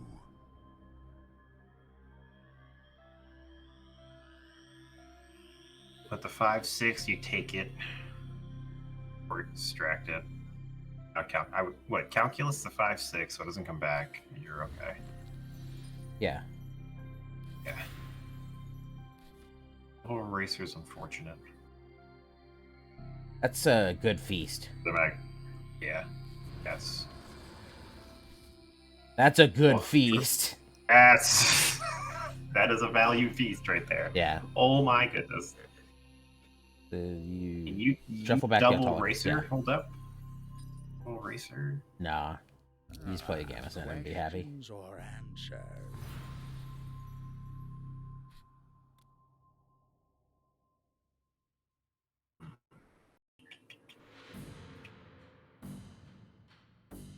What finale hits do they have live? Let's. Let's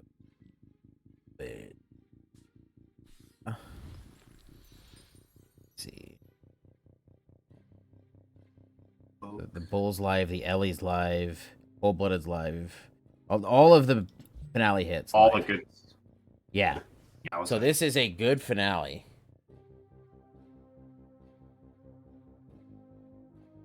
Calculus here.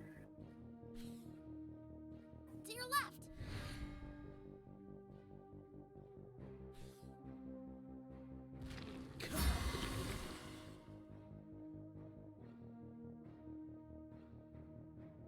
Getting the life is okay.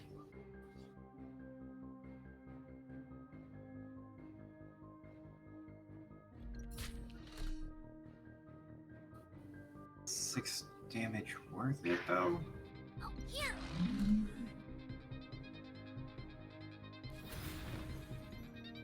Oh man. I mean, what do you save calculus for now? Right? Like, Well, this is an awesome Machia. To your left. that is an awesome idea. Leave it all on the Jump. track. Racer. Leave it all Racer. on the track. Oh man, if they would have missequenced that, I would have felt so bad. Oh, here. Four. Yeah, so this is Gigantomachia. Yep.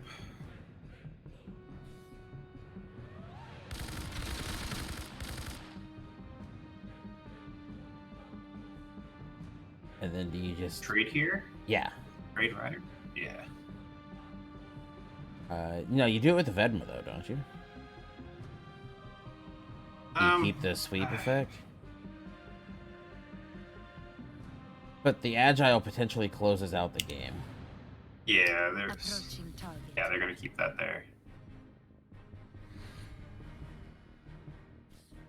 I like this. Yep, flag it. Now they show potential lethal.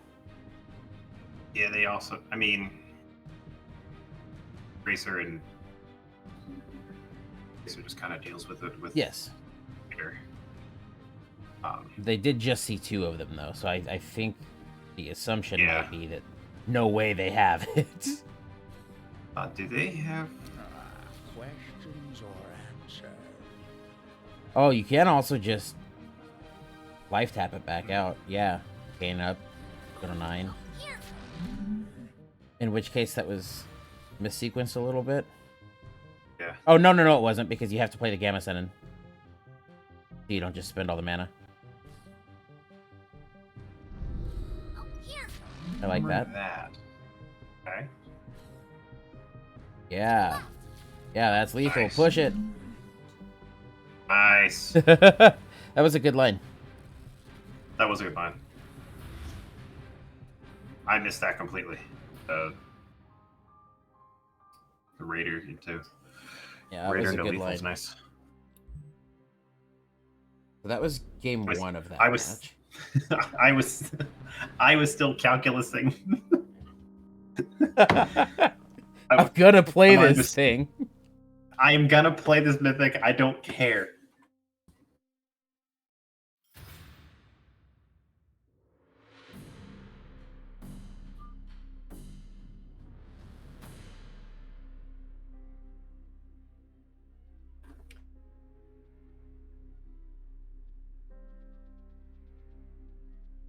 Blue, yellow. Oh man.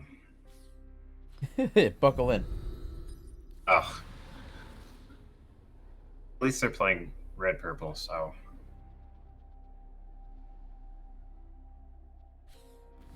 I think red purple has the advantage here, right?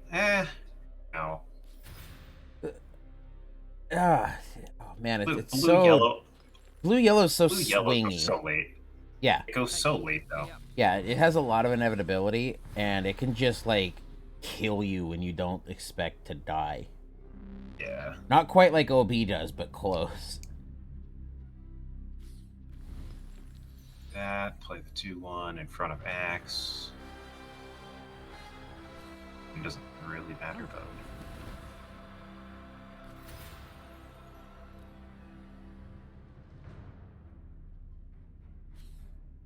There we go. Not a naked Axe that time. Yeah, Axeman doing his thing.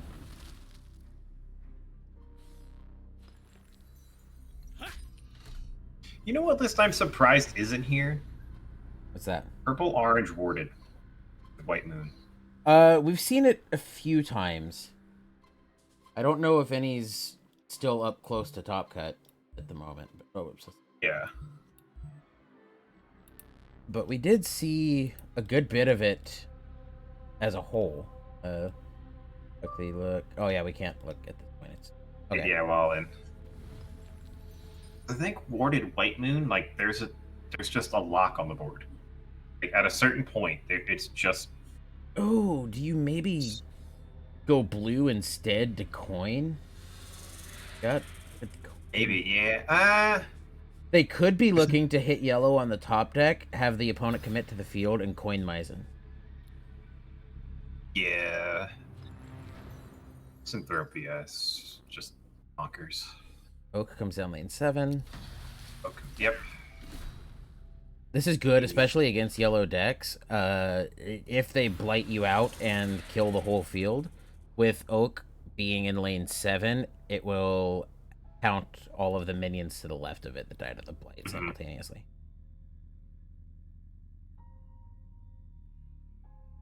I mean, you don't want to burn the mythic here, but like, I don't even know if you have to now. It's Zalea. You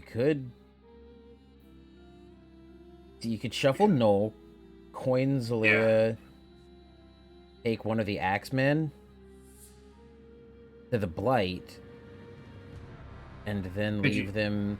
So then Oak attacks the Snake, Axeman hits face, you go to 16, you have Zalea up. I mean, could you Blight Oak, though? You could. Just for the inevitability, and then... Tough choice. Yeah. I mean, maybe you put back Null and play Kara in, like, 1 or 2? Yeah. That's also a choice. But with Miss around, though? Like, you don't want to... And it's funny, though, because, like, if this wasn't Zalea, but it was something yellow, it's likely the coin line. You just do it, you know? Yeah, if it was like a clay effigy, I think I'm just coining the mice and being happy with it. Putting it at 4. I don't know that I like this line. Putting Racer back? Do you spirit away the... Yeah. Okay. And then Oak attack, push 6. Oh, okay, yeah, do it this way. Yeah, I mean, either way. 7. I still would have attacked with Oak, but... Alright, that changes things. So now you I think you miss here? Yeah. Yeah. You have to play miss here. And they need to top deck live to play into anything. Well, because you don't want to give up Finale to play a Gamma Sinin. So they definitely want to top deck live. Okay. Oh, but what a top. You just play it and buff? Just like lane 2? Yeah. I think you play it buff. Yeah, it's like play buff in lane 1, maybe 2. Ooh. Burn. Wow, that's a hit. Alright. Questions or answers? Not bad. When you got it, you got it, I guess. That is also good. Not as good, but good. I mean, next turn. Okay.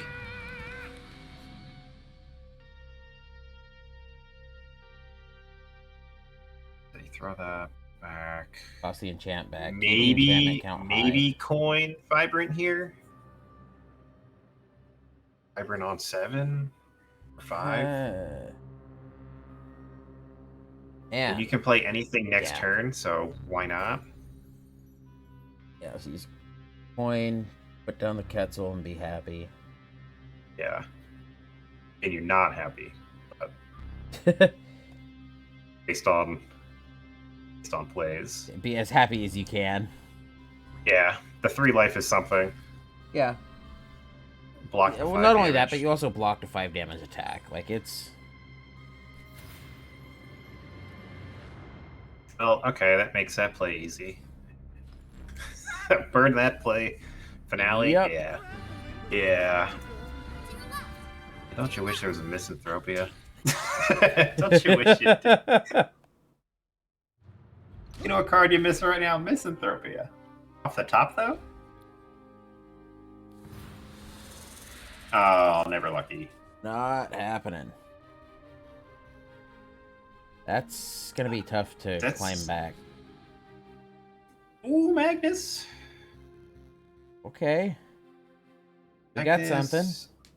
You Magnus here, punch 3? Gas is on now. Stove's not lit, but the gas is on.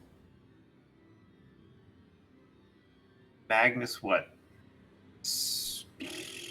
Yeah. 2 or 1 or 1 or 3. Like this. Punch the snake. Crack in for 3. Yep.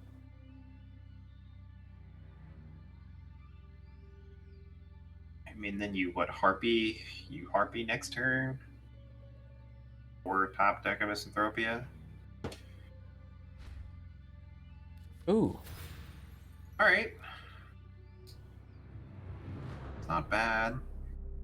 I don't would've know attacked it's the play I would one. have made. My line of thinking was that you put the damage in, because the Gamma Cannon hitting the Magnus just puts the Gamma Cannon back in hand anyway.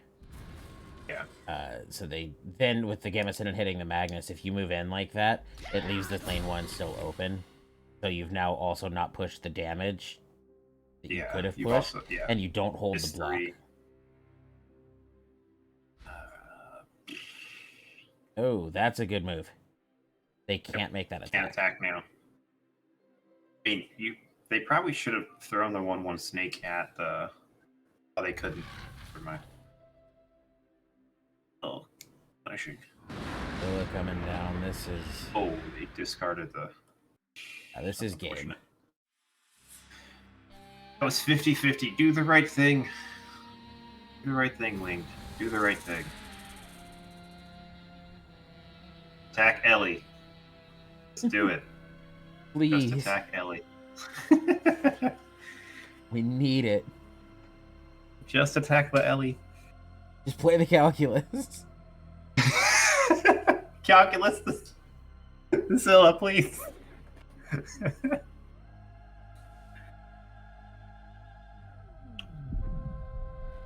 Yeah. Oh, come on. Attack the Ellie. Go out on your own terms. They did. They just didn't do it how you wanted them to. Do it my way. The Winged Weasel opting to stick with the yellow-blue. Yeah, I think that's fair. But against orange-blue, though? Yeah, this is a deck that can punish yellow-blues want to go so long by just getting to that sweet spot of, like, 7 mana when yellow-blue's not fully established yet, and just one-shotting you. They do the same thing to YG. Yeah, if they get to Horn, it's over. If they get Horn. Yep.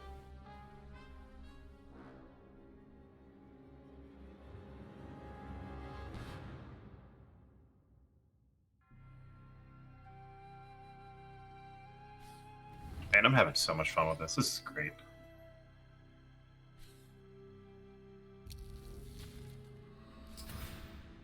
Right.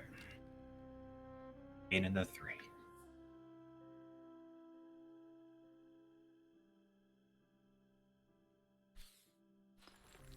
So this is Hello. almost definitely a bubble match that losing this likely puts you out of top 8 contention. Winning it keeps you in top 8. Yeah. I think we might find one X2 squeaking in, maybe. But yeah, this is a lot on the line. Right now. Yeah, a lot on the line in this match, and a chance to move to the top 8 next week and play to get a cut of that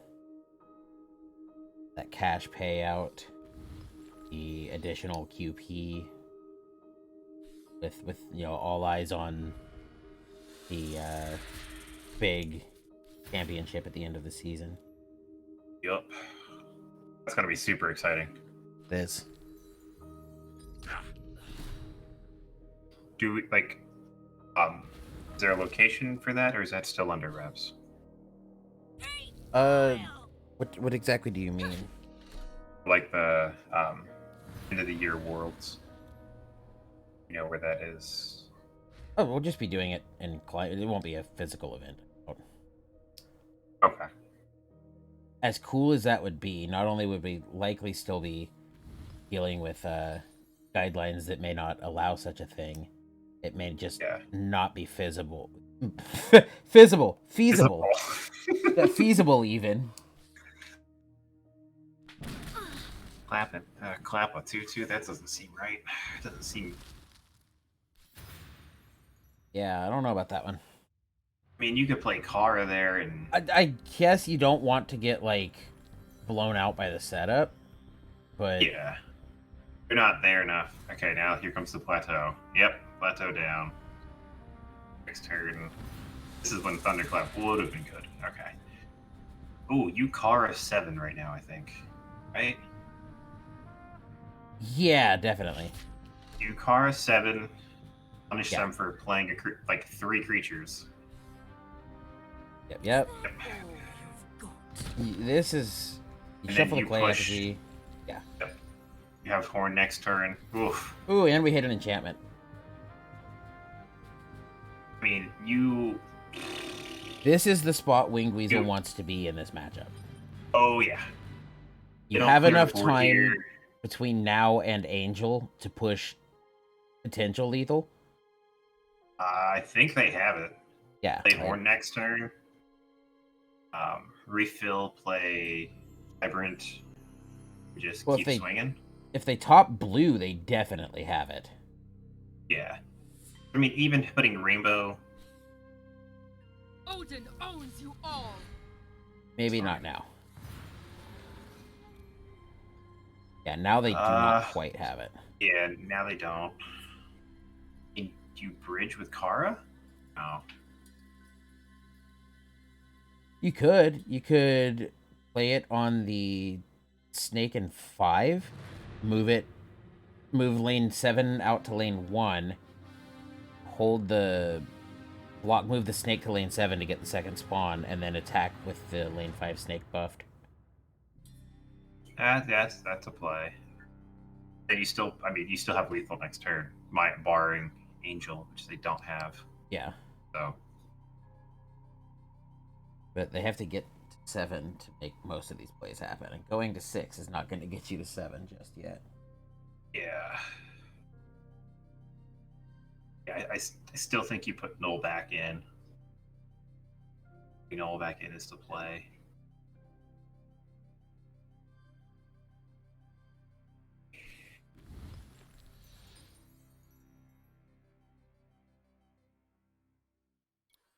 I think we also have, at the moment, Logic and Peter Mac playing to decide the last undefeated. Man, we're everywhere.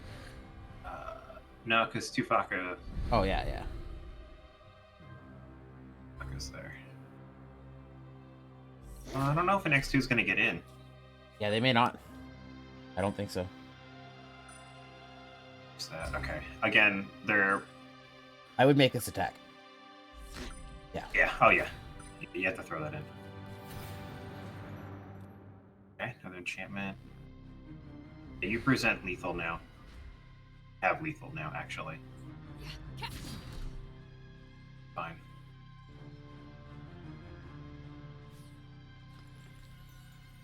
Right, you throw Arctic.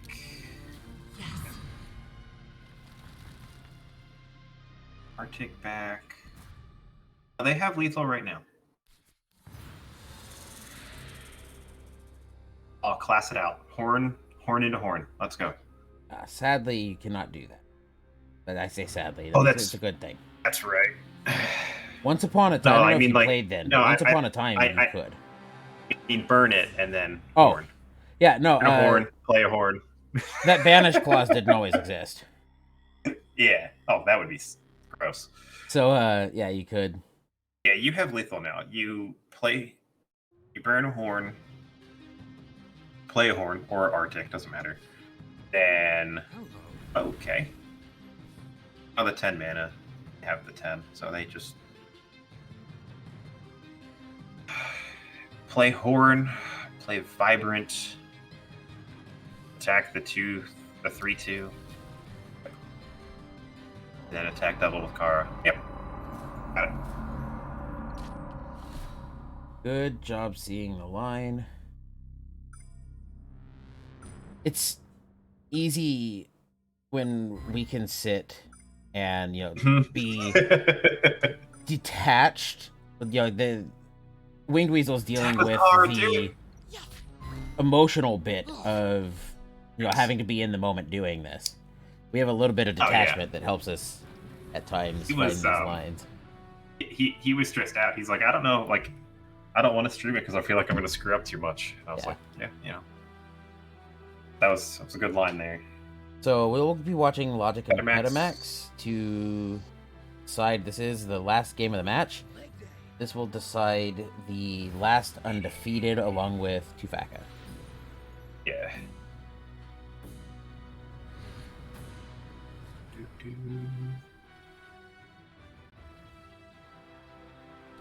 move. Yeah. I don't know if trading. It's gonna get traded anyway, though. So Yeah, I like that. The logic on yellow, blue. this is game 3 too, right? Yeah. Yes, it is. Okay. That's a big venom thing. That's terrible. That is a terrifying. You've got the kill though. You just coxing a spell at Axeman. Yeah.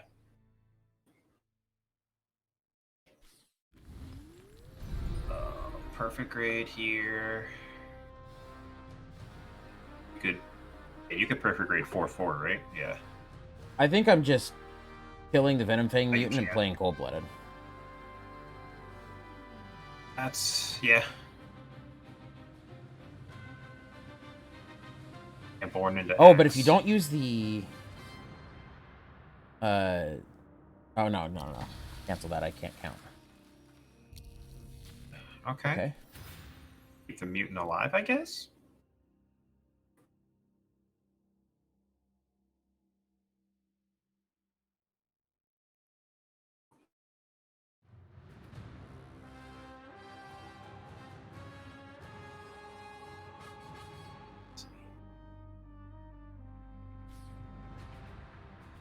Oof. Oh boy.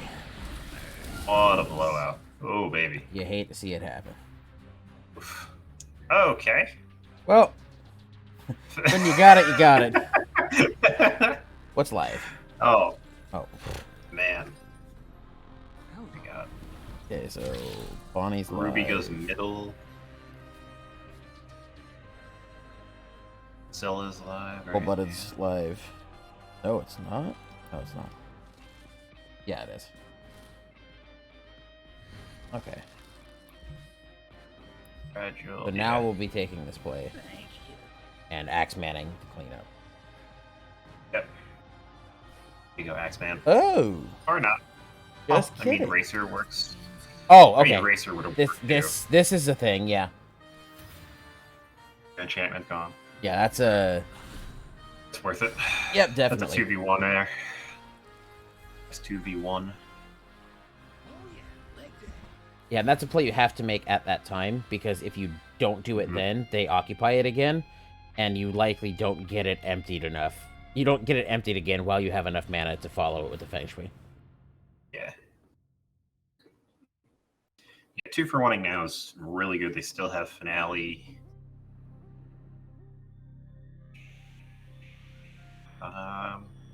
Perfect grade doesn't do anything right now. Keep is okay.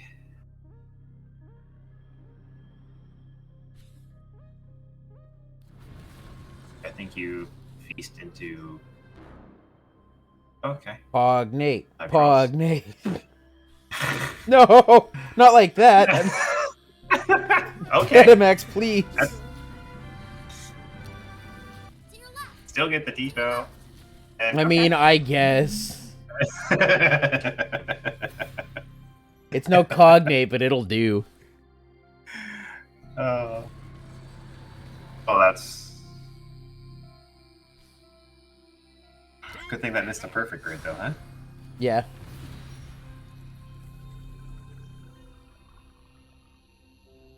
They have Horn. Do they have.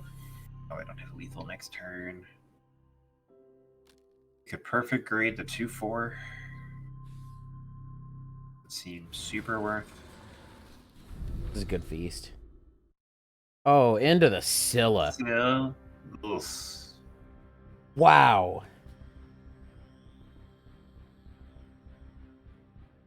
Alright, Scylla, you lose a card, who cares?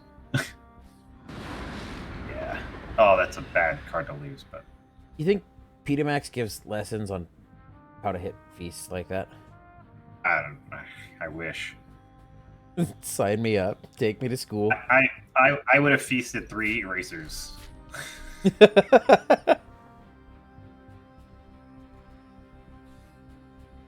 like, I would have found a way to draw a flag. You know? Yeah. Like, oh, it's your 5th card. Here's flag. It's great. Doesn't work that way, but I would find a way.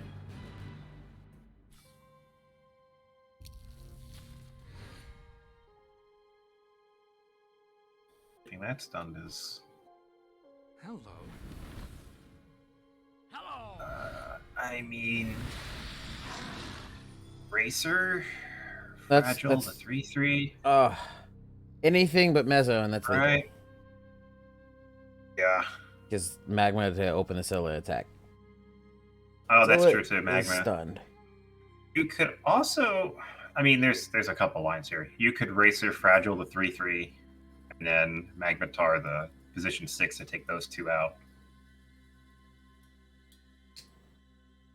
Scylla can clean up 3/1. We're still stunned, but Leave it all on the track. okay. You Magma at 4, yeah. Thank you. And then you can just Feng Shui. Task begins. I like it. That was good too. God, there were so many lines that round. That play. Yeah, that was a good play by Penamag. Oh yeah, leg day. And slide. Oh, Oy. please. Oh, gross. Yeah. Yep. 2 damage to everything. 2 damage Man, to everything. that was a good game. Yep. That was. I mean, still So- top decking a slide there. Whew. Petamax joins Tufakas, the undefeateds. Okay, yep. Logic moves to X1, still doing quite well. Still plenty in it. Oh yeah. Do we have any games going on still? No.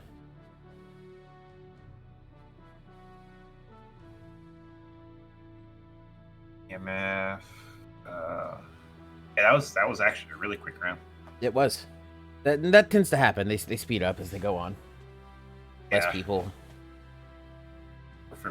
More familiar with like matchups at this point than too. Yeah, definitely. So we can take a minute to hang out and talk while we wait on the next matches to begin. That was Sounds good. a good set of games we got to watch.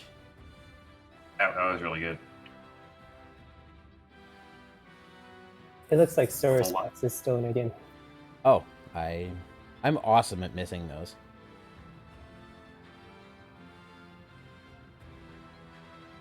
Yes, with Ione. Ah. Cool. I don't think we've seen Ione today.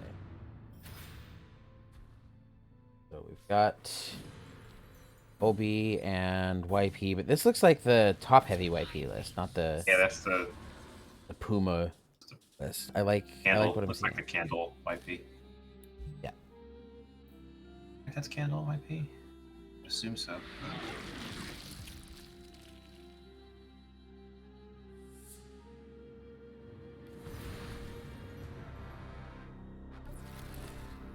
Just not.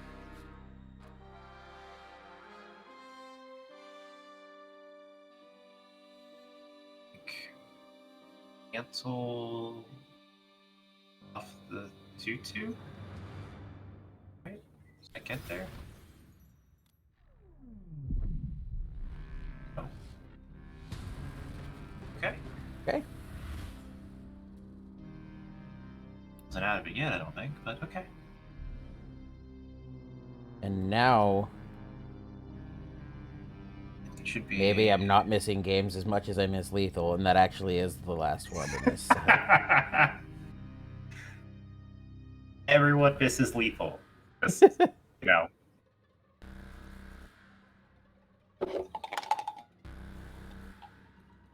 It happens. Oh yeah. I love following along as like Tempest counts his miss Lethal. His chat lets him know. And he has like a live updating count. It's fun. A friend of mine has a punt command. Yeah. Exclamation mark punt, and it like keeps track of the times he's like punted away a game or something like that. Like, I don't want that counter. My counter would be too high. Yeah. There's so many times that I play something and I go, nope, that was bad. Okay. Should We've have played got that here. a 5-minute delay until the next set of games. So we will be back when they begin. So now's a good time to get up, take a quick walk, go find a snack if you haven't done so, guys. And we will see you all back in about 5 minutes to continue on with today's games.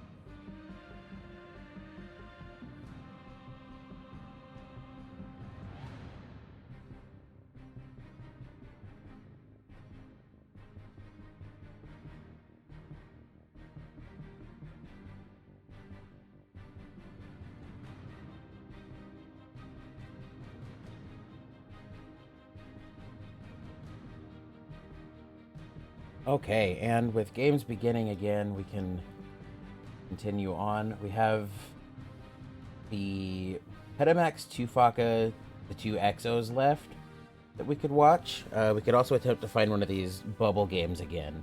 What would you like to do, Midge?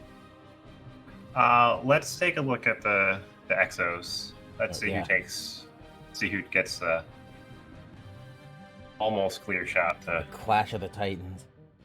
Yes. Yeah, I believe winning this match will net them a top 8 spot. Yeah, they'll be 6, yeah. I mean, the worst they'll do is 6-1 then. Yeah.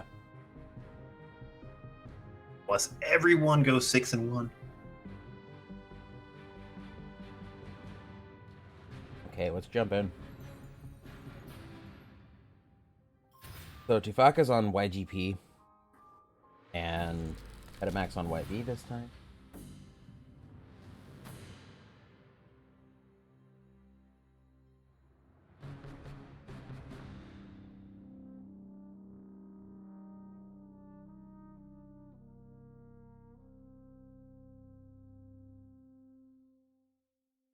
Let's see.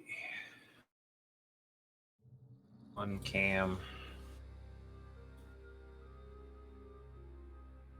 Earn Sapo here. Sapo here.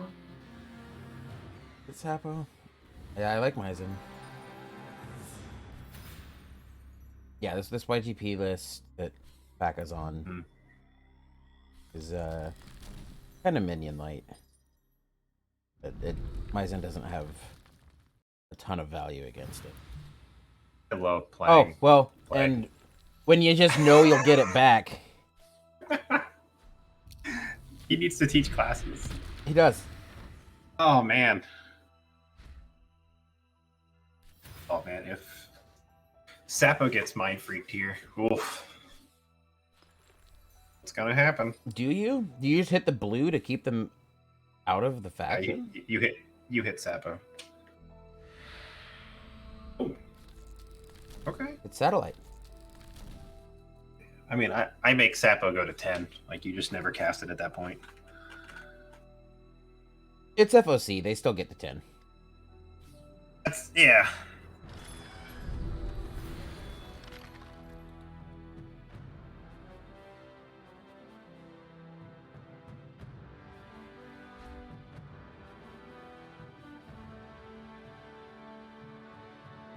The double auto cam setup. Yeah, do you use 0? Do you use 0 day here? I like this. Yar, yeah, Yar is good.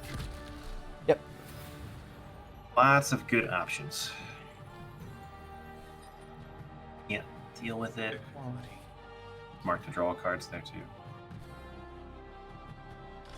I don't know that I like blighting. Oh, like they won't have yellow to. I was gonna say that Mice is coming up, but they don't have the gems. So yeah, that is a good time to blight. And we hit an auto magic. Oh, you got it. You got it. How many spells? Okay. Don't think it runs many, but yeah, same. Oh. 7, 8. Oh, that's 9. Underdrug. And 11. That's 12. The clay FD. Oh That's no, not that terrible. statue is off of a. Yeah. Yeah, so 11 spells. You might actually find some use out of it. I mean, it's also a 6-mana 2/7 body. It's kind of tough to actually get off the field.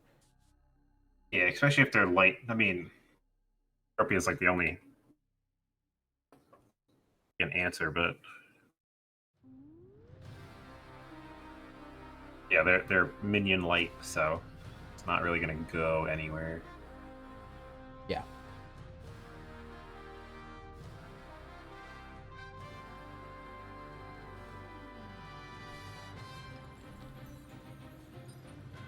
Judas Hex going back into the deck. That's something you'll want. Eventually. Triple cam up. Oh boy. Yeah. Ufaka is set up to see a Draw lot of everything. deck. Draw a lot of cards. Ooh. Hand isn't great. Alama getting that back in again is good, though. Uh-huh. The hit off of that. Oh, okay. Oh. Okay. All right, Peta. When is school? What? Oh, man. I want in.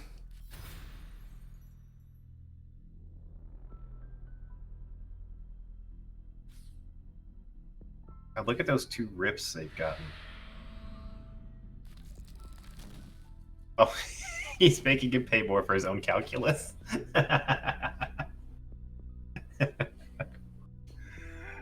Oh, that's great. You kind of have to, though. Yeah.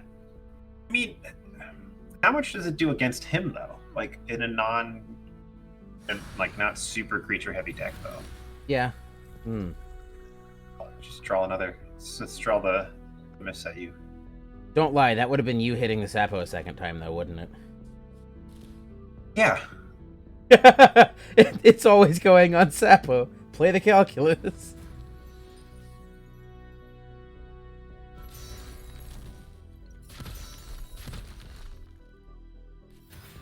Come on, swinging for 0. Okay. That was such a bait play, too. Yeah. Yeah.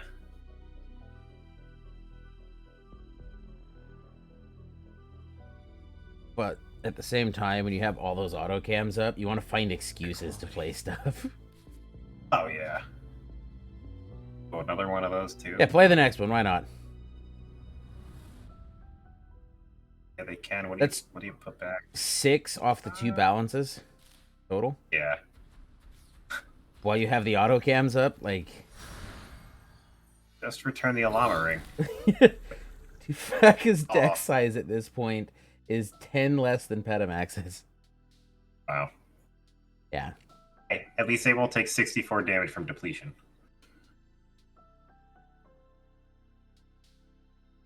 I've been on the receiving end. Yeah, it's something.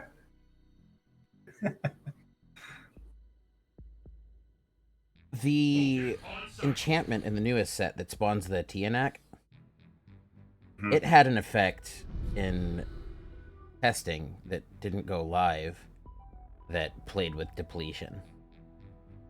That's cool.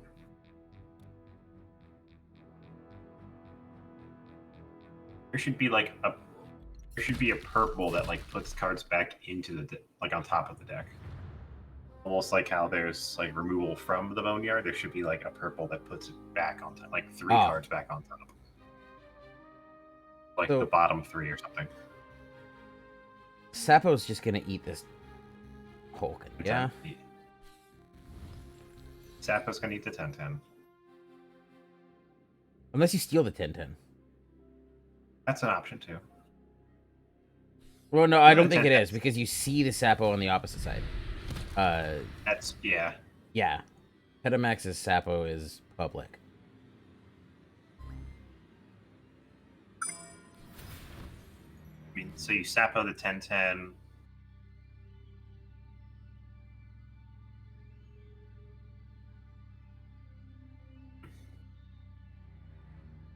These plays, though.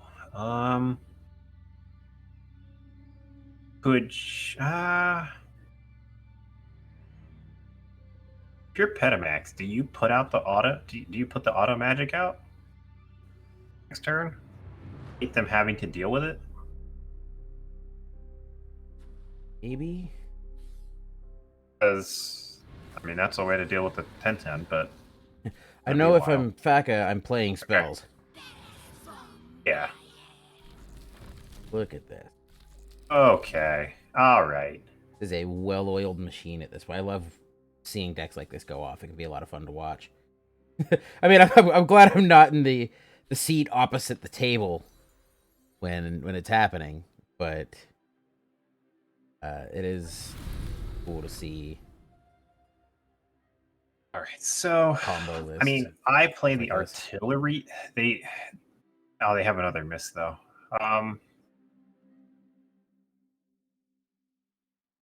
You auto here, make them deal with it. Because the only thing they have that deals with it is taking it, which is bad. I think I icon and play the 5/5.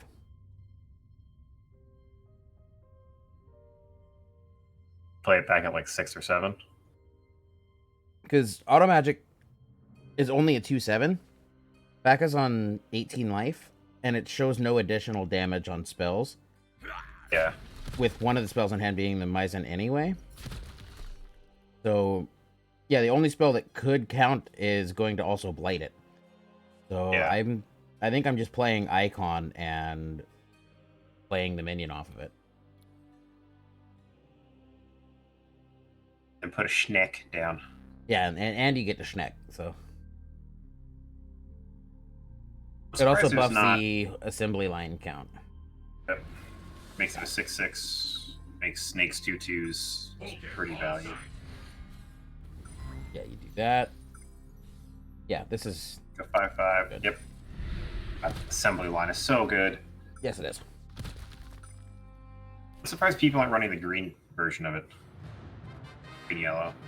The YG assembly line was a deck I spent a little bit of time on post expansion, and I enjoyed it. I think the boy nerf kind of crushed that though. I don't know. Samus Neck is still an underappreciated card. I did a awful Photoshop back in beta of Wayne Johnson's face on Samusek and called it Samoa Sek. So Samus Neck just kind of falls in line with continuing to play with that name.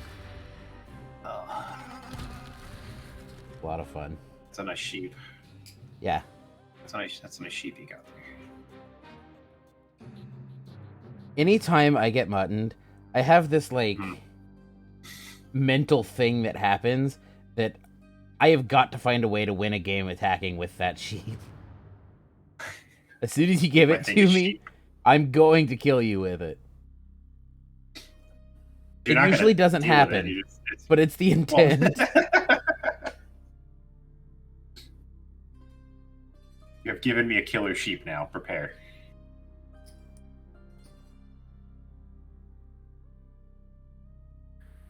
What do they got? Nothing there.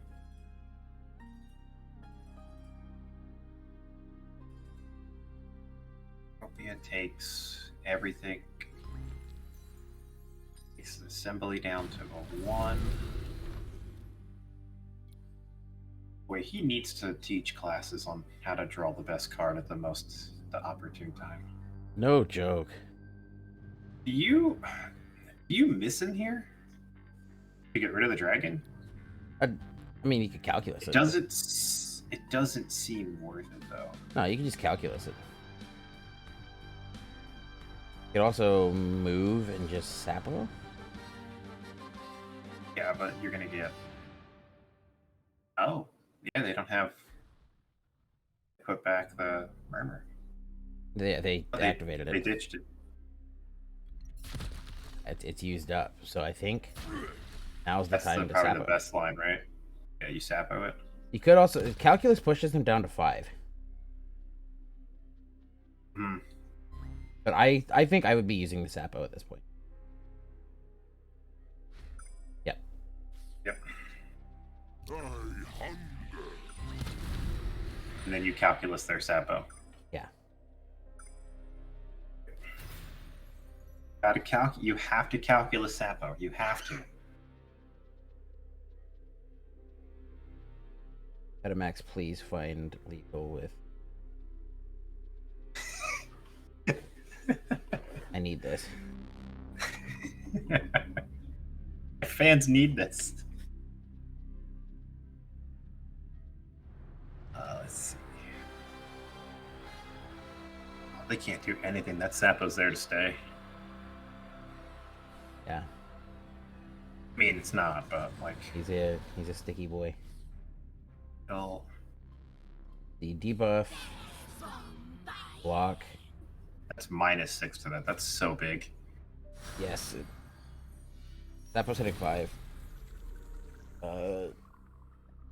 Now, Pox does let you push the Sapo to face. I don't think it's the call, but you could. Yeah, I mean, I still think you pox it and then. Yeah, because Pox is buffed by a Llama, so it's 2/2. Yeah, you can also put the Forgeling at 7 then. To do something about it. That'll be a 6/6. It should be noted, though, that Tufaka's auto magic is now at exactly half of Petamax's life total, meaning double auto magic is. Battery up. Check fire. Double auto makes it a 3/8, but what's he got in the graveyard? What's he got in the boneyard? Yeah, this is just a body. Petamax doesn't have any spells loaded. Yeah. I mean, does it become calculus? Oh, Bella. Okay. That's a good find. That's pretty awesome. That is a timely Bella. Do you still? Yeah, you don't have to worry about it. Keep Sapo for now. Bella the anti though. Man. Throw Bella at 1, right? Yeah, I think I'd put Bella lane 1. Oh yeah, you can just Sapo. I got so caught up on the Bella. Yeah, Faka still has Sapo in hand. Yeah, I don't think it does anything blight, there, minus killing, but it puts up a body. Like if you get them to use the calculus, cool, because you have double auto magic in hand. It's still an 8/8, and this Sapo is only going down to 2/5 anyway, and playing the Bella as well, it's not hitting again. But again,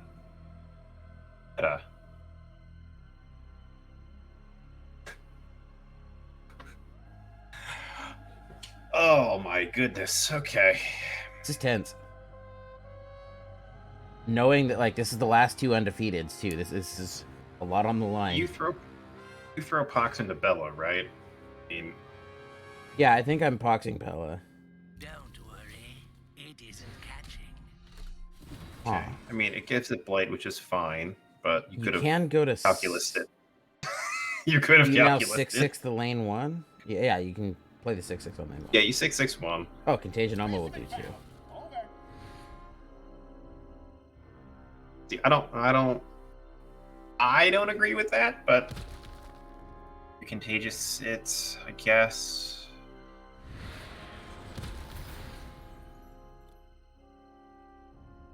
I think that takes. Well, I guess with Blight, it. I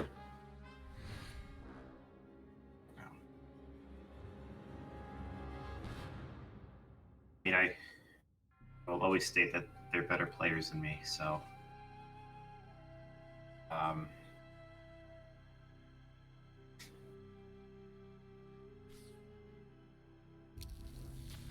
Singa. Yeah. You use it on the Contagion Oma. Yeah. Back with Bella. Get an auto cam activation. Oh, it found a clay effigy. Where's my PPE? Back up, please. Drawing gods. See, clay effigy. Faka has a mend. They have a Judas hex.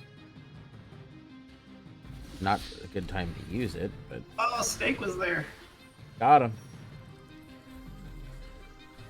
Auto magic's Gotta up love to 15. Oh, gracious.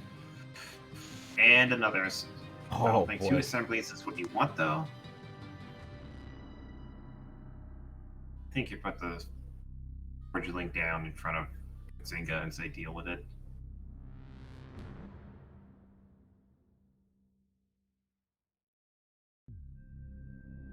You also then put the Harvester at 1. Faka plays Defy Death, yeah. I would think so. Yeah, Faka plays Defy.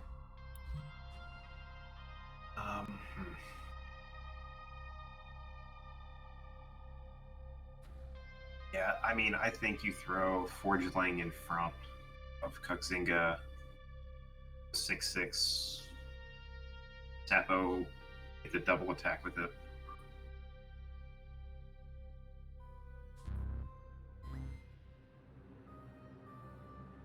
Don't have the double attack, but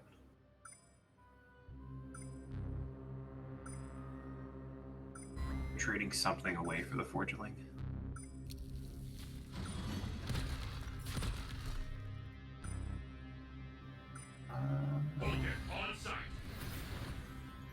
And a 5/5. About the value of that card. Yeah. Yeah, it's good. It's had a lot of balance changes in the past. Used to be good, saw some changes, fell out of play, got buffed a little bit, come back into play lately. I mean, 2 mana getting a creature is just good.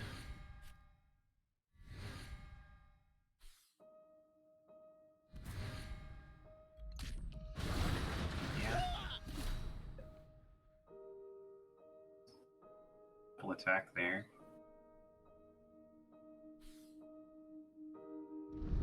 Ooh, the Wonder Drug. Yeah, that's Wonder Drug. got a Sorry, chat, 16 on the saying- auto magics. Yeah, I think you put auto magic at frickin'. I would think you put auto magic at 7, and then just next turn just boom it.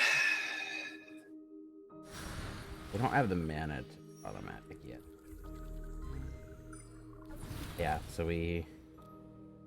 Ooh, band is a little late now. It's not It's late awesome now, in this but- matchup anyway. Yeah. But it's still getting you bodies and building those assembly lines. Look, a 6/6 assembly. Didn't I just deal with that? That's why we see band played last, is you not only get to use it to block the damage that is incoming, but by sequencing it so you play the assembly line and then the band buffs the stack count on both assembly lines and not just the one. So a lot of sequencing going on in that little bit of play. That I would have missed entirely. Oh, make that thing a sheep. That's unfortunate. Sheep it. I mean, you almost have to, right? Why draw at this point? I mean, I know you want to blow them out, but Pack is not done till they've seen the whole deck. I want to take depletion damage first, all right? Yeah. Turn that. Still not looking to commit one of these auto magics. I would have thrown. Yeah, I would have thrown that being down a while ago. Patient. Playing this the safest way possible. It could have been almost over by now. Well, if not over. I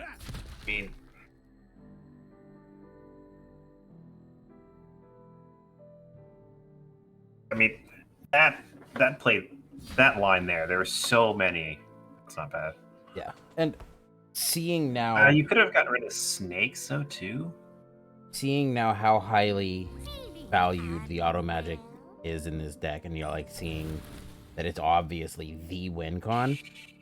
We go all the way back to Faka's play on 1 and hitting the satellite instead of the Sapo, like we talked about when it was in Petamax's hand. Makes a lot of sense. This deck loses to satellite.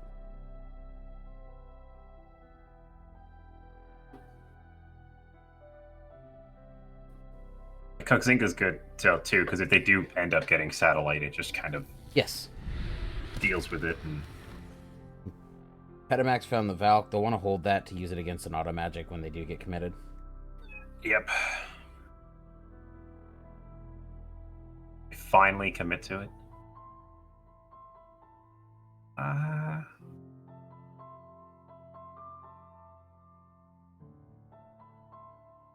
This is one of those things that, as a player, I'm sitting here like, what is happening? Oh, yeah.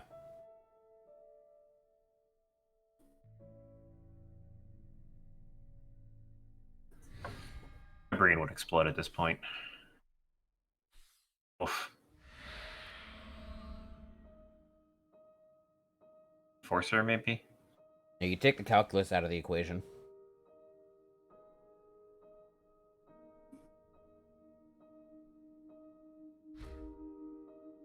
Now, what's the value of taking the calculus, though? Like, out of the equation, per Battery se. up. Check fire. Repeat. Check fire. Anything else was I guess low it does. enough. I guess it doesn't matter, right? Yeah, anything 'Cause else if was it low hit the enough Valkyrie- that they still could have played multiple things, most likely. Because Yeah, I mean, they would spend their turn playing Valkyrie, which isn't fantastic. Back up to not 21. done. Yeah, oh, you can't. I mentioned a little while ago using the auto magic to using a Valk to bounce it. And you can't. Oh, because it can't It be dawned on me as returned. soon as I saw it in the Right. lane. I was like, oh yeah, wait a minute. Right. Yeah, so that's not an option. Which is why you don't hit the Valk. Could you imagine? Sorry, I'm brewing memes. I'm brewing memes in my head right now. Yeah. Auto magic just kind of wins the game then. Okay, Tufaka takes game 1. Game 1. Jeez. And imagine Horn with freaking cannon with magic. Oh. Double blow stuff up.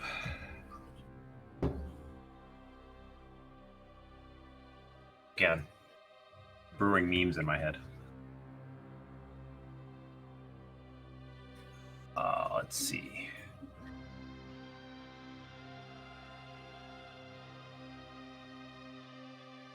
Is there a bubble match we want to see? Well, that was game 1. We can still jump back in and watch game 2 of this one. Micro.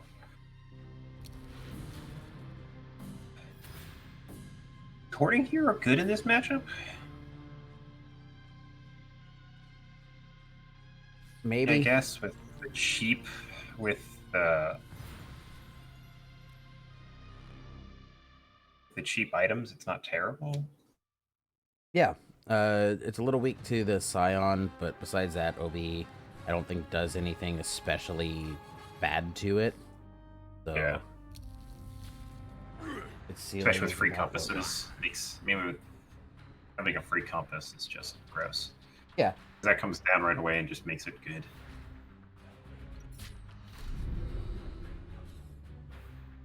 Yeah, the mantle counting as an item is huge. Do we see Vendamomo? Oh, damn. I was hoping to see some memes. I want the vending machine. Yeah. I throw snacks at you for the win. The water's raw. And the egg. That's like by far the best turn 1 play is egg. Oof. Be an 8/8. It only buffs when an item is used on it, so it doesn't buff off compass. Mm-hmm.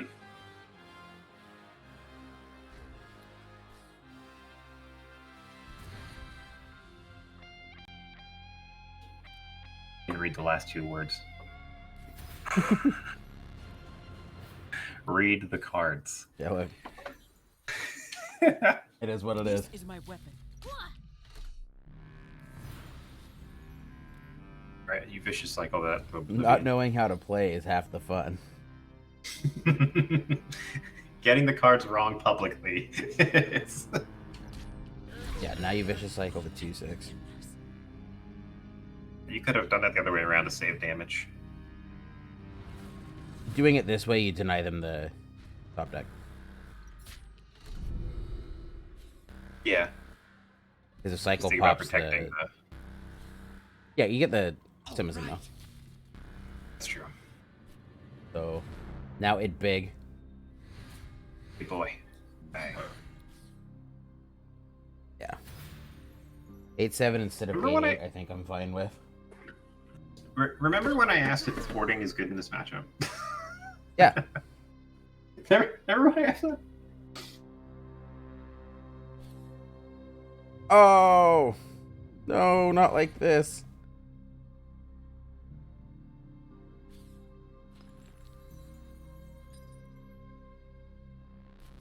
No, juiced off the top? No. Man. No. Oh, yeah, they do play juice.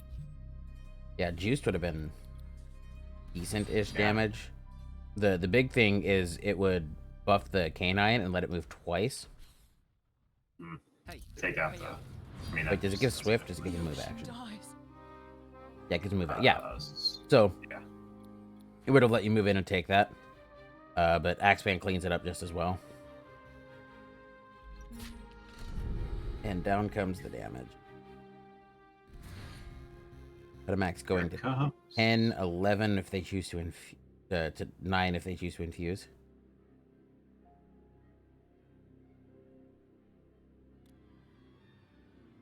See why not. Citizens, I mean...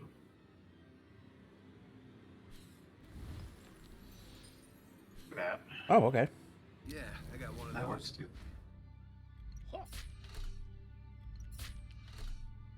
Petamax goes to nice. 10. People on board. So the main 6 kill this. I'll take a lot. 6. Yeah, that's... Petamax needs to find a way to live and then find Angel. Yeah. It's Cataclysm, it's fine. Dangerous sands. Yeah, I like this. Oh. Yeah. Attacks it, kills the 3/2. You still take 8. 9 with infuse. 1 damage to... So any item that could have been used on this was lethal.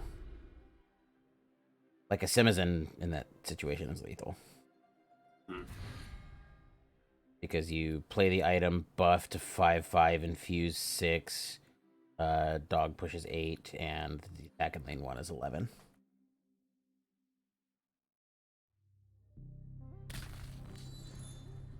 So close. Onesies. I don't think I'm playing anything if I'm Faka. Yeah, just pass. Imagine ripping Angel there. Oh, man. Oh. That's probably why he didn't play it. That's probably why I didn't play anything. Yeah, that's why I wouldn't have played anything. You also don't need to commit anything at this point. Even Angel aside, like, you've got all the things you need at this point. Yeah. That's a good take. Don't need to find 2 blocks, though, and that's not gonna be... Ooh.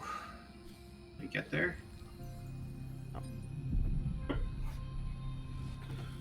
Ufaka stays undefeated.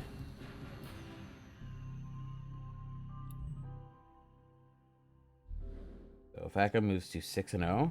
Petamax to 5-1. We should almost definitely be seeing Tufaka in the top 8 now. Let's go find us a bubble match of some kind. Let's do... I don't think we've seen Kitsune today. I know we haven't seen Unscathed yet, so let's go check out Yeah, let's see Unscathed. Unscathed, yeah.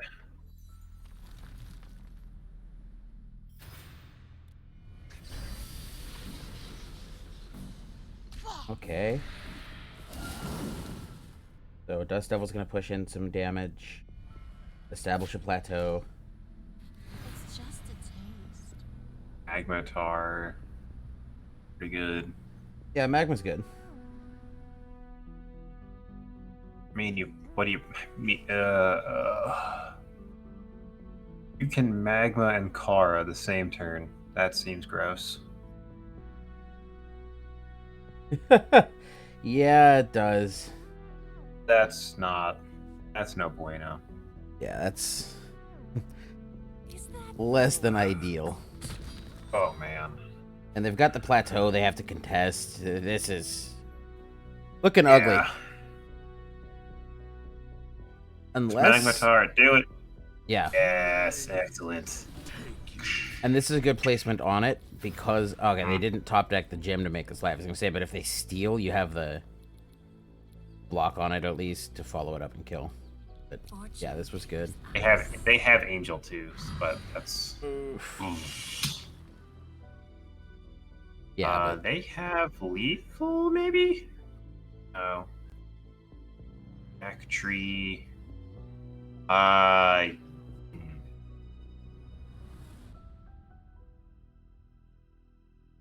Depends what they draw here. They ignition off the top. They have Lethal.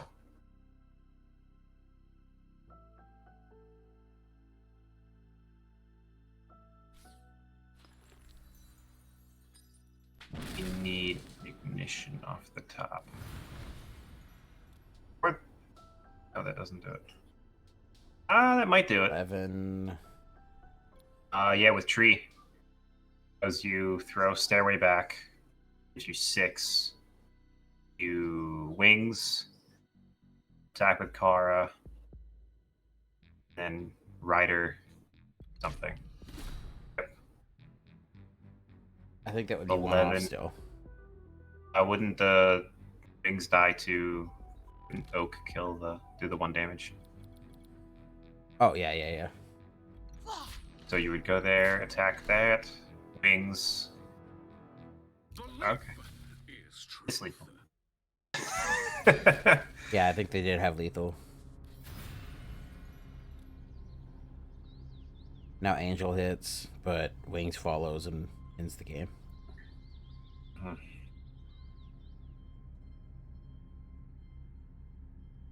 Which is something you have to be kind of conscious of when deciding if you play this Angel. You might not play the Angel just to, establish blocks. But I think you don't have much of a choice.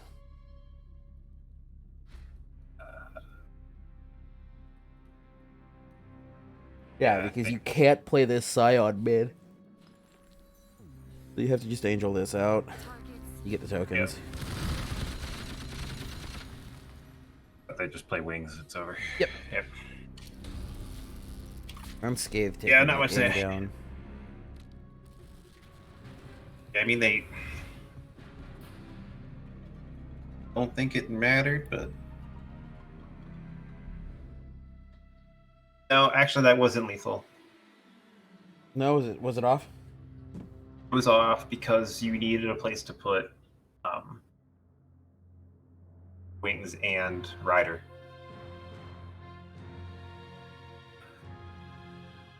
There's no way to push rider through. Yeah. It's on board. Yeah, they needed to put rider somewhere.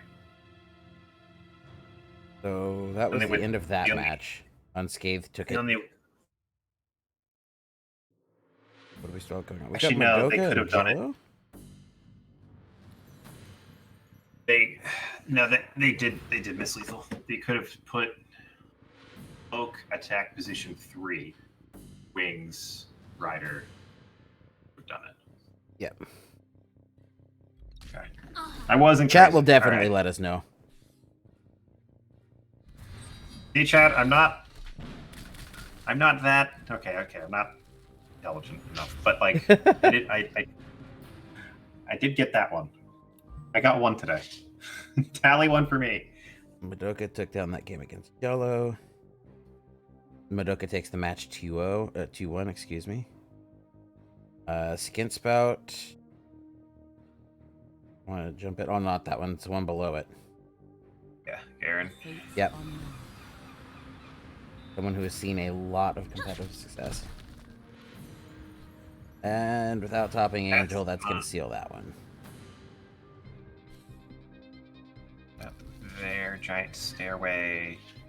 Not 6-1. Quite lethal yet. You get a chance to find Angel. That's the big thing.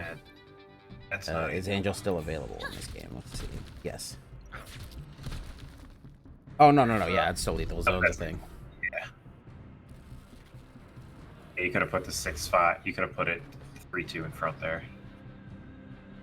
Blocked at least 2.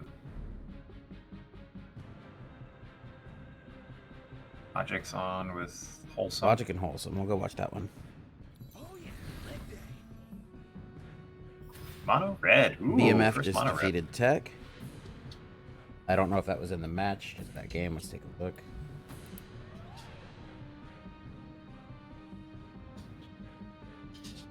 Yeah. 3-2. Oh, they're just beginning game 3. Okay. Okay, cool. Mono red. I haven't seen this today at all. Yeah, Wholesome's on it. I'm surprised this isn't. Crucible Flare. So good. Yeah. Thank you. Oof. What happened to me?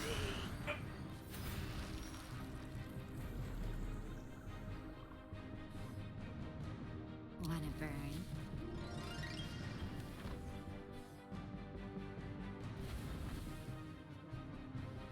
Thank you. Yeah, this is looking bleak. But Logic finding Maizen is good.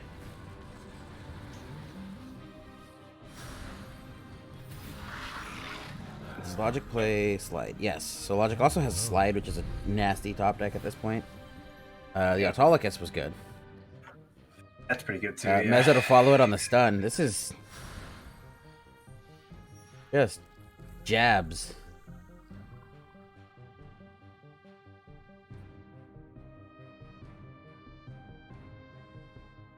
Logic contemplating letting it hit? If Logic was like in the lead, I could see Mezzo lane 7 and attempting to just outclock them. But okay, I was gonna say. Yeah. But I don't see a line that you don't just stun the Autolycus. Oh. Alright. Wow. Like I said, it's just body blows. This is... Take you. Oh, no. That is not... That is not That's an not what opportune you horse. want to see. Oh. Maybe... okay. So you ignition face and then activate Zilla. Yep. Yeah, that'll seal it. That's key. Slide off the top. Oh, no. Just show it to him. Yep. That's unlucky. That's more like what I see. Yeah, that's what I see. That's unlucky. I mean, that was just body blows though. Top deck, top deck, top deck. That was, and then Logic stopped body blowing. Started headbutting instead. Okay, we got YB and OP. Let's see it. I am first to 7 wins. Yep. You can't see it because the webcam's off at the moment, but I actually sat up a little bit. I got excited seeing OP. We talked about it a little while ago, and so I'm glad to see it show up again.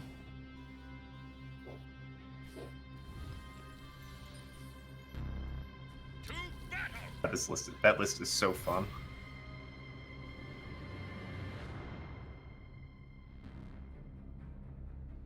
Although his hand is less than ideal, but that's okay.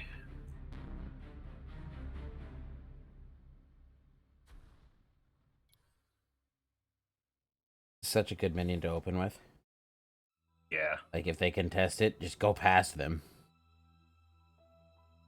It's a neat thing to do, especially when you have nothing on 2. Like, you don't mind at all if, you know, and it's not happening in this hand, but had Wholesome had a block on this, especially with nothing else to do on 2, totally fine just agiling past them at the 2 mana point.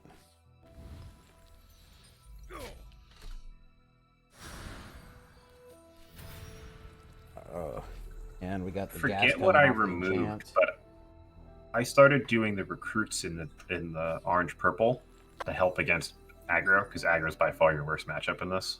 Yes. I threw some recruits in to like help with that, help thin it out a little bit. Yeah. I don't know what Wholesome's list has, but that's one thing I've noticed about Yeah, it. Wholesome's He's got a got the playset of recruits in them. it too. Yeah. I do too in the list I've been playing. I like the one of Halcyon quite a bit. Yeah, the permanent, yeah. The Moonblade. Gate gets so much value in this list. I always feel a little bad using my Colosseum buff like that when it's gonna die anyway. And it had the kill without the Colosseum buff.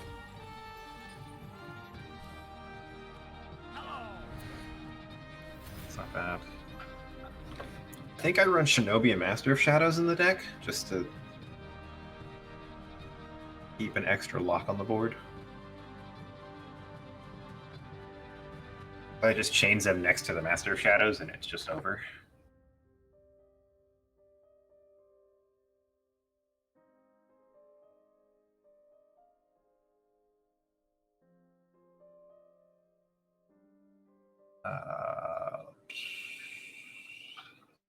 Now, if you exile the creature, it just gets rid of the creature, so it's not worth it.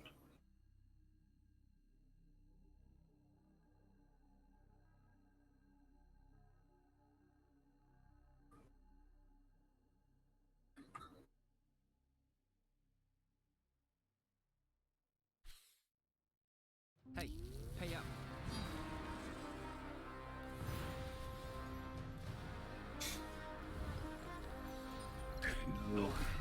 Rating there is fine. Stay calm, citizen. The enchantment. Then we've got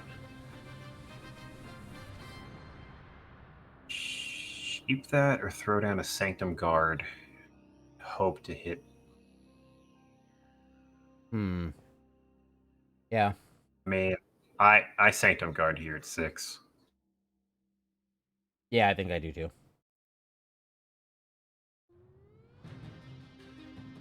And the only other play you could really do is Temptation or even Exile, but like you don't want to lose. It's not a good button, but you got Mutton. Well, yeah. I mean, I think you Sanctum Guard 6 here, and nothing they have hurts you right now. I don't know, man. When in doubt, Mutton out. Yeah. I think you Mutton the things you can't actually deal with, like, right away. This isn't that big of a deal. Again, I'm wrong again. When in doubt, Mutton out. There should be a Midge is wrong counter. God. Ugh. So now you just play the second one. Yeah. And then Wholesome tops the second Mutton. No, he gets White Moon. Shame. He gets White Moon. He would have felt so bad if he just top decked a White Moon there. Oh yeah, absolutely. I still think you go Sanctum Guard 6 here. But I don't think Wholesome's playing White Moon. No, Wholesome's not playing White Moon. Why is the Sanctum Guard there? Yeah, Wholesome's on Colosseum. Yeah, it clicked. Wait, Colosseum likely doesn't want White Moon. That's true.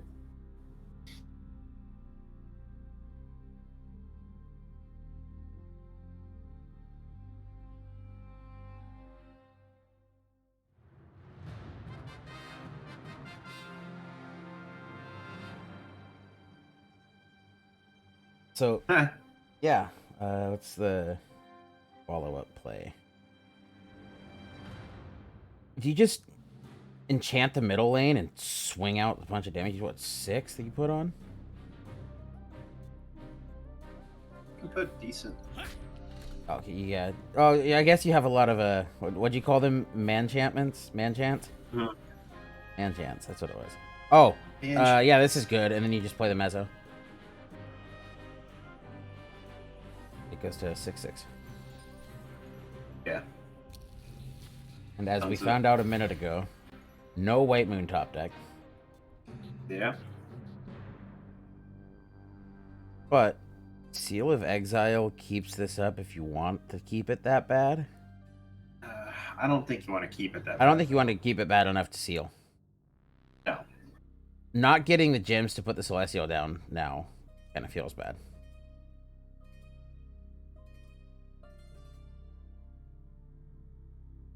I mean, I think I throw Recruit in front of the 3/3.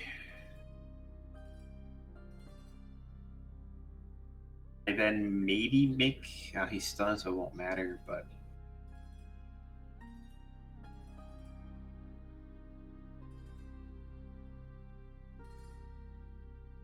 Yeah, without the purple, that's tough. Rough play. Yeah. Maybe Fragile the 6/6, but can't attack the... A Recruit in front of the 3/3, Yeah. Fragile the 6/6. That's the only thing I could think of. Yeah, this is a tough spot. I definitely don't make the chump block because it's not going to push any damage to the minion, and the damage to face is not significant yet.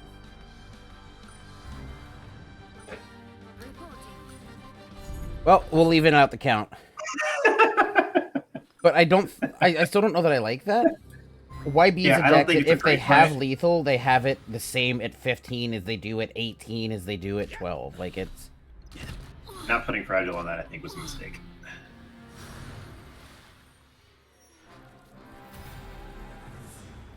Alright. Now it's rough. Yeah. Late. A little late for that. Hey, pay up. It does put you so that you can't mend out of it, but Magnus cleans it and deals 9. Yeah.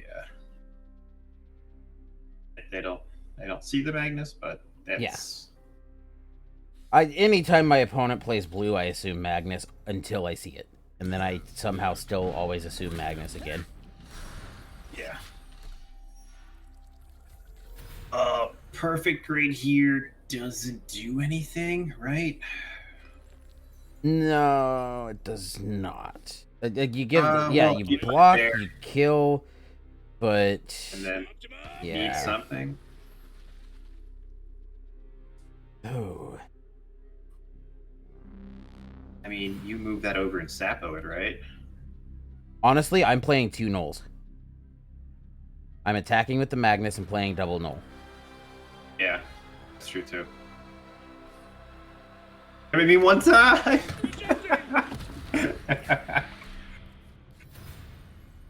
Oh, they can seal it. Play the yeah. They can seal the They can seal the Sapo and block the play Magnus. and then put the 4/4 in front of the Magnus. Yeah, I think double null was the line actually. Yeah, because then they have to deal with all that extra pressure. Now you can double null and not feel terrible about it.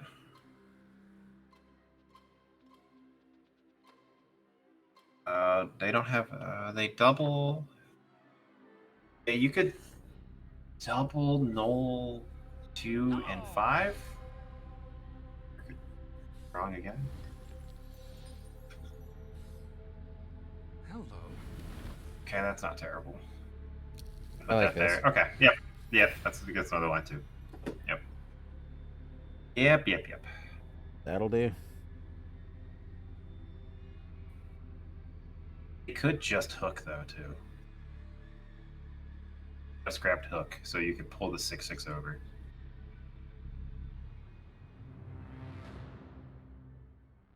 The hook was actually kind of timely.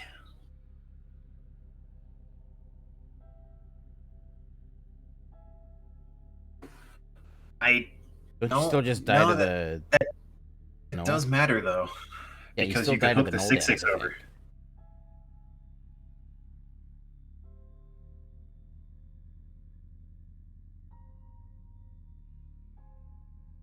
Oh no, you don't die to the null. Yeah. Yeah. Hook what 5? You go to 5. Hook them to 5. You gotta play in the middle lane to not have the null damage hit you. Go to 1. Oh, that's true. Yeah. So Moonblade comes down middle lane. Scion. So Moonblade comes down middle lane. You lie. Just kidding. You say you lie in the Magnus, swing the Scion, and then hook the Mezzo into lane 7. Oh, you could also just unoccupy the null. That's true. Yep. This is lethal. You play the enchant on lane 2, it gets a +1 buff, focus swings into Moonblade 6 to face. That way does it too, though. Yeah. So yeah, I think the Moonblade middle line was actually the call. Yeah, because then you swing. Well, you can. But Logic takes Wholesome down in that game. Would you take those? Would you slide over though? Like what? You can't hook anything though at that point, and the 6/6 just kills you. No. So you Moonblade the middle lane. You Scion the opposing lane 7. You lie in it, attack with the. Oh, and then pull it. And after. then pull Yep. into 7. Yep. And then you hold the double block, and you have the block in the middle lane. Yeah, my sequencing was off. Yeah. And that looks to be the end of these matches.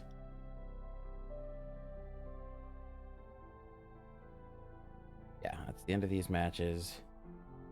That tie we saw in time with BMF may come back to haunt them.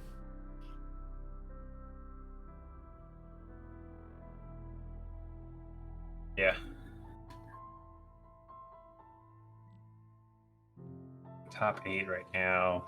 Tufaka, Peta, Green Weasel, Itsu.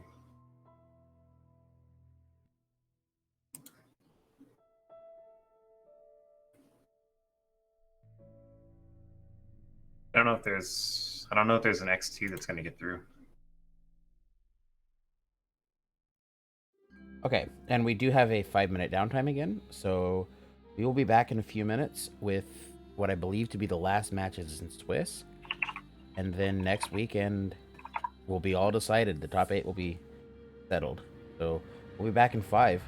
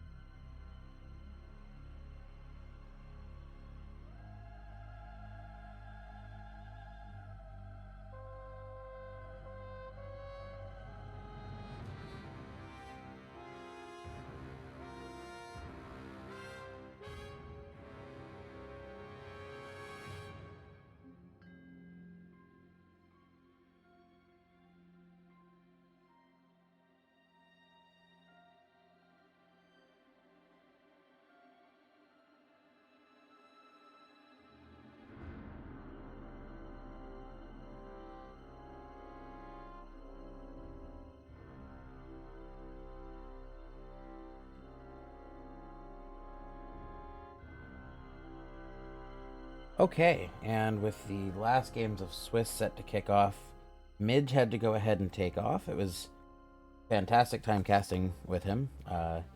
Hopefully you guys all enjoyed it as well. And to do the last match with me will be Fu. So what do we want to watch? We've got these bubble games, I think. I want to pull one of these up. Pick up Madoka and Unscathed.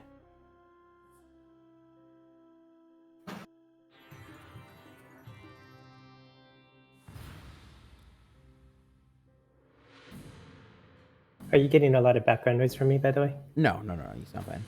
Okay, good. So, unfortunately, there's some noise in the background here. So Madoka's on YP this game, and looks to be in a good spot. You can just play down the two cost minions they have. And push Unscathed down to 17.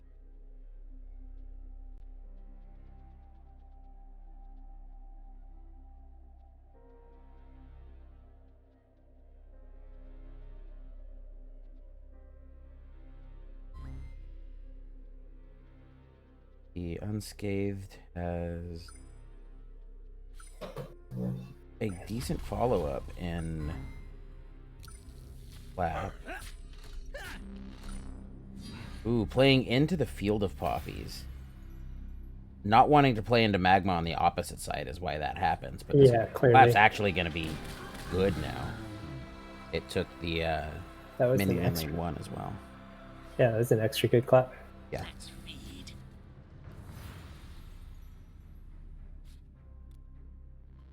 Pup typically suited well to keep you in damage contests, but against YP, it's not likely to stick.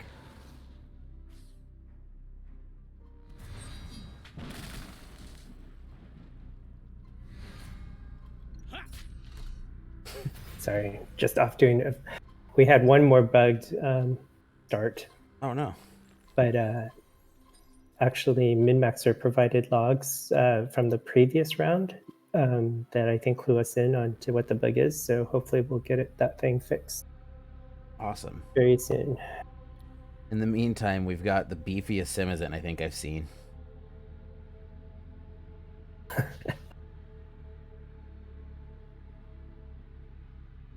It doesn't have that much, just Grit Instructor and Mantle of Authority.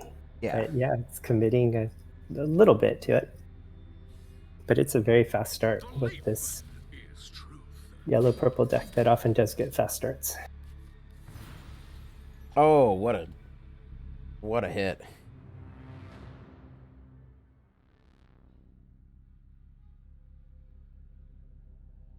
Potentially into Gigantomachia, which means you don't want to like slow play it with the Puma and then go into Insta Beast and maybe lose both. I like just pushing out the damage and making them have the out.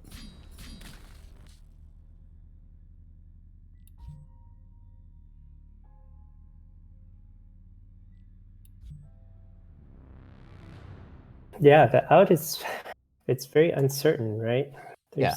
There's nothing that Unsaved can play that they can be really confident about at this point. Yeah, it's just chumping out blocks. They did not find the Machia. What else do they have? That may be it.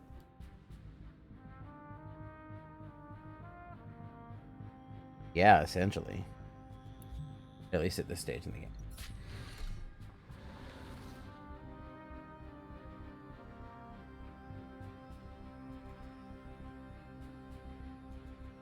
And we do see some life exchanging happening.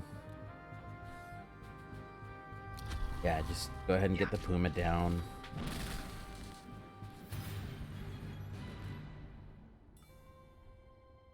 Now, this is a good placement by Madoka.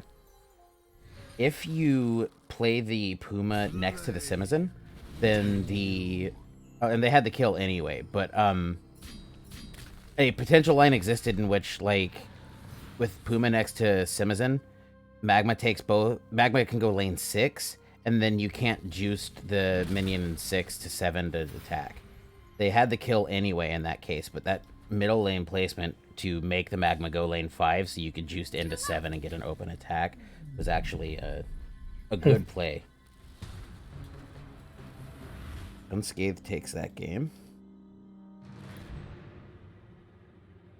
How much of a flex would it be if somebody named Unscathed joined and just did not lose a game the whole event? Yeah. That would have been cool. There's been plenty of flexing today. Okay, so game 2 has kicked off.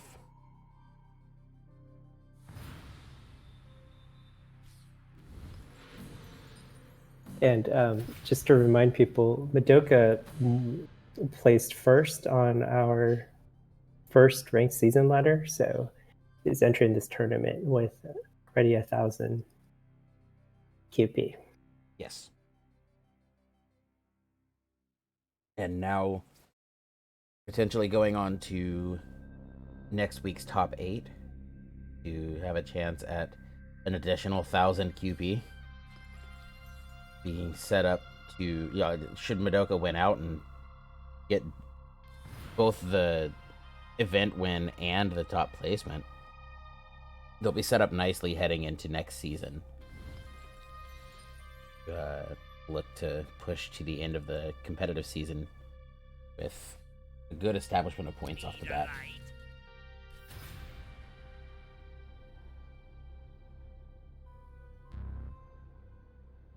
Yeah, I'm curious to see how many points will be required to make it into the top 16 at the end of the year. It's something that it's very difficult to predict ahead of time, and we're just gonna have to see what people do. Yeah. So you've been watching this entire tournament. What would you say, Noah, are your favorite ducks? I've enjoyed the blue-yellow enchantment lists quite a bit, actually. I have not had a chance to play them much yet myself, but I think I know what I'm doing this weekend.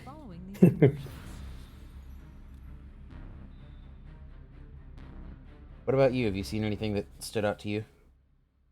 I have been a little bit just busy trying to help Mark Theus with the various random issues that we've had behind the scenes.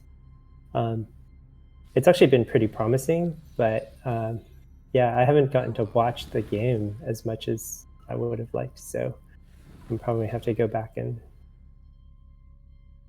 take a look at some of the replays and whatnot later. Yeah, and that is one of the nice things. The VOD will be available on Twitch, and I will be downloading it, and it'll be going up on YouTube likely Monday. So if you did miss anything, you will be able to find it again. When it does go up on YouTube, it'll be timestamped so you can skip to specific matches that you want to watch, blah, blah, blah. And we'll have that up hopefully within the next couple days. How would you rank the colors in terms of strength? Ooh. I don't know.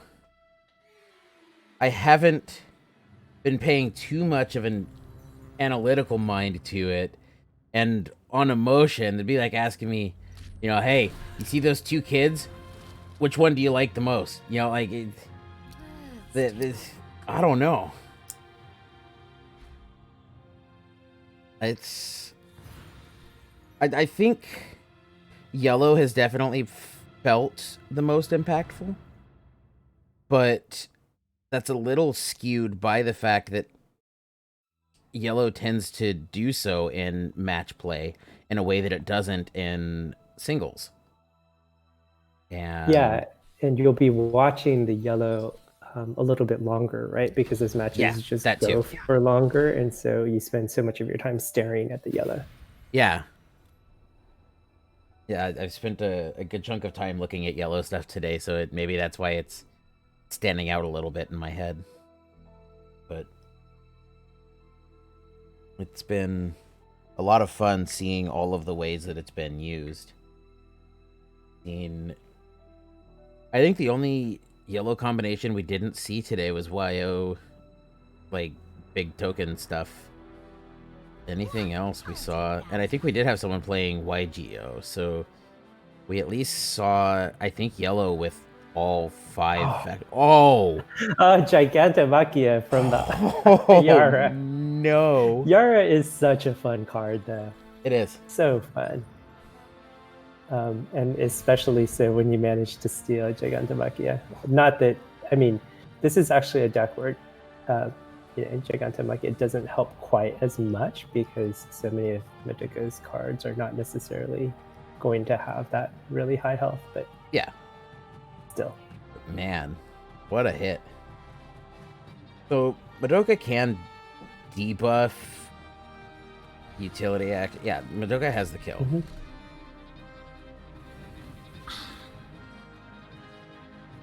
They could have also done it with the Field of Poppies and saved a mana. But that mana doesn't mean... Yeah, that mana wouldn't have changed the play any. So doing it this way and keeping the Field of Poppies is the way to go.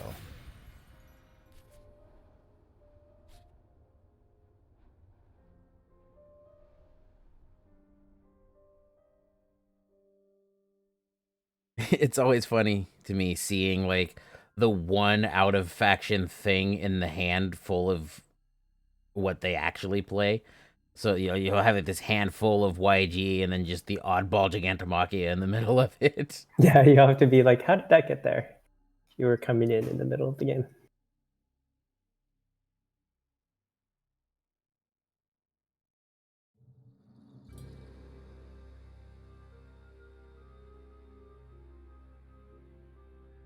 And I've seen Scylla get played quite a lot this tournament of the matches that I watched, and that has always been kind of fun to see it come down.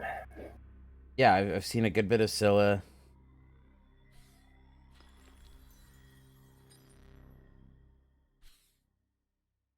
Seen a few Zillias as well. This one is not the only one of the day. And we're seeing cards across all 3 sets. Yes. That was...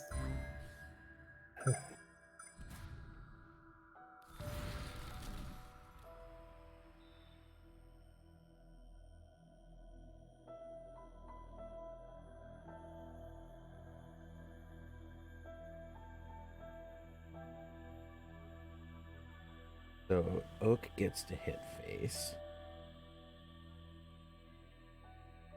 You can...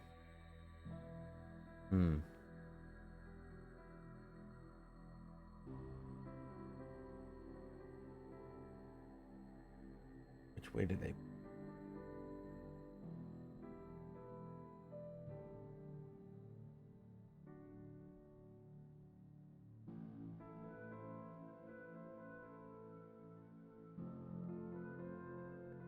Yeah, it's not easy. I don't see a clear way that Madoka can take care of the Zillia just yet. No. Not that Zillia is a must-answer card at this point. Yeah. But it is annoying.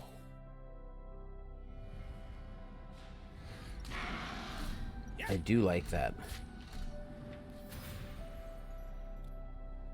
Oh, that's a good get, though. Yeah, that's a find.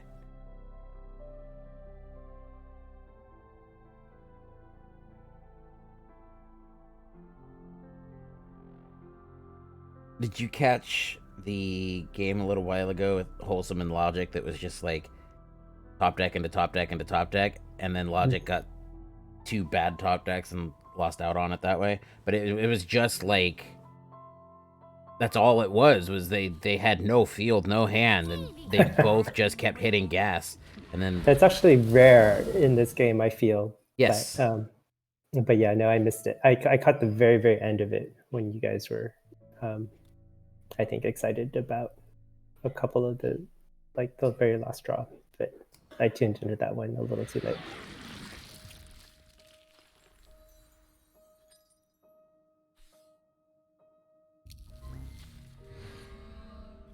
So, Valhalla.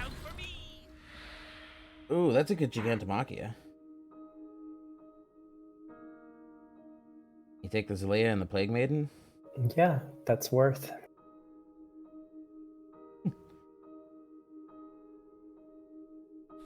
Unscathed stole it, and Madoka still beat them to it.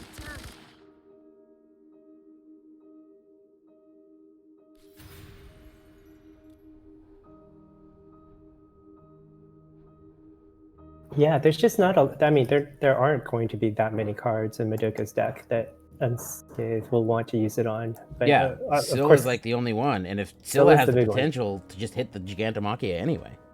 Yeah.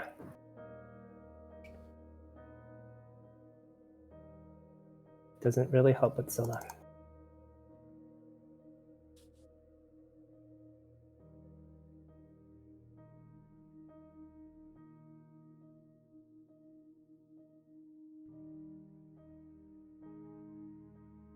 I'm happy to see Harpy 1 get play as well, because if any card had a potential for creating a tremendous number of bugs, Harpy 1 was probably one of them. That and Impusa, both of those were such weird, unique abilities. How may I serve you? You're welcome.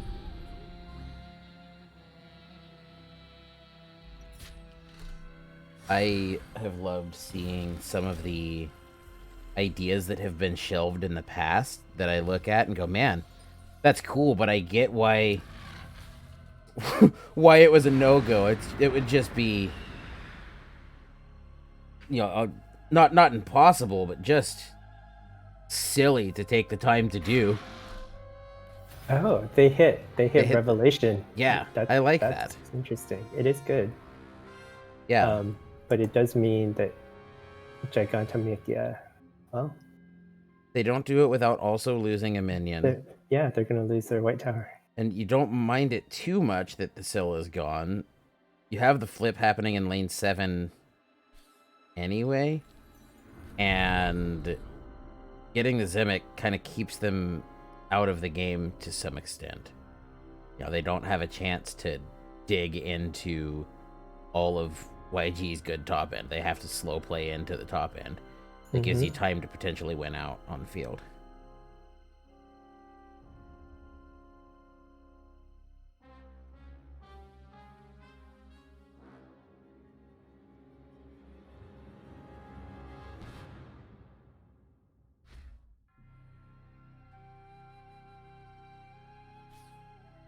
Huh.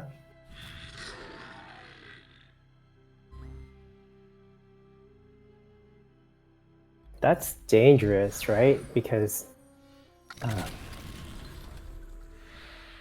Scylla gets used again. It does. Yes.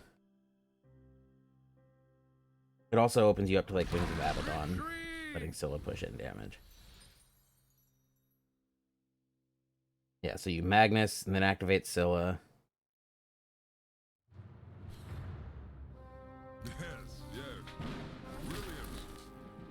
Being able to Scylla with an empty hand is so much fun. Yeah, so now you get the Machia out of the way. And Auto Magic's only at 2 damage. It did just top deck a spell, but it's not going to speed up the clock so significantly on Auto Magic that it's going to be beneficial. Also in BMF, going down to the last game in that match. Battery up. Check fire. Repeat. Check fire.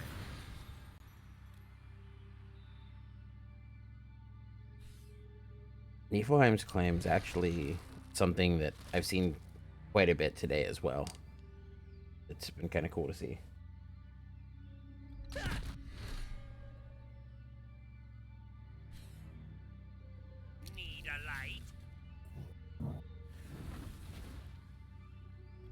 Yeah, it works well with the Fire Eaters, and it's fun seeing the Fire Eaters come back.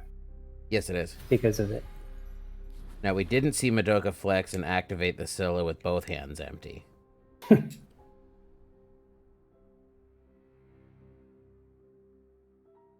I love taking actions that do actually nothing.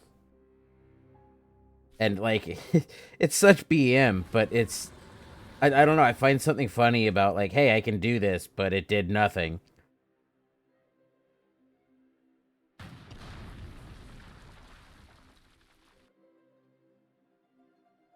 So that is a timely miss and defined. Oak is gonna get in twice, though.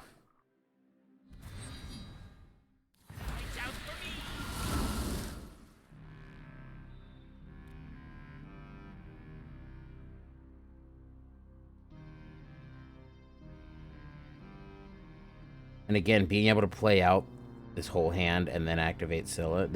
One of the advantages of Scylla as the top end in these low-cost decks is that you know, if you stick the Scylla, you can do stuff like this, that you manage to empty the hand and then pull off this activation. Yeah, and you keep it going.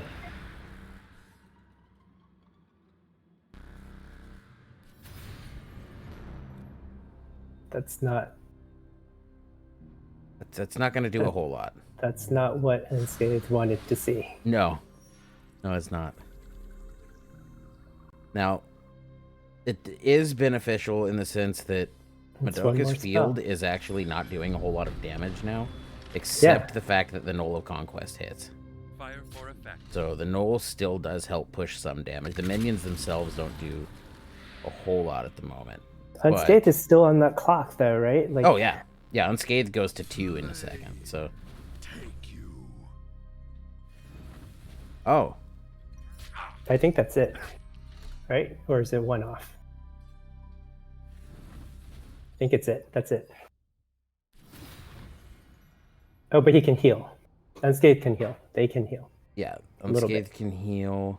I don't know if it's enough. I don't think it's No, enough. it's... Ooh, does the Knoll of Conquest damage... Oh, it's only Blight 1. It's not missing. So yeah, Knoll of Conquest is pushing 2. That's game. Yeah.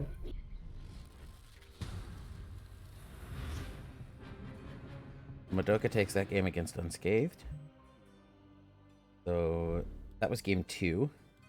And is now 1-1 in that match. See, what else did we have? Tufaka is 1-1 against Logic. Tufaka looking to go undefeated in Swiss.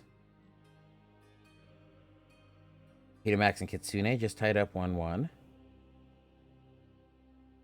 And we'll be jumping back in with Madoka and...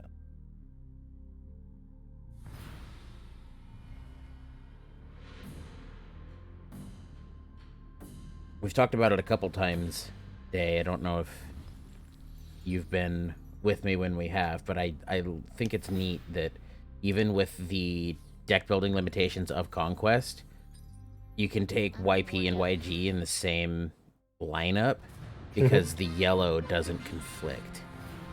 Right.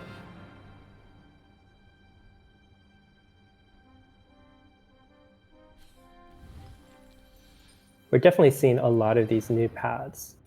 They are probably a little bit overtuned relative to the older ones because they are new, but I'm definitely seeing Alliance Command Center quite a lot in this tournament. Yeah, and one of the... It looks so good, though. I love the clouds.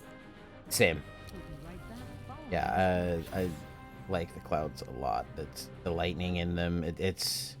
I think both paths, visually, we took a big step up this expansion. Not specifically in quality, but it just in how much is going on in scale. And you know, these things feel alive, and it's cool. Madoka is completely setting up for a massive juiced. Yes. And man, I don't see anything in Unscathed hand that's going to really change that. No. Yeah, Madoka gets to juiced plus egg and be in an awesome spot, and that leads into Instabeast as well. This is This is as strong a start as you're going to get. Yes, it is. Relatively speaking. But see, even losing this, you just play the egg and then juiced, and Yep. you have the buff that way. Yeah.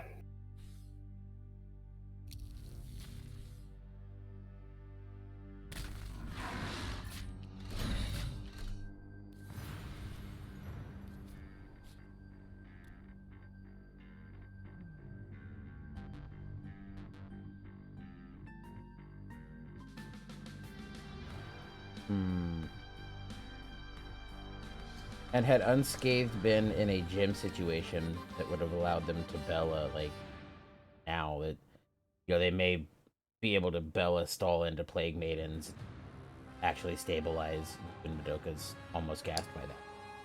But not getting the gems to get to the Bella may be... Well, that's tough. That's the Yeah, 3 it gem is. requirement on Bella that makes it so hard. I think the only thing they can do right now is play Led Astray. Yep. Shuffling out the egg, moving into block.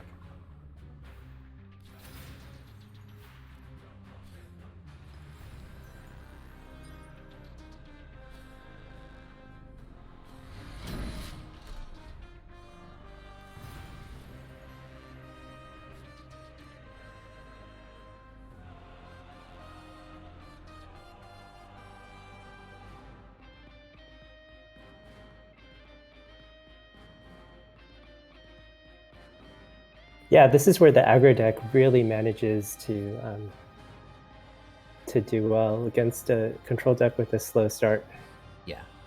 Now, you potentially shuffle the Maidens, play the Bella in lane 7, stun the Puma, It's the only thing and then steal the Puma.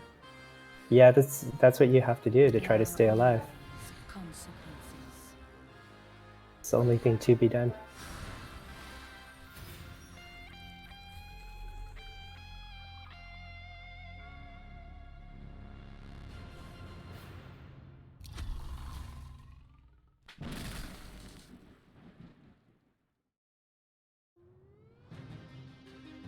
Pretty much have to stun the other Puma too. Yeah. So Unscathed, not completely out of it yet. Still just hanging in there. Yeah. Might manage to stabilize themselves against a fast opening out of Madoka. Yeah, and that moving over totally makes sense, of course. Yes.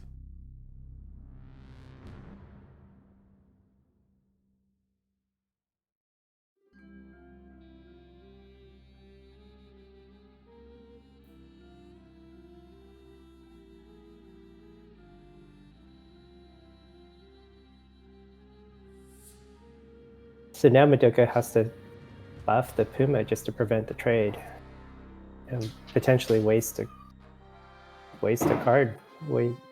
Yeah.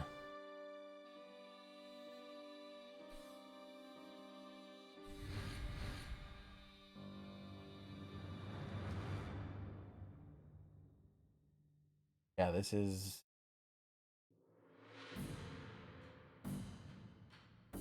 Now you can just flip the Puma back. It'll go to 7, so Unscathed is able to, yeah, just undo all of this buffing. Yep. Yeah.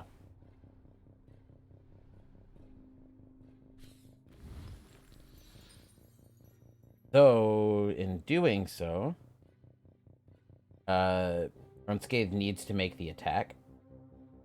Because, yeah, this way, like this. Now, hopefully they make this attack. So yeah, they have to. Yeah. Of you course. don't want to give them, like, the double juice potential. Yeah, you really can't leave them with that.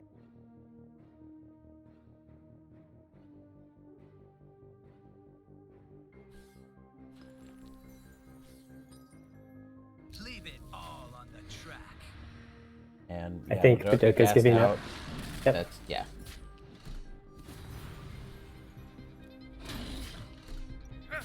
Good job by Unscathed. Yeah. Yeah, it was a good job staying in the game, playing to the outs.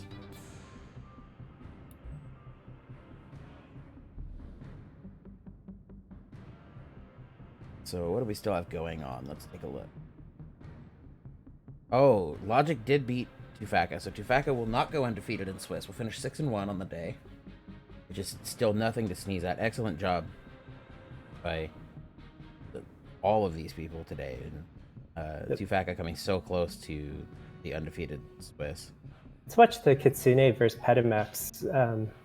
Or do you want to prefer watching someone that's perhaps more on the bubble? It's a little bit hard to tell who's on the bubble right now because of the way. Yeah, it's wide open. It's arranged the players. Yeah, we can just jump in on Kitsune Petamax.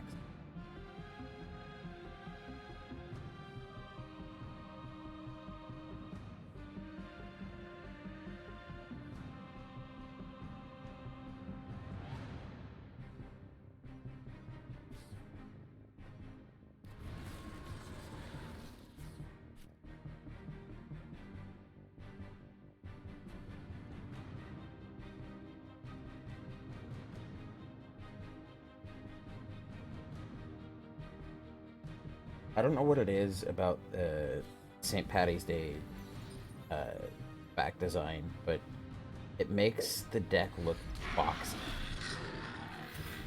Like, almost makes it look like the dimensions of the deck have changed. Oh, have changed a little bit? Yeah. Well, it's because the frame shortens the height of the card behind it, and so that'll make it look... Yeah, that's neat.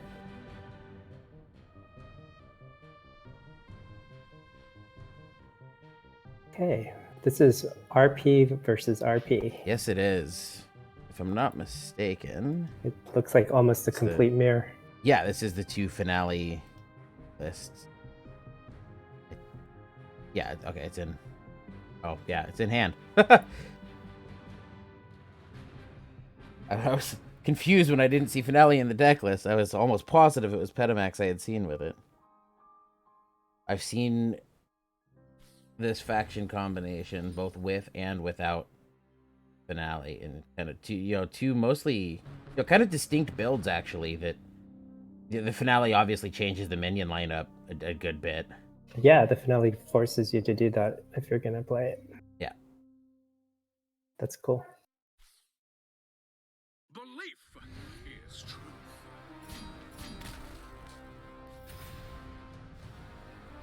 Oh, I have not seen the 7 ring once today.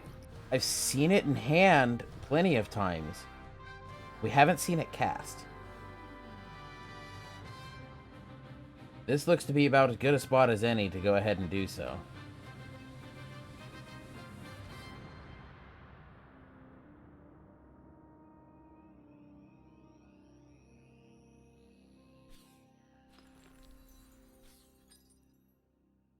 And there we have it.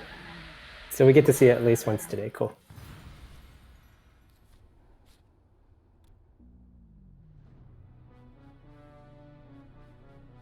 Oh, and we've got an...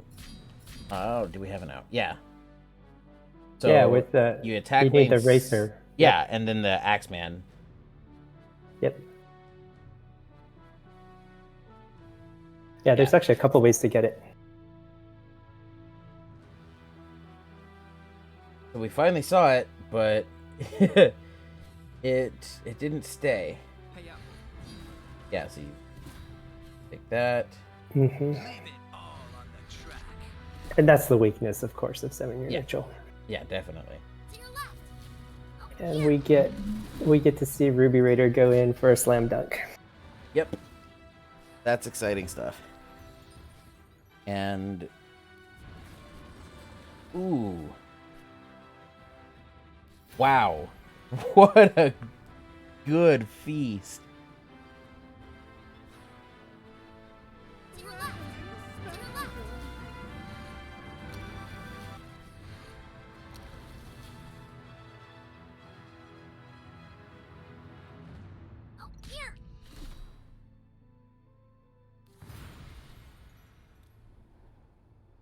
So in this spot, do you just slide to lane 6 and activate finale?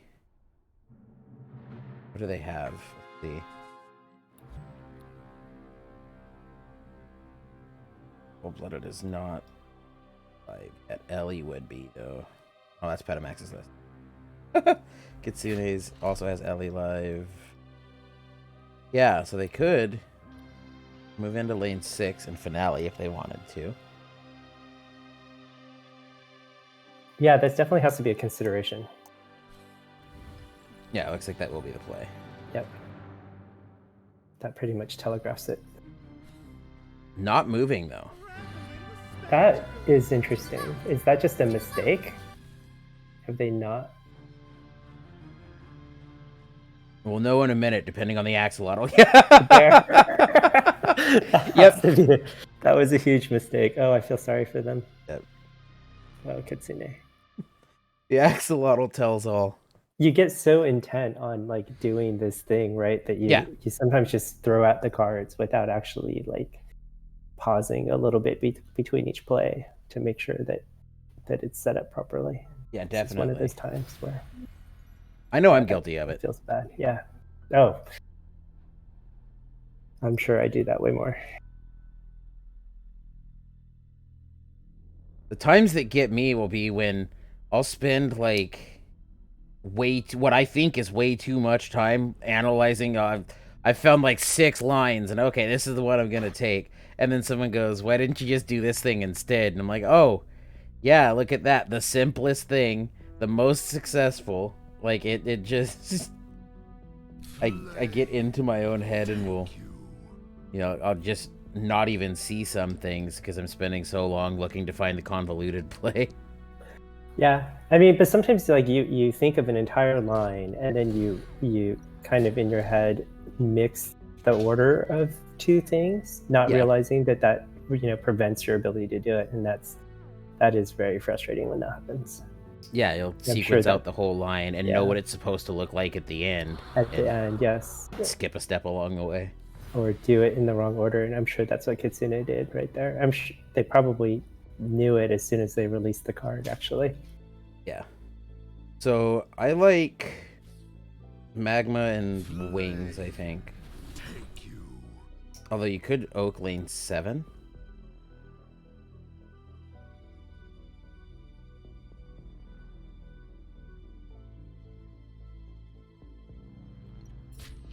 The Oak is risky because of the Magmatar, right? Yeah. So yeah, I think Wings would be the right play there, just to make them not have quite as many options on their turn. Yeah, Wings sack Ellie maybe? Oh no, yeah, you have flag. Don't don't do what I would do.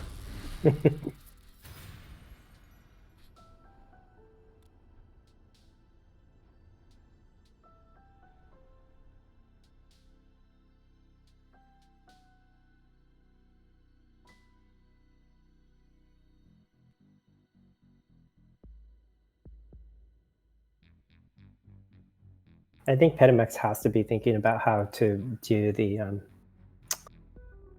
extract life at this point. Yeah. And that's something that definitely complicates lines. Oh yeah. Because you cannot mistime that in a sequence of plays.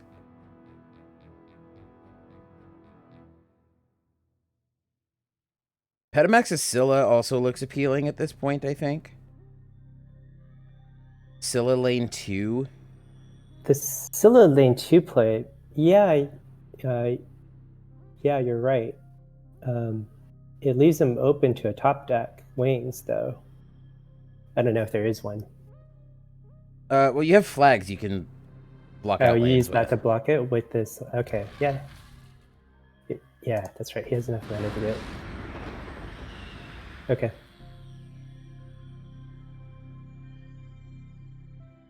Scylla goes 7. You have double flag 1 and 2.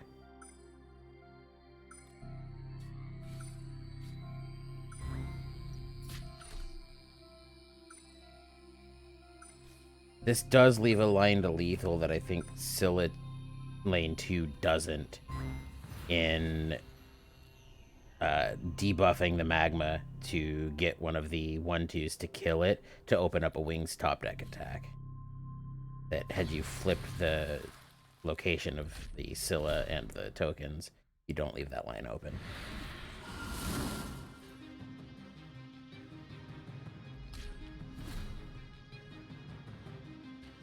I mean, you would need 2 wings, I think. Oh yeah, it's coming back. That's the thing. Ouch. Yeah. That was a very good play by Kitsune. Yes, it was. That was very cool.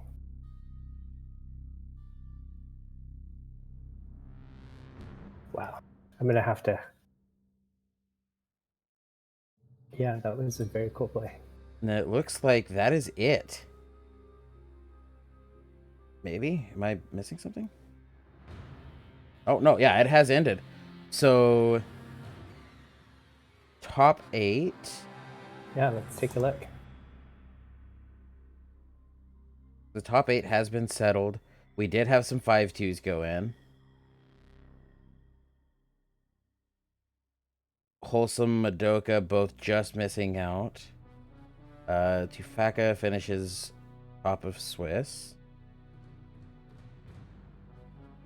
Is next week event going to be seeded?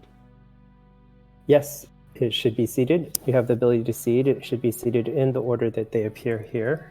Cool. So we have the top 8. Well played to all of them. To anyone else that played today, who, we definitely want to thank you. It was a fun event, absolutely. Yeah, well played, everyone. It was fun watching them do all these.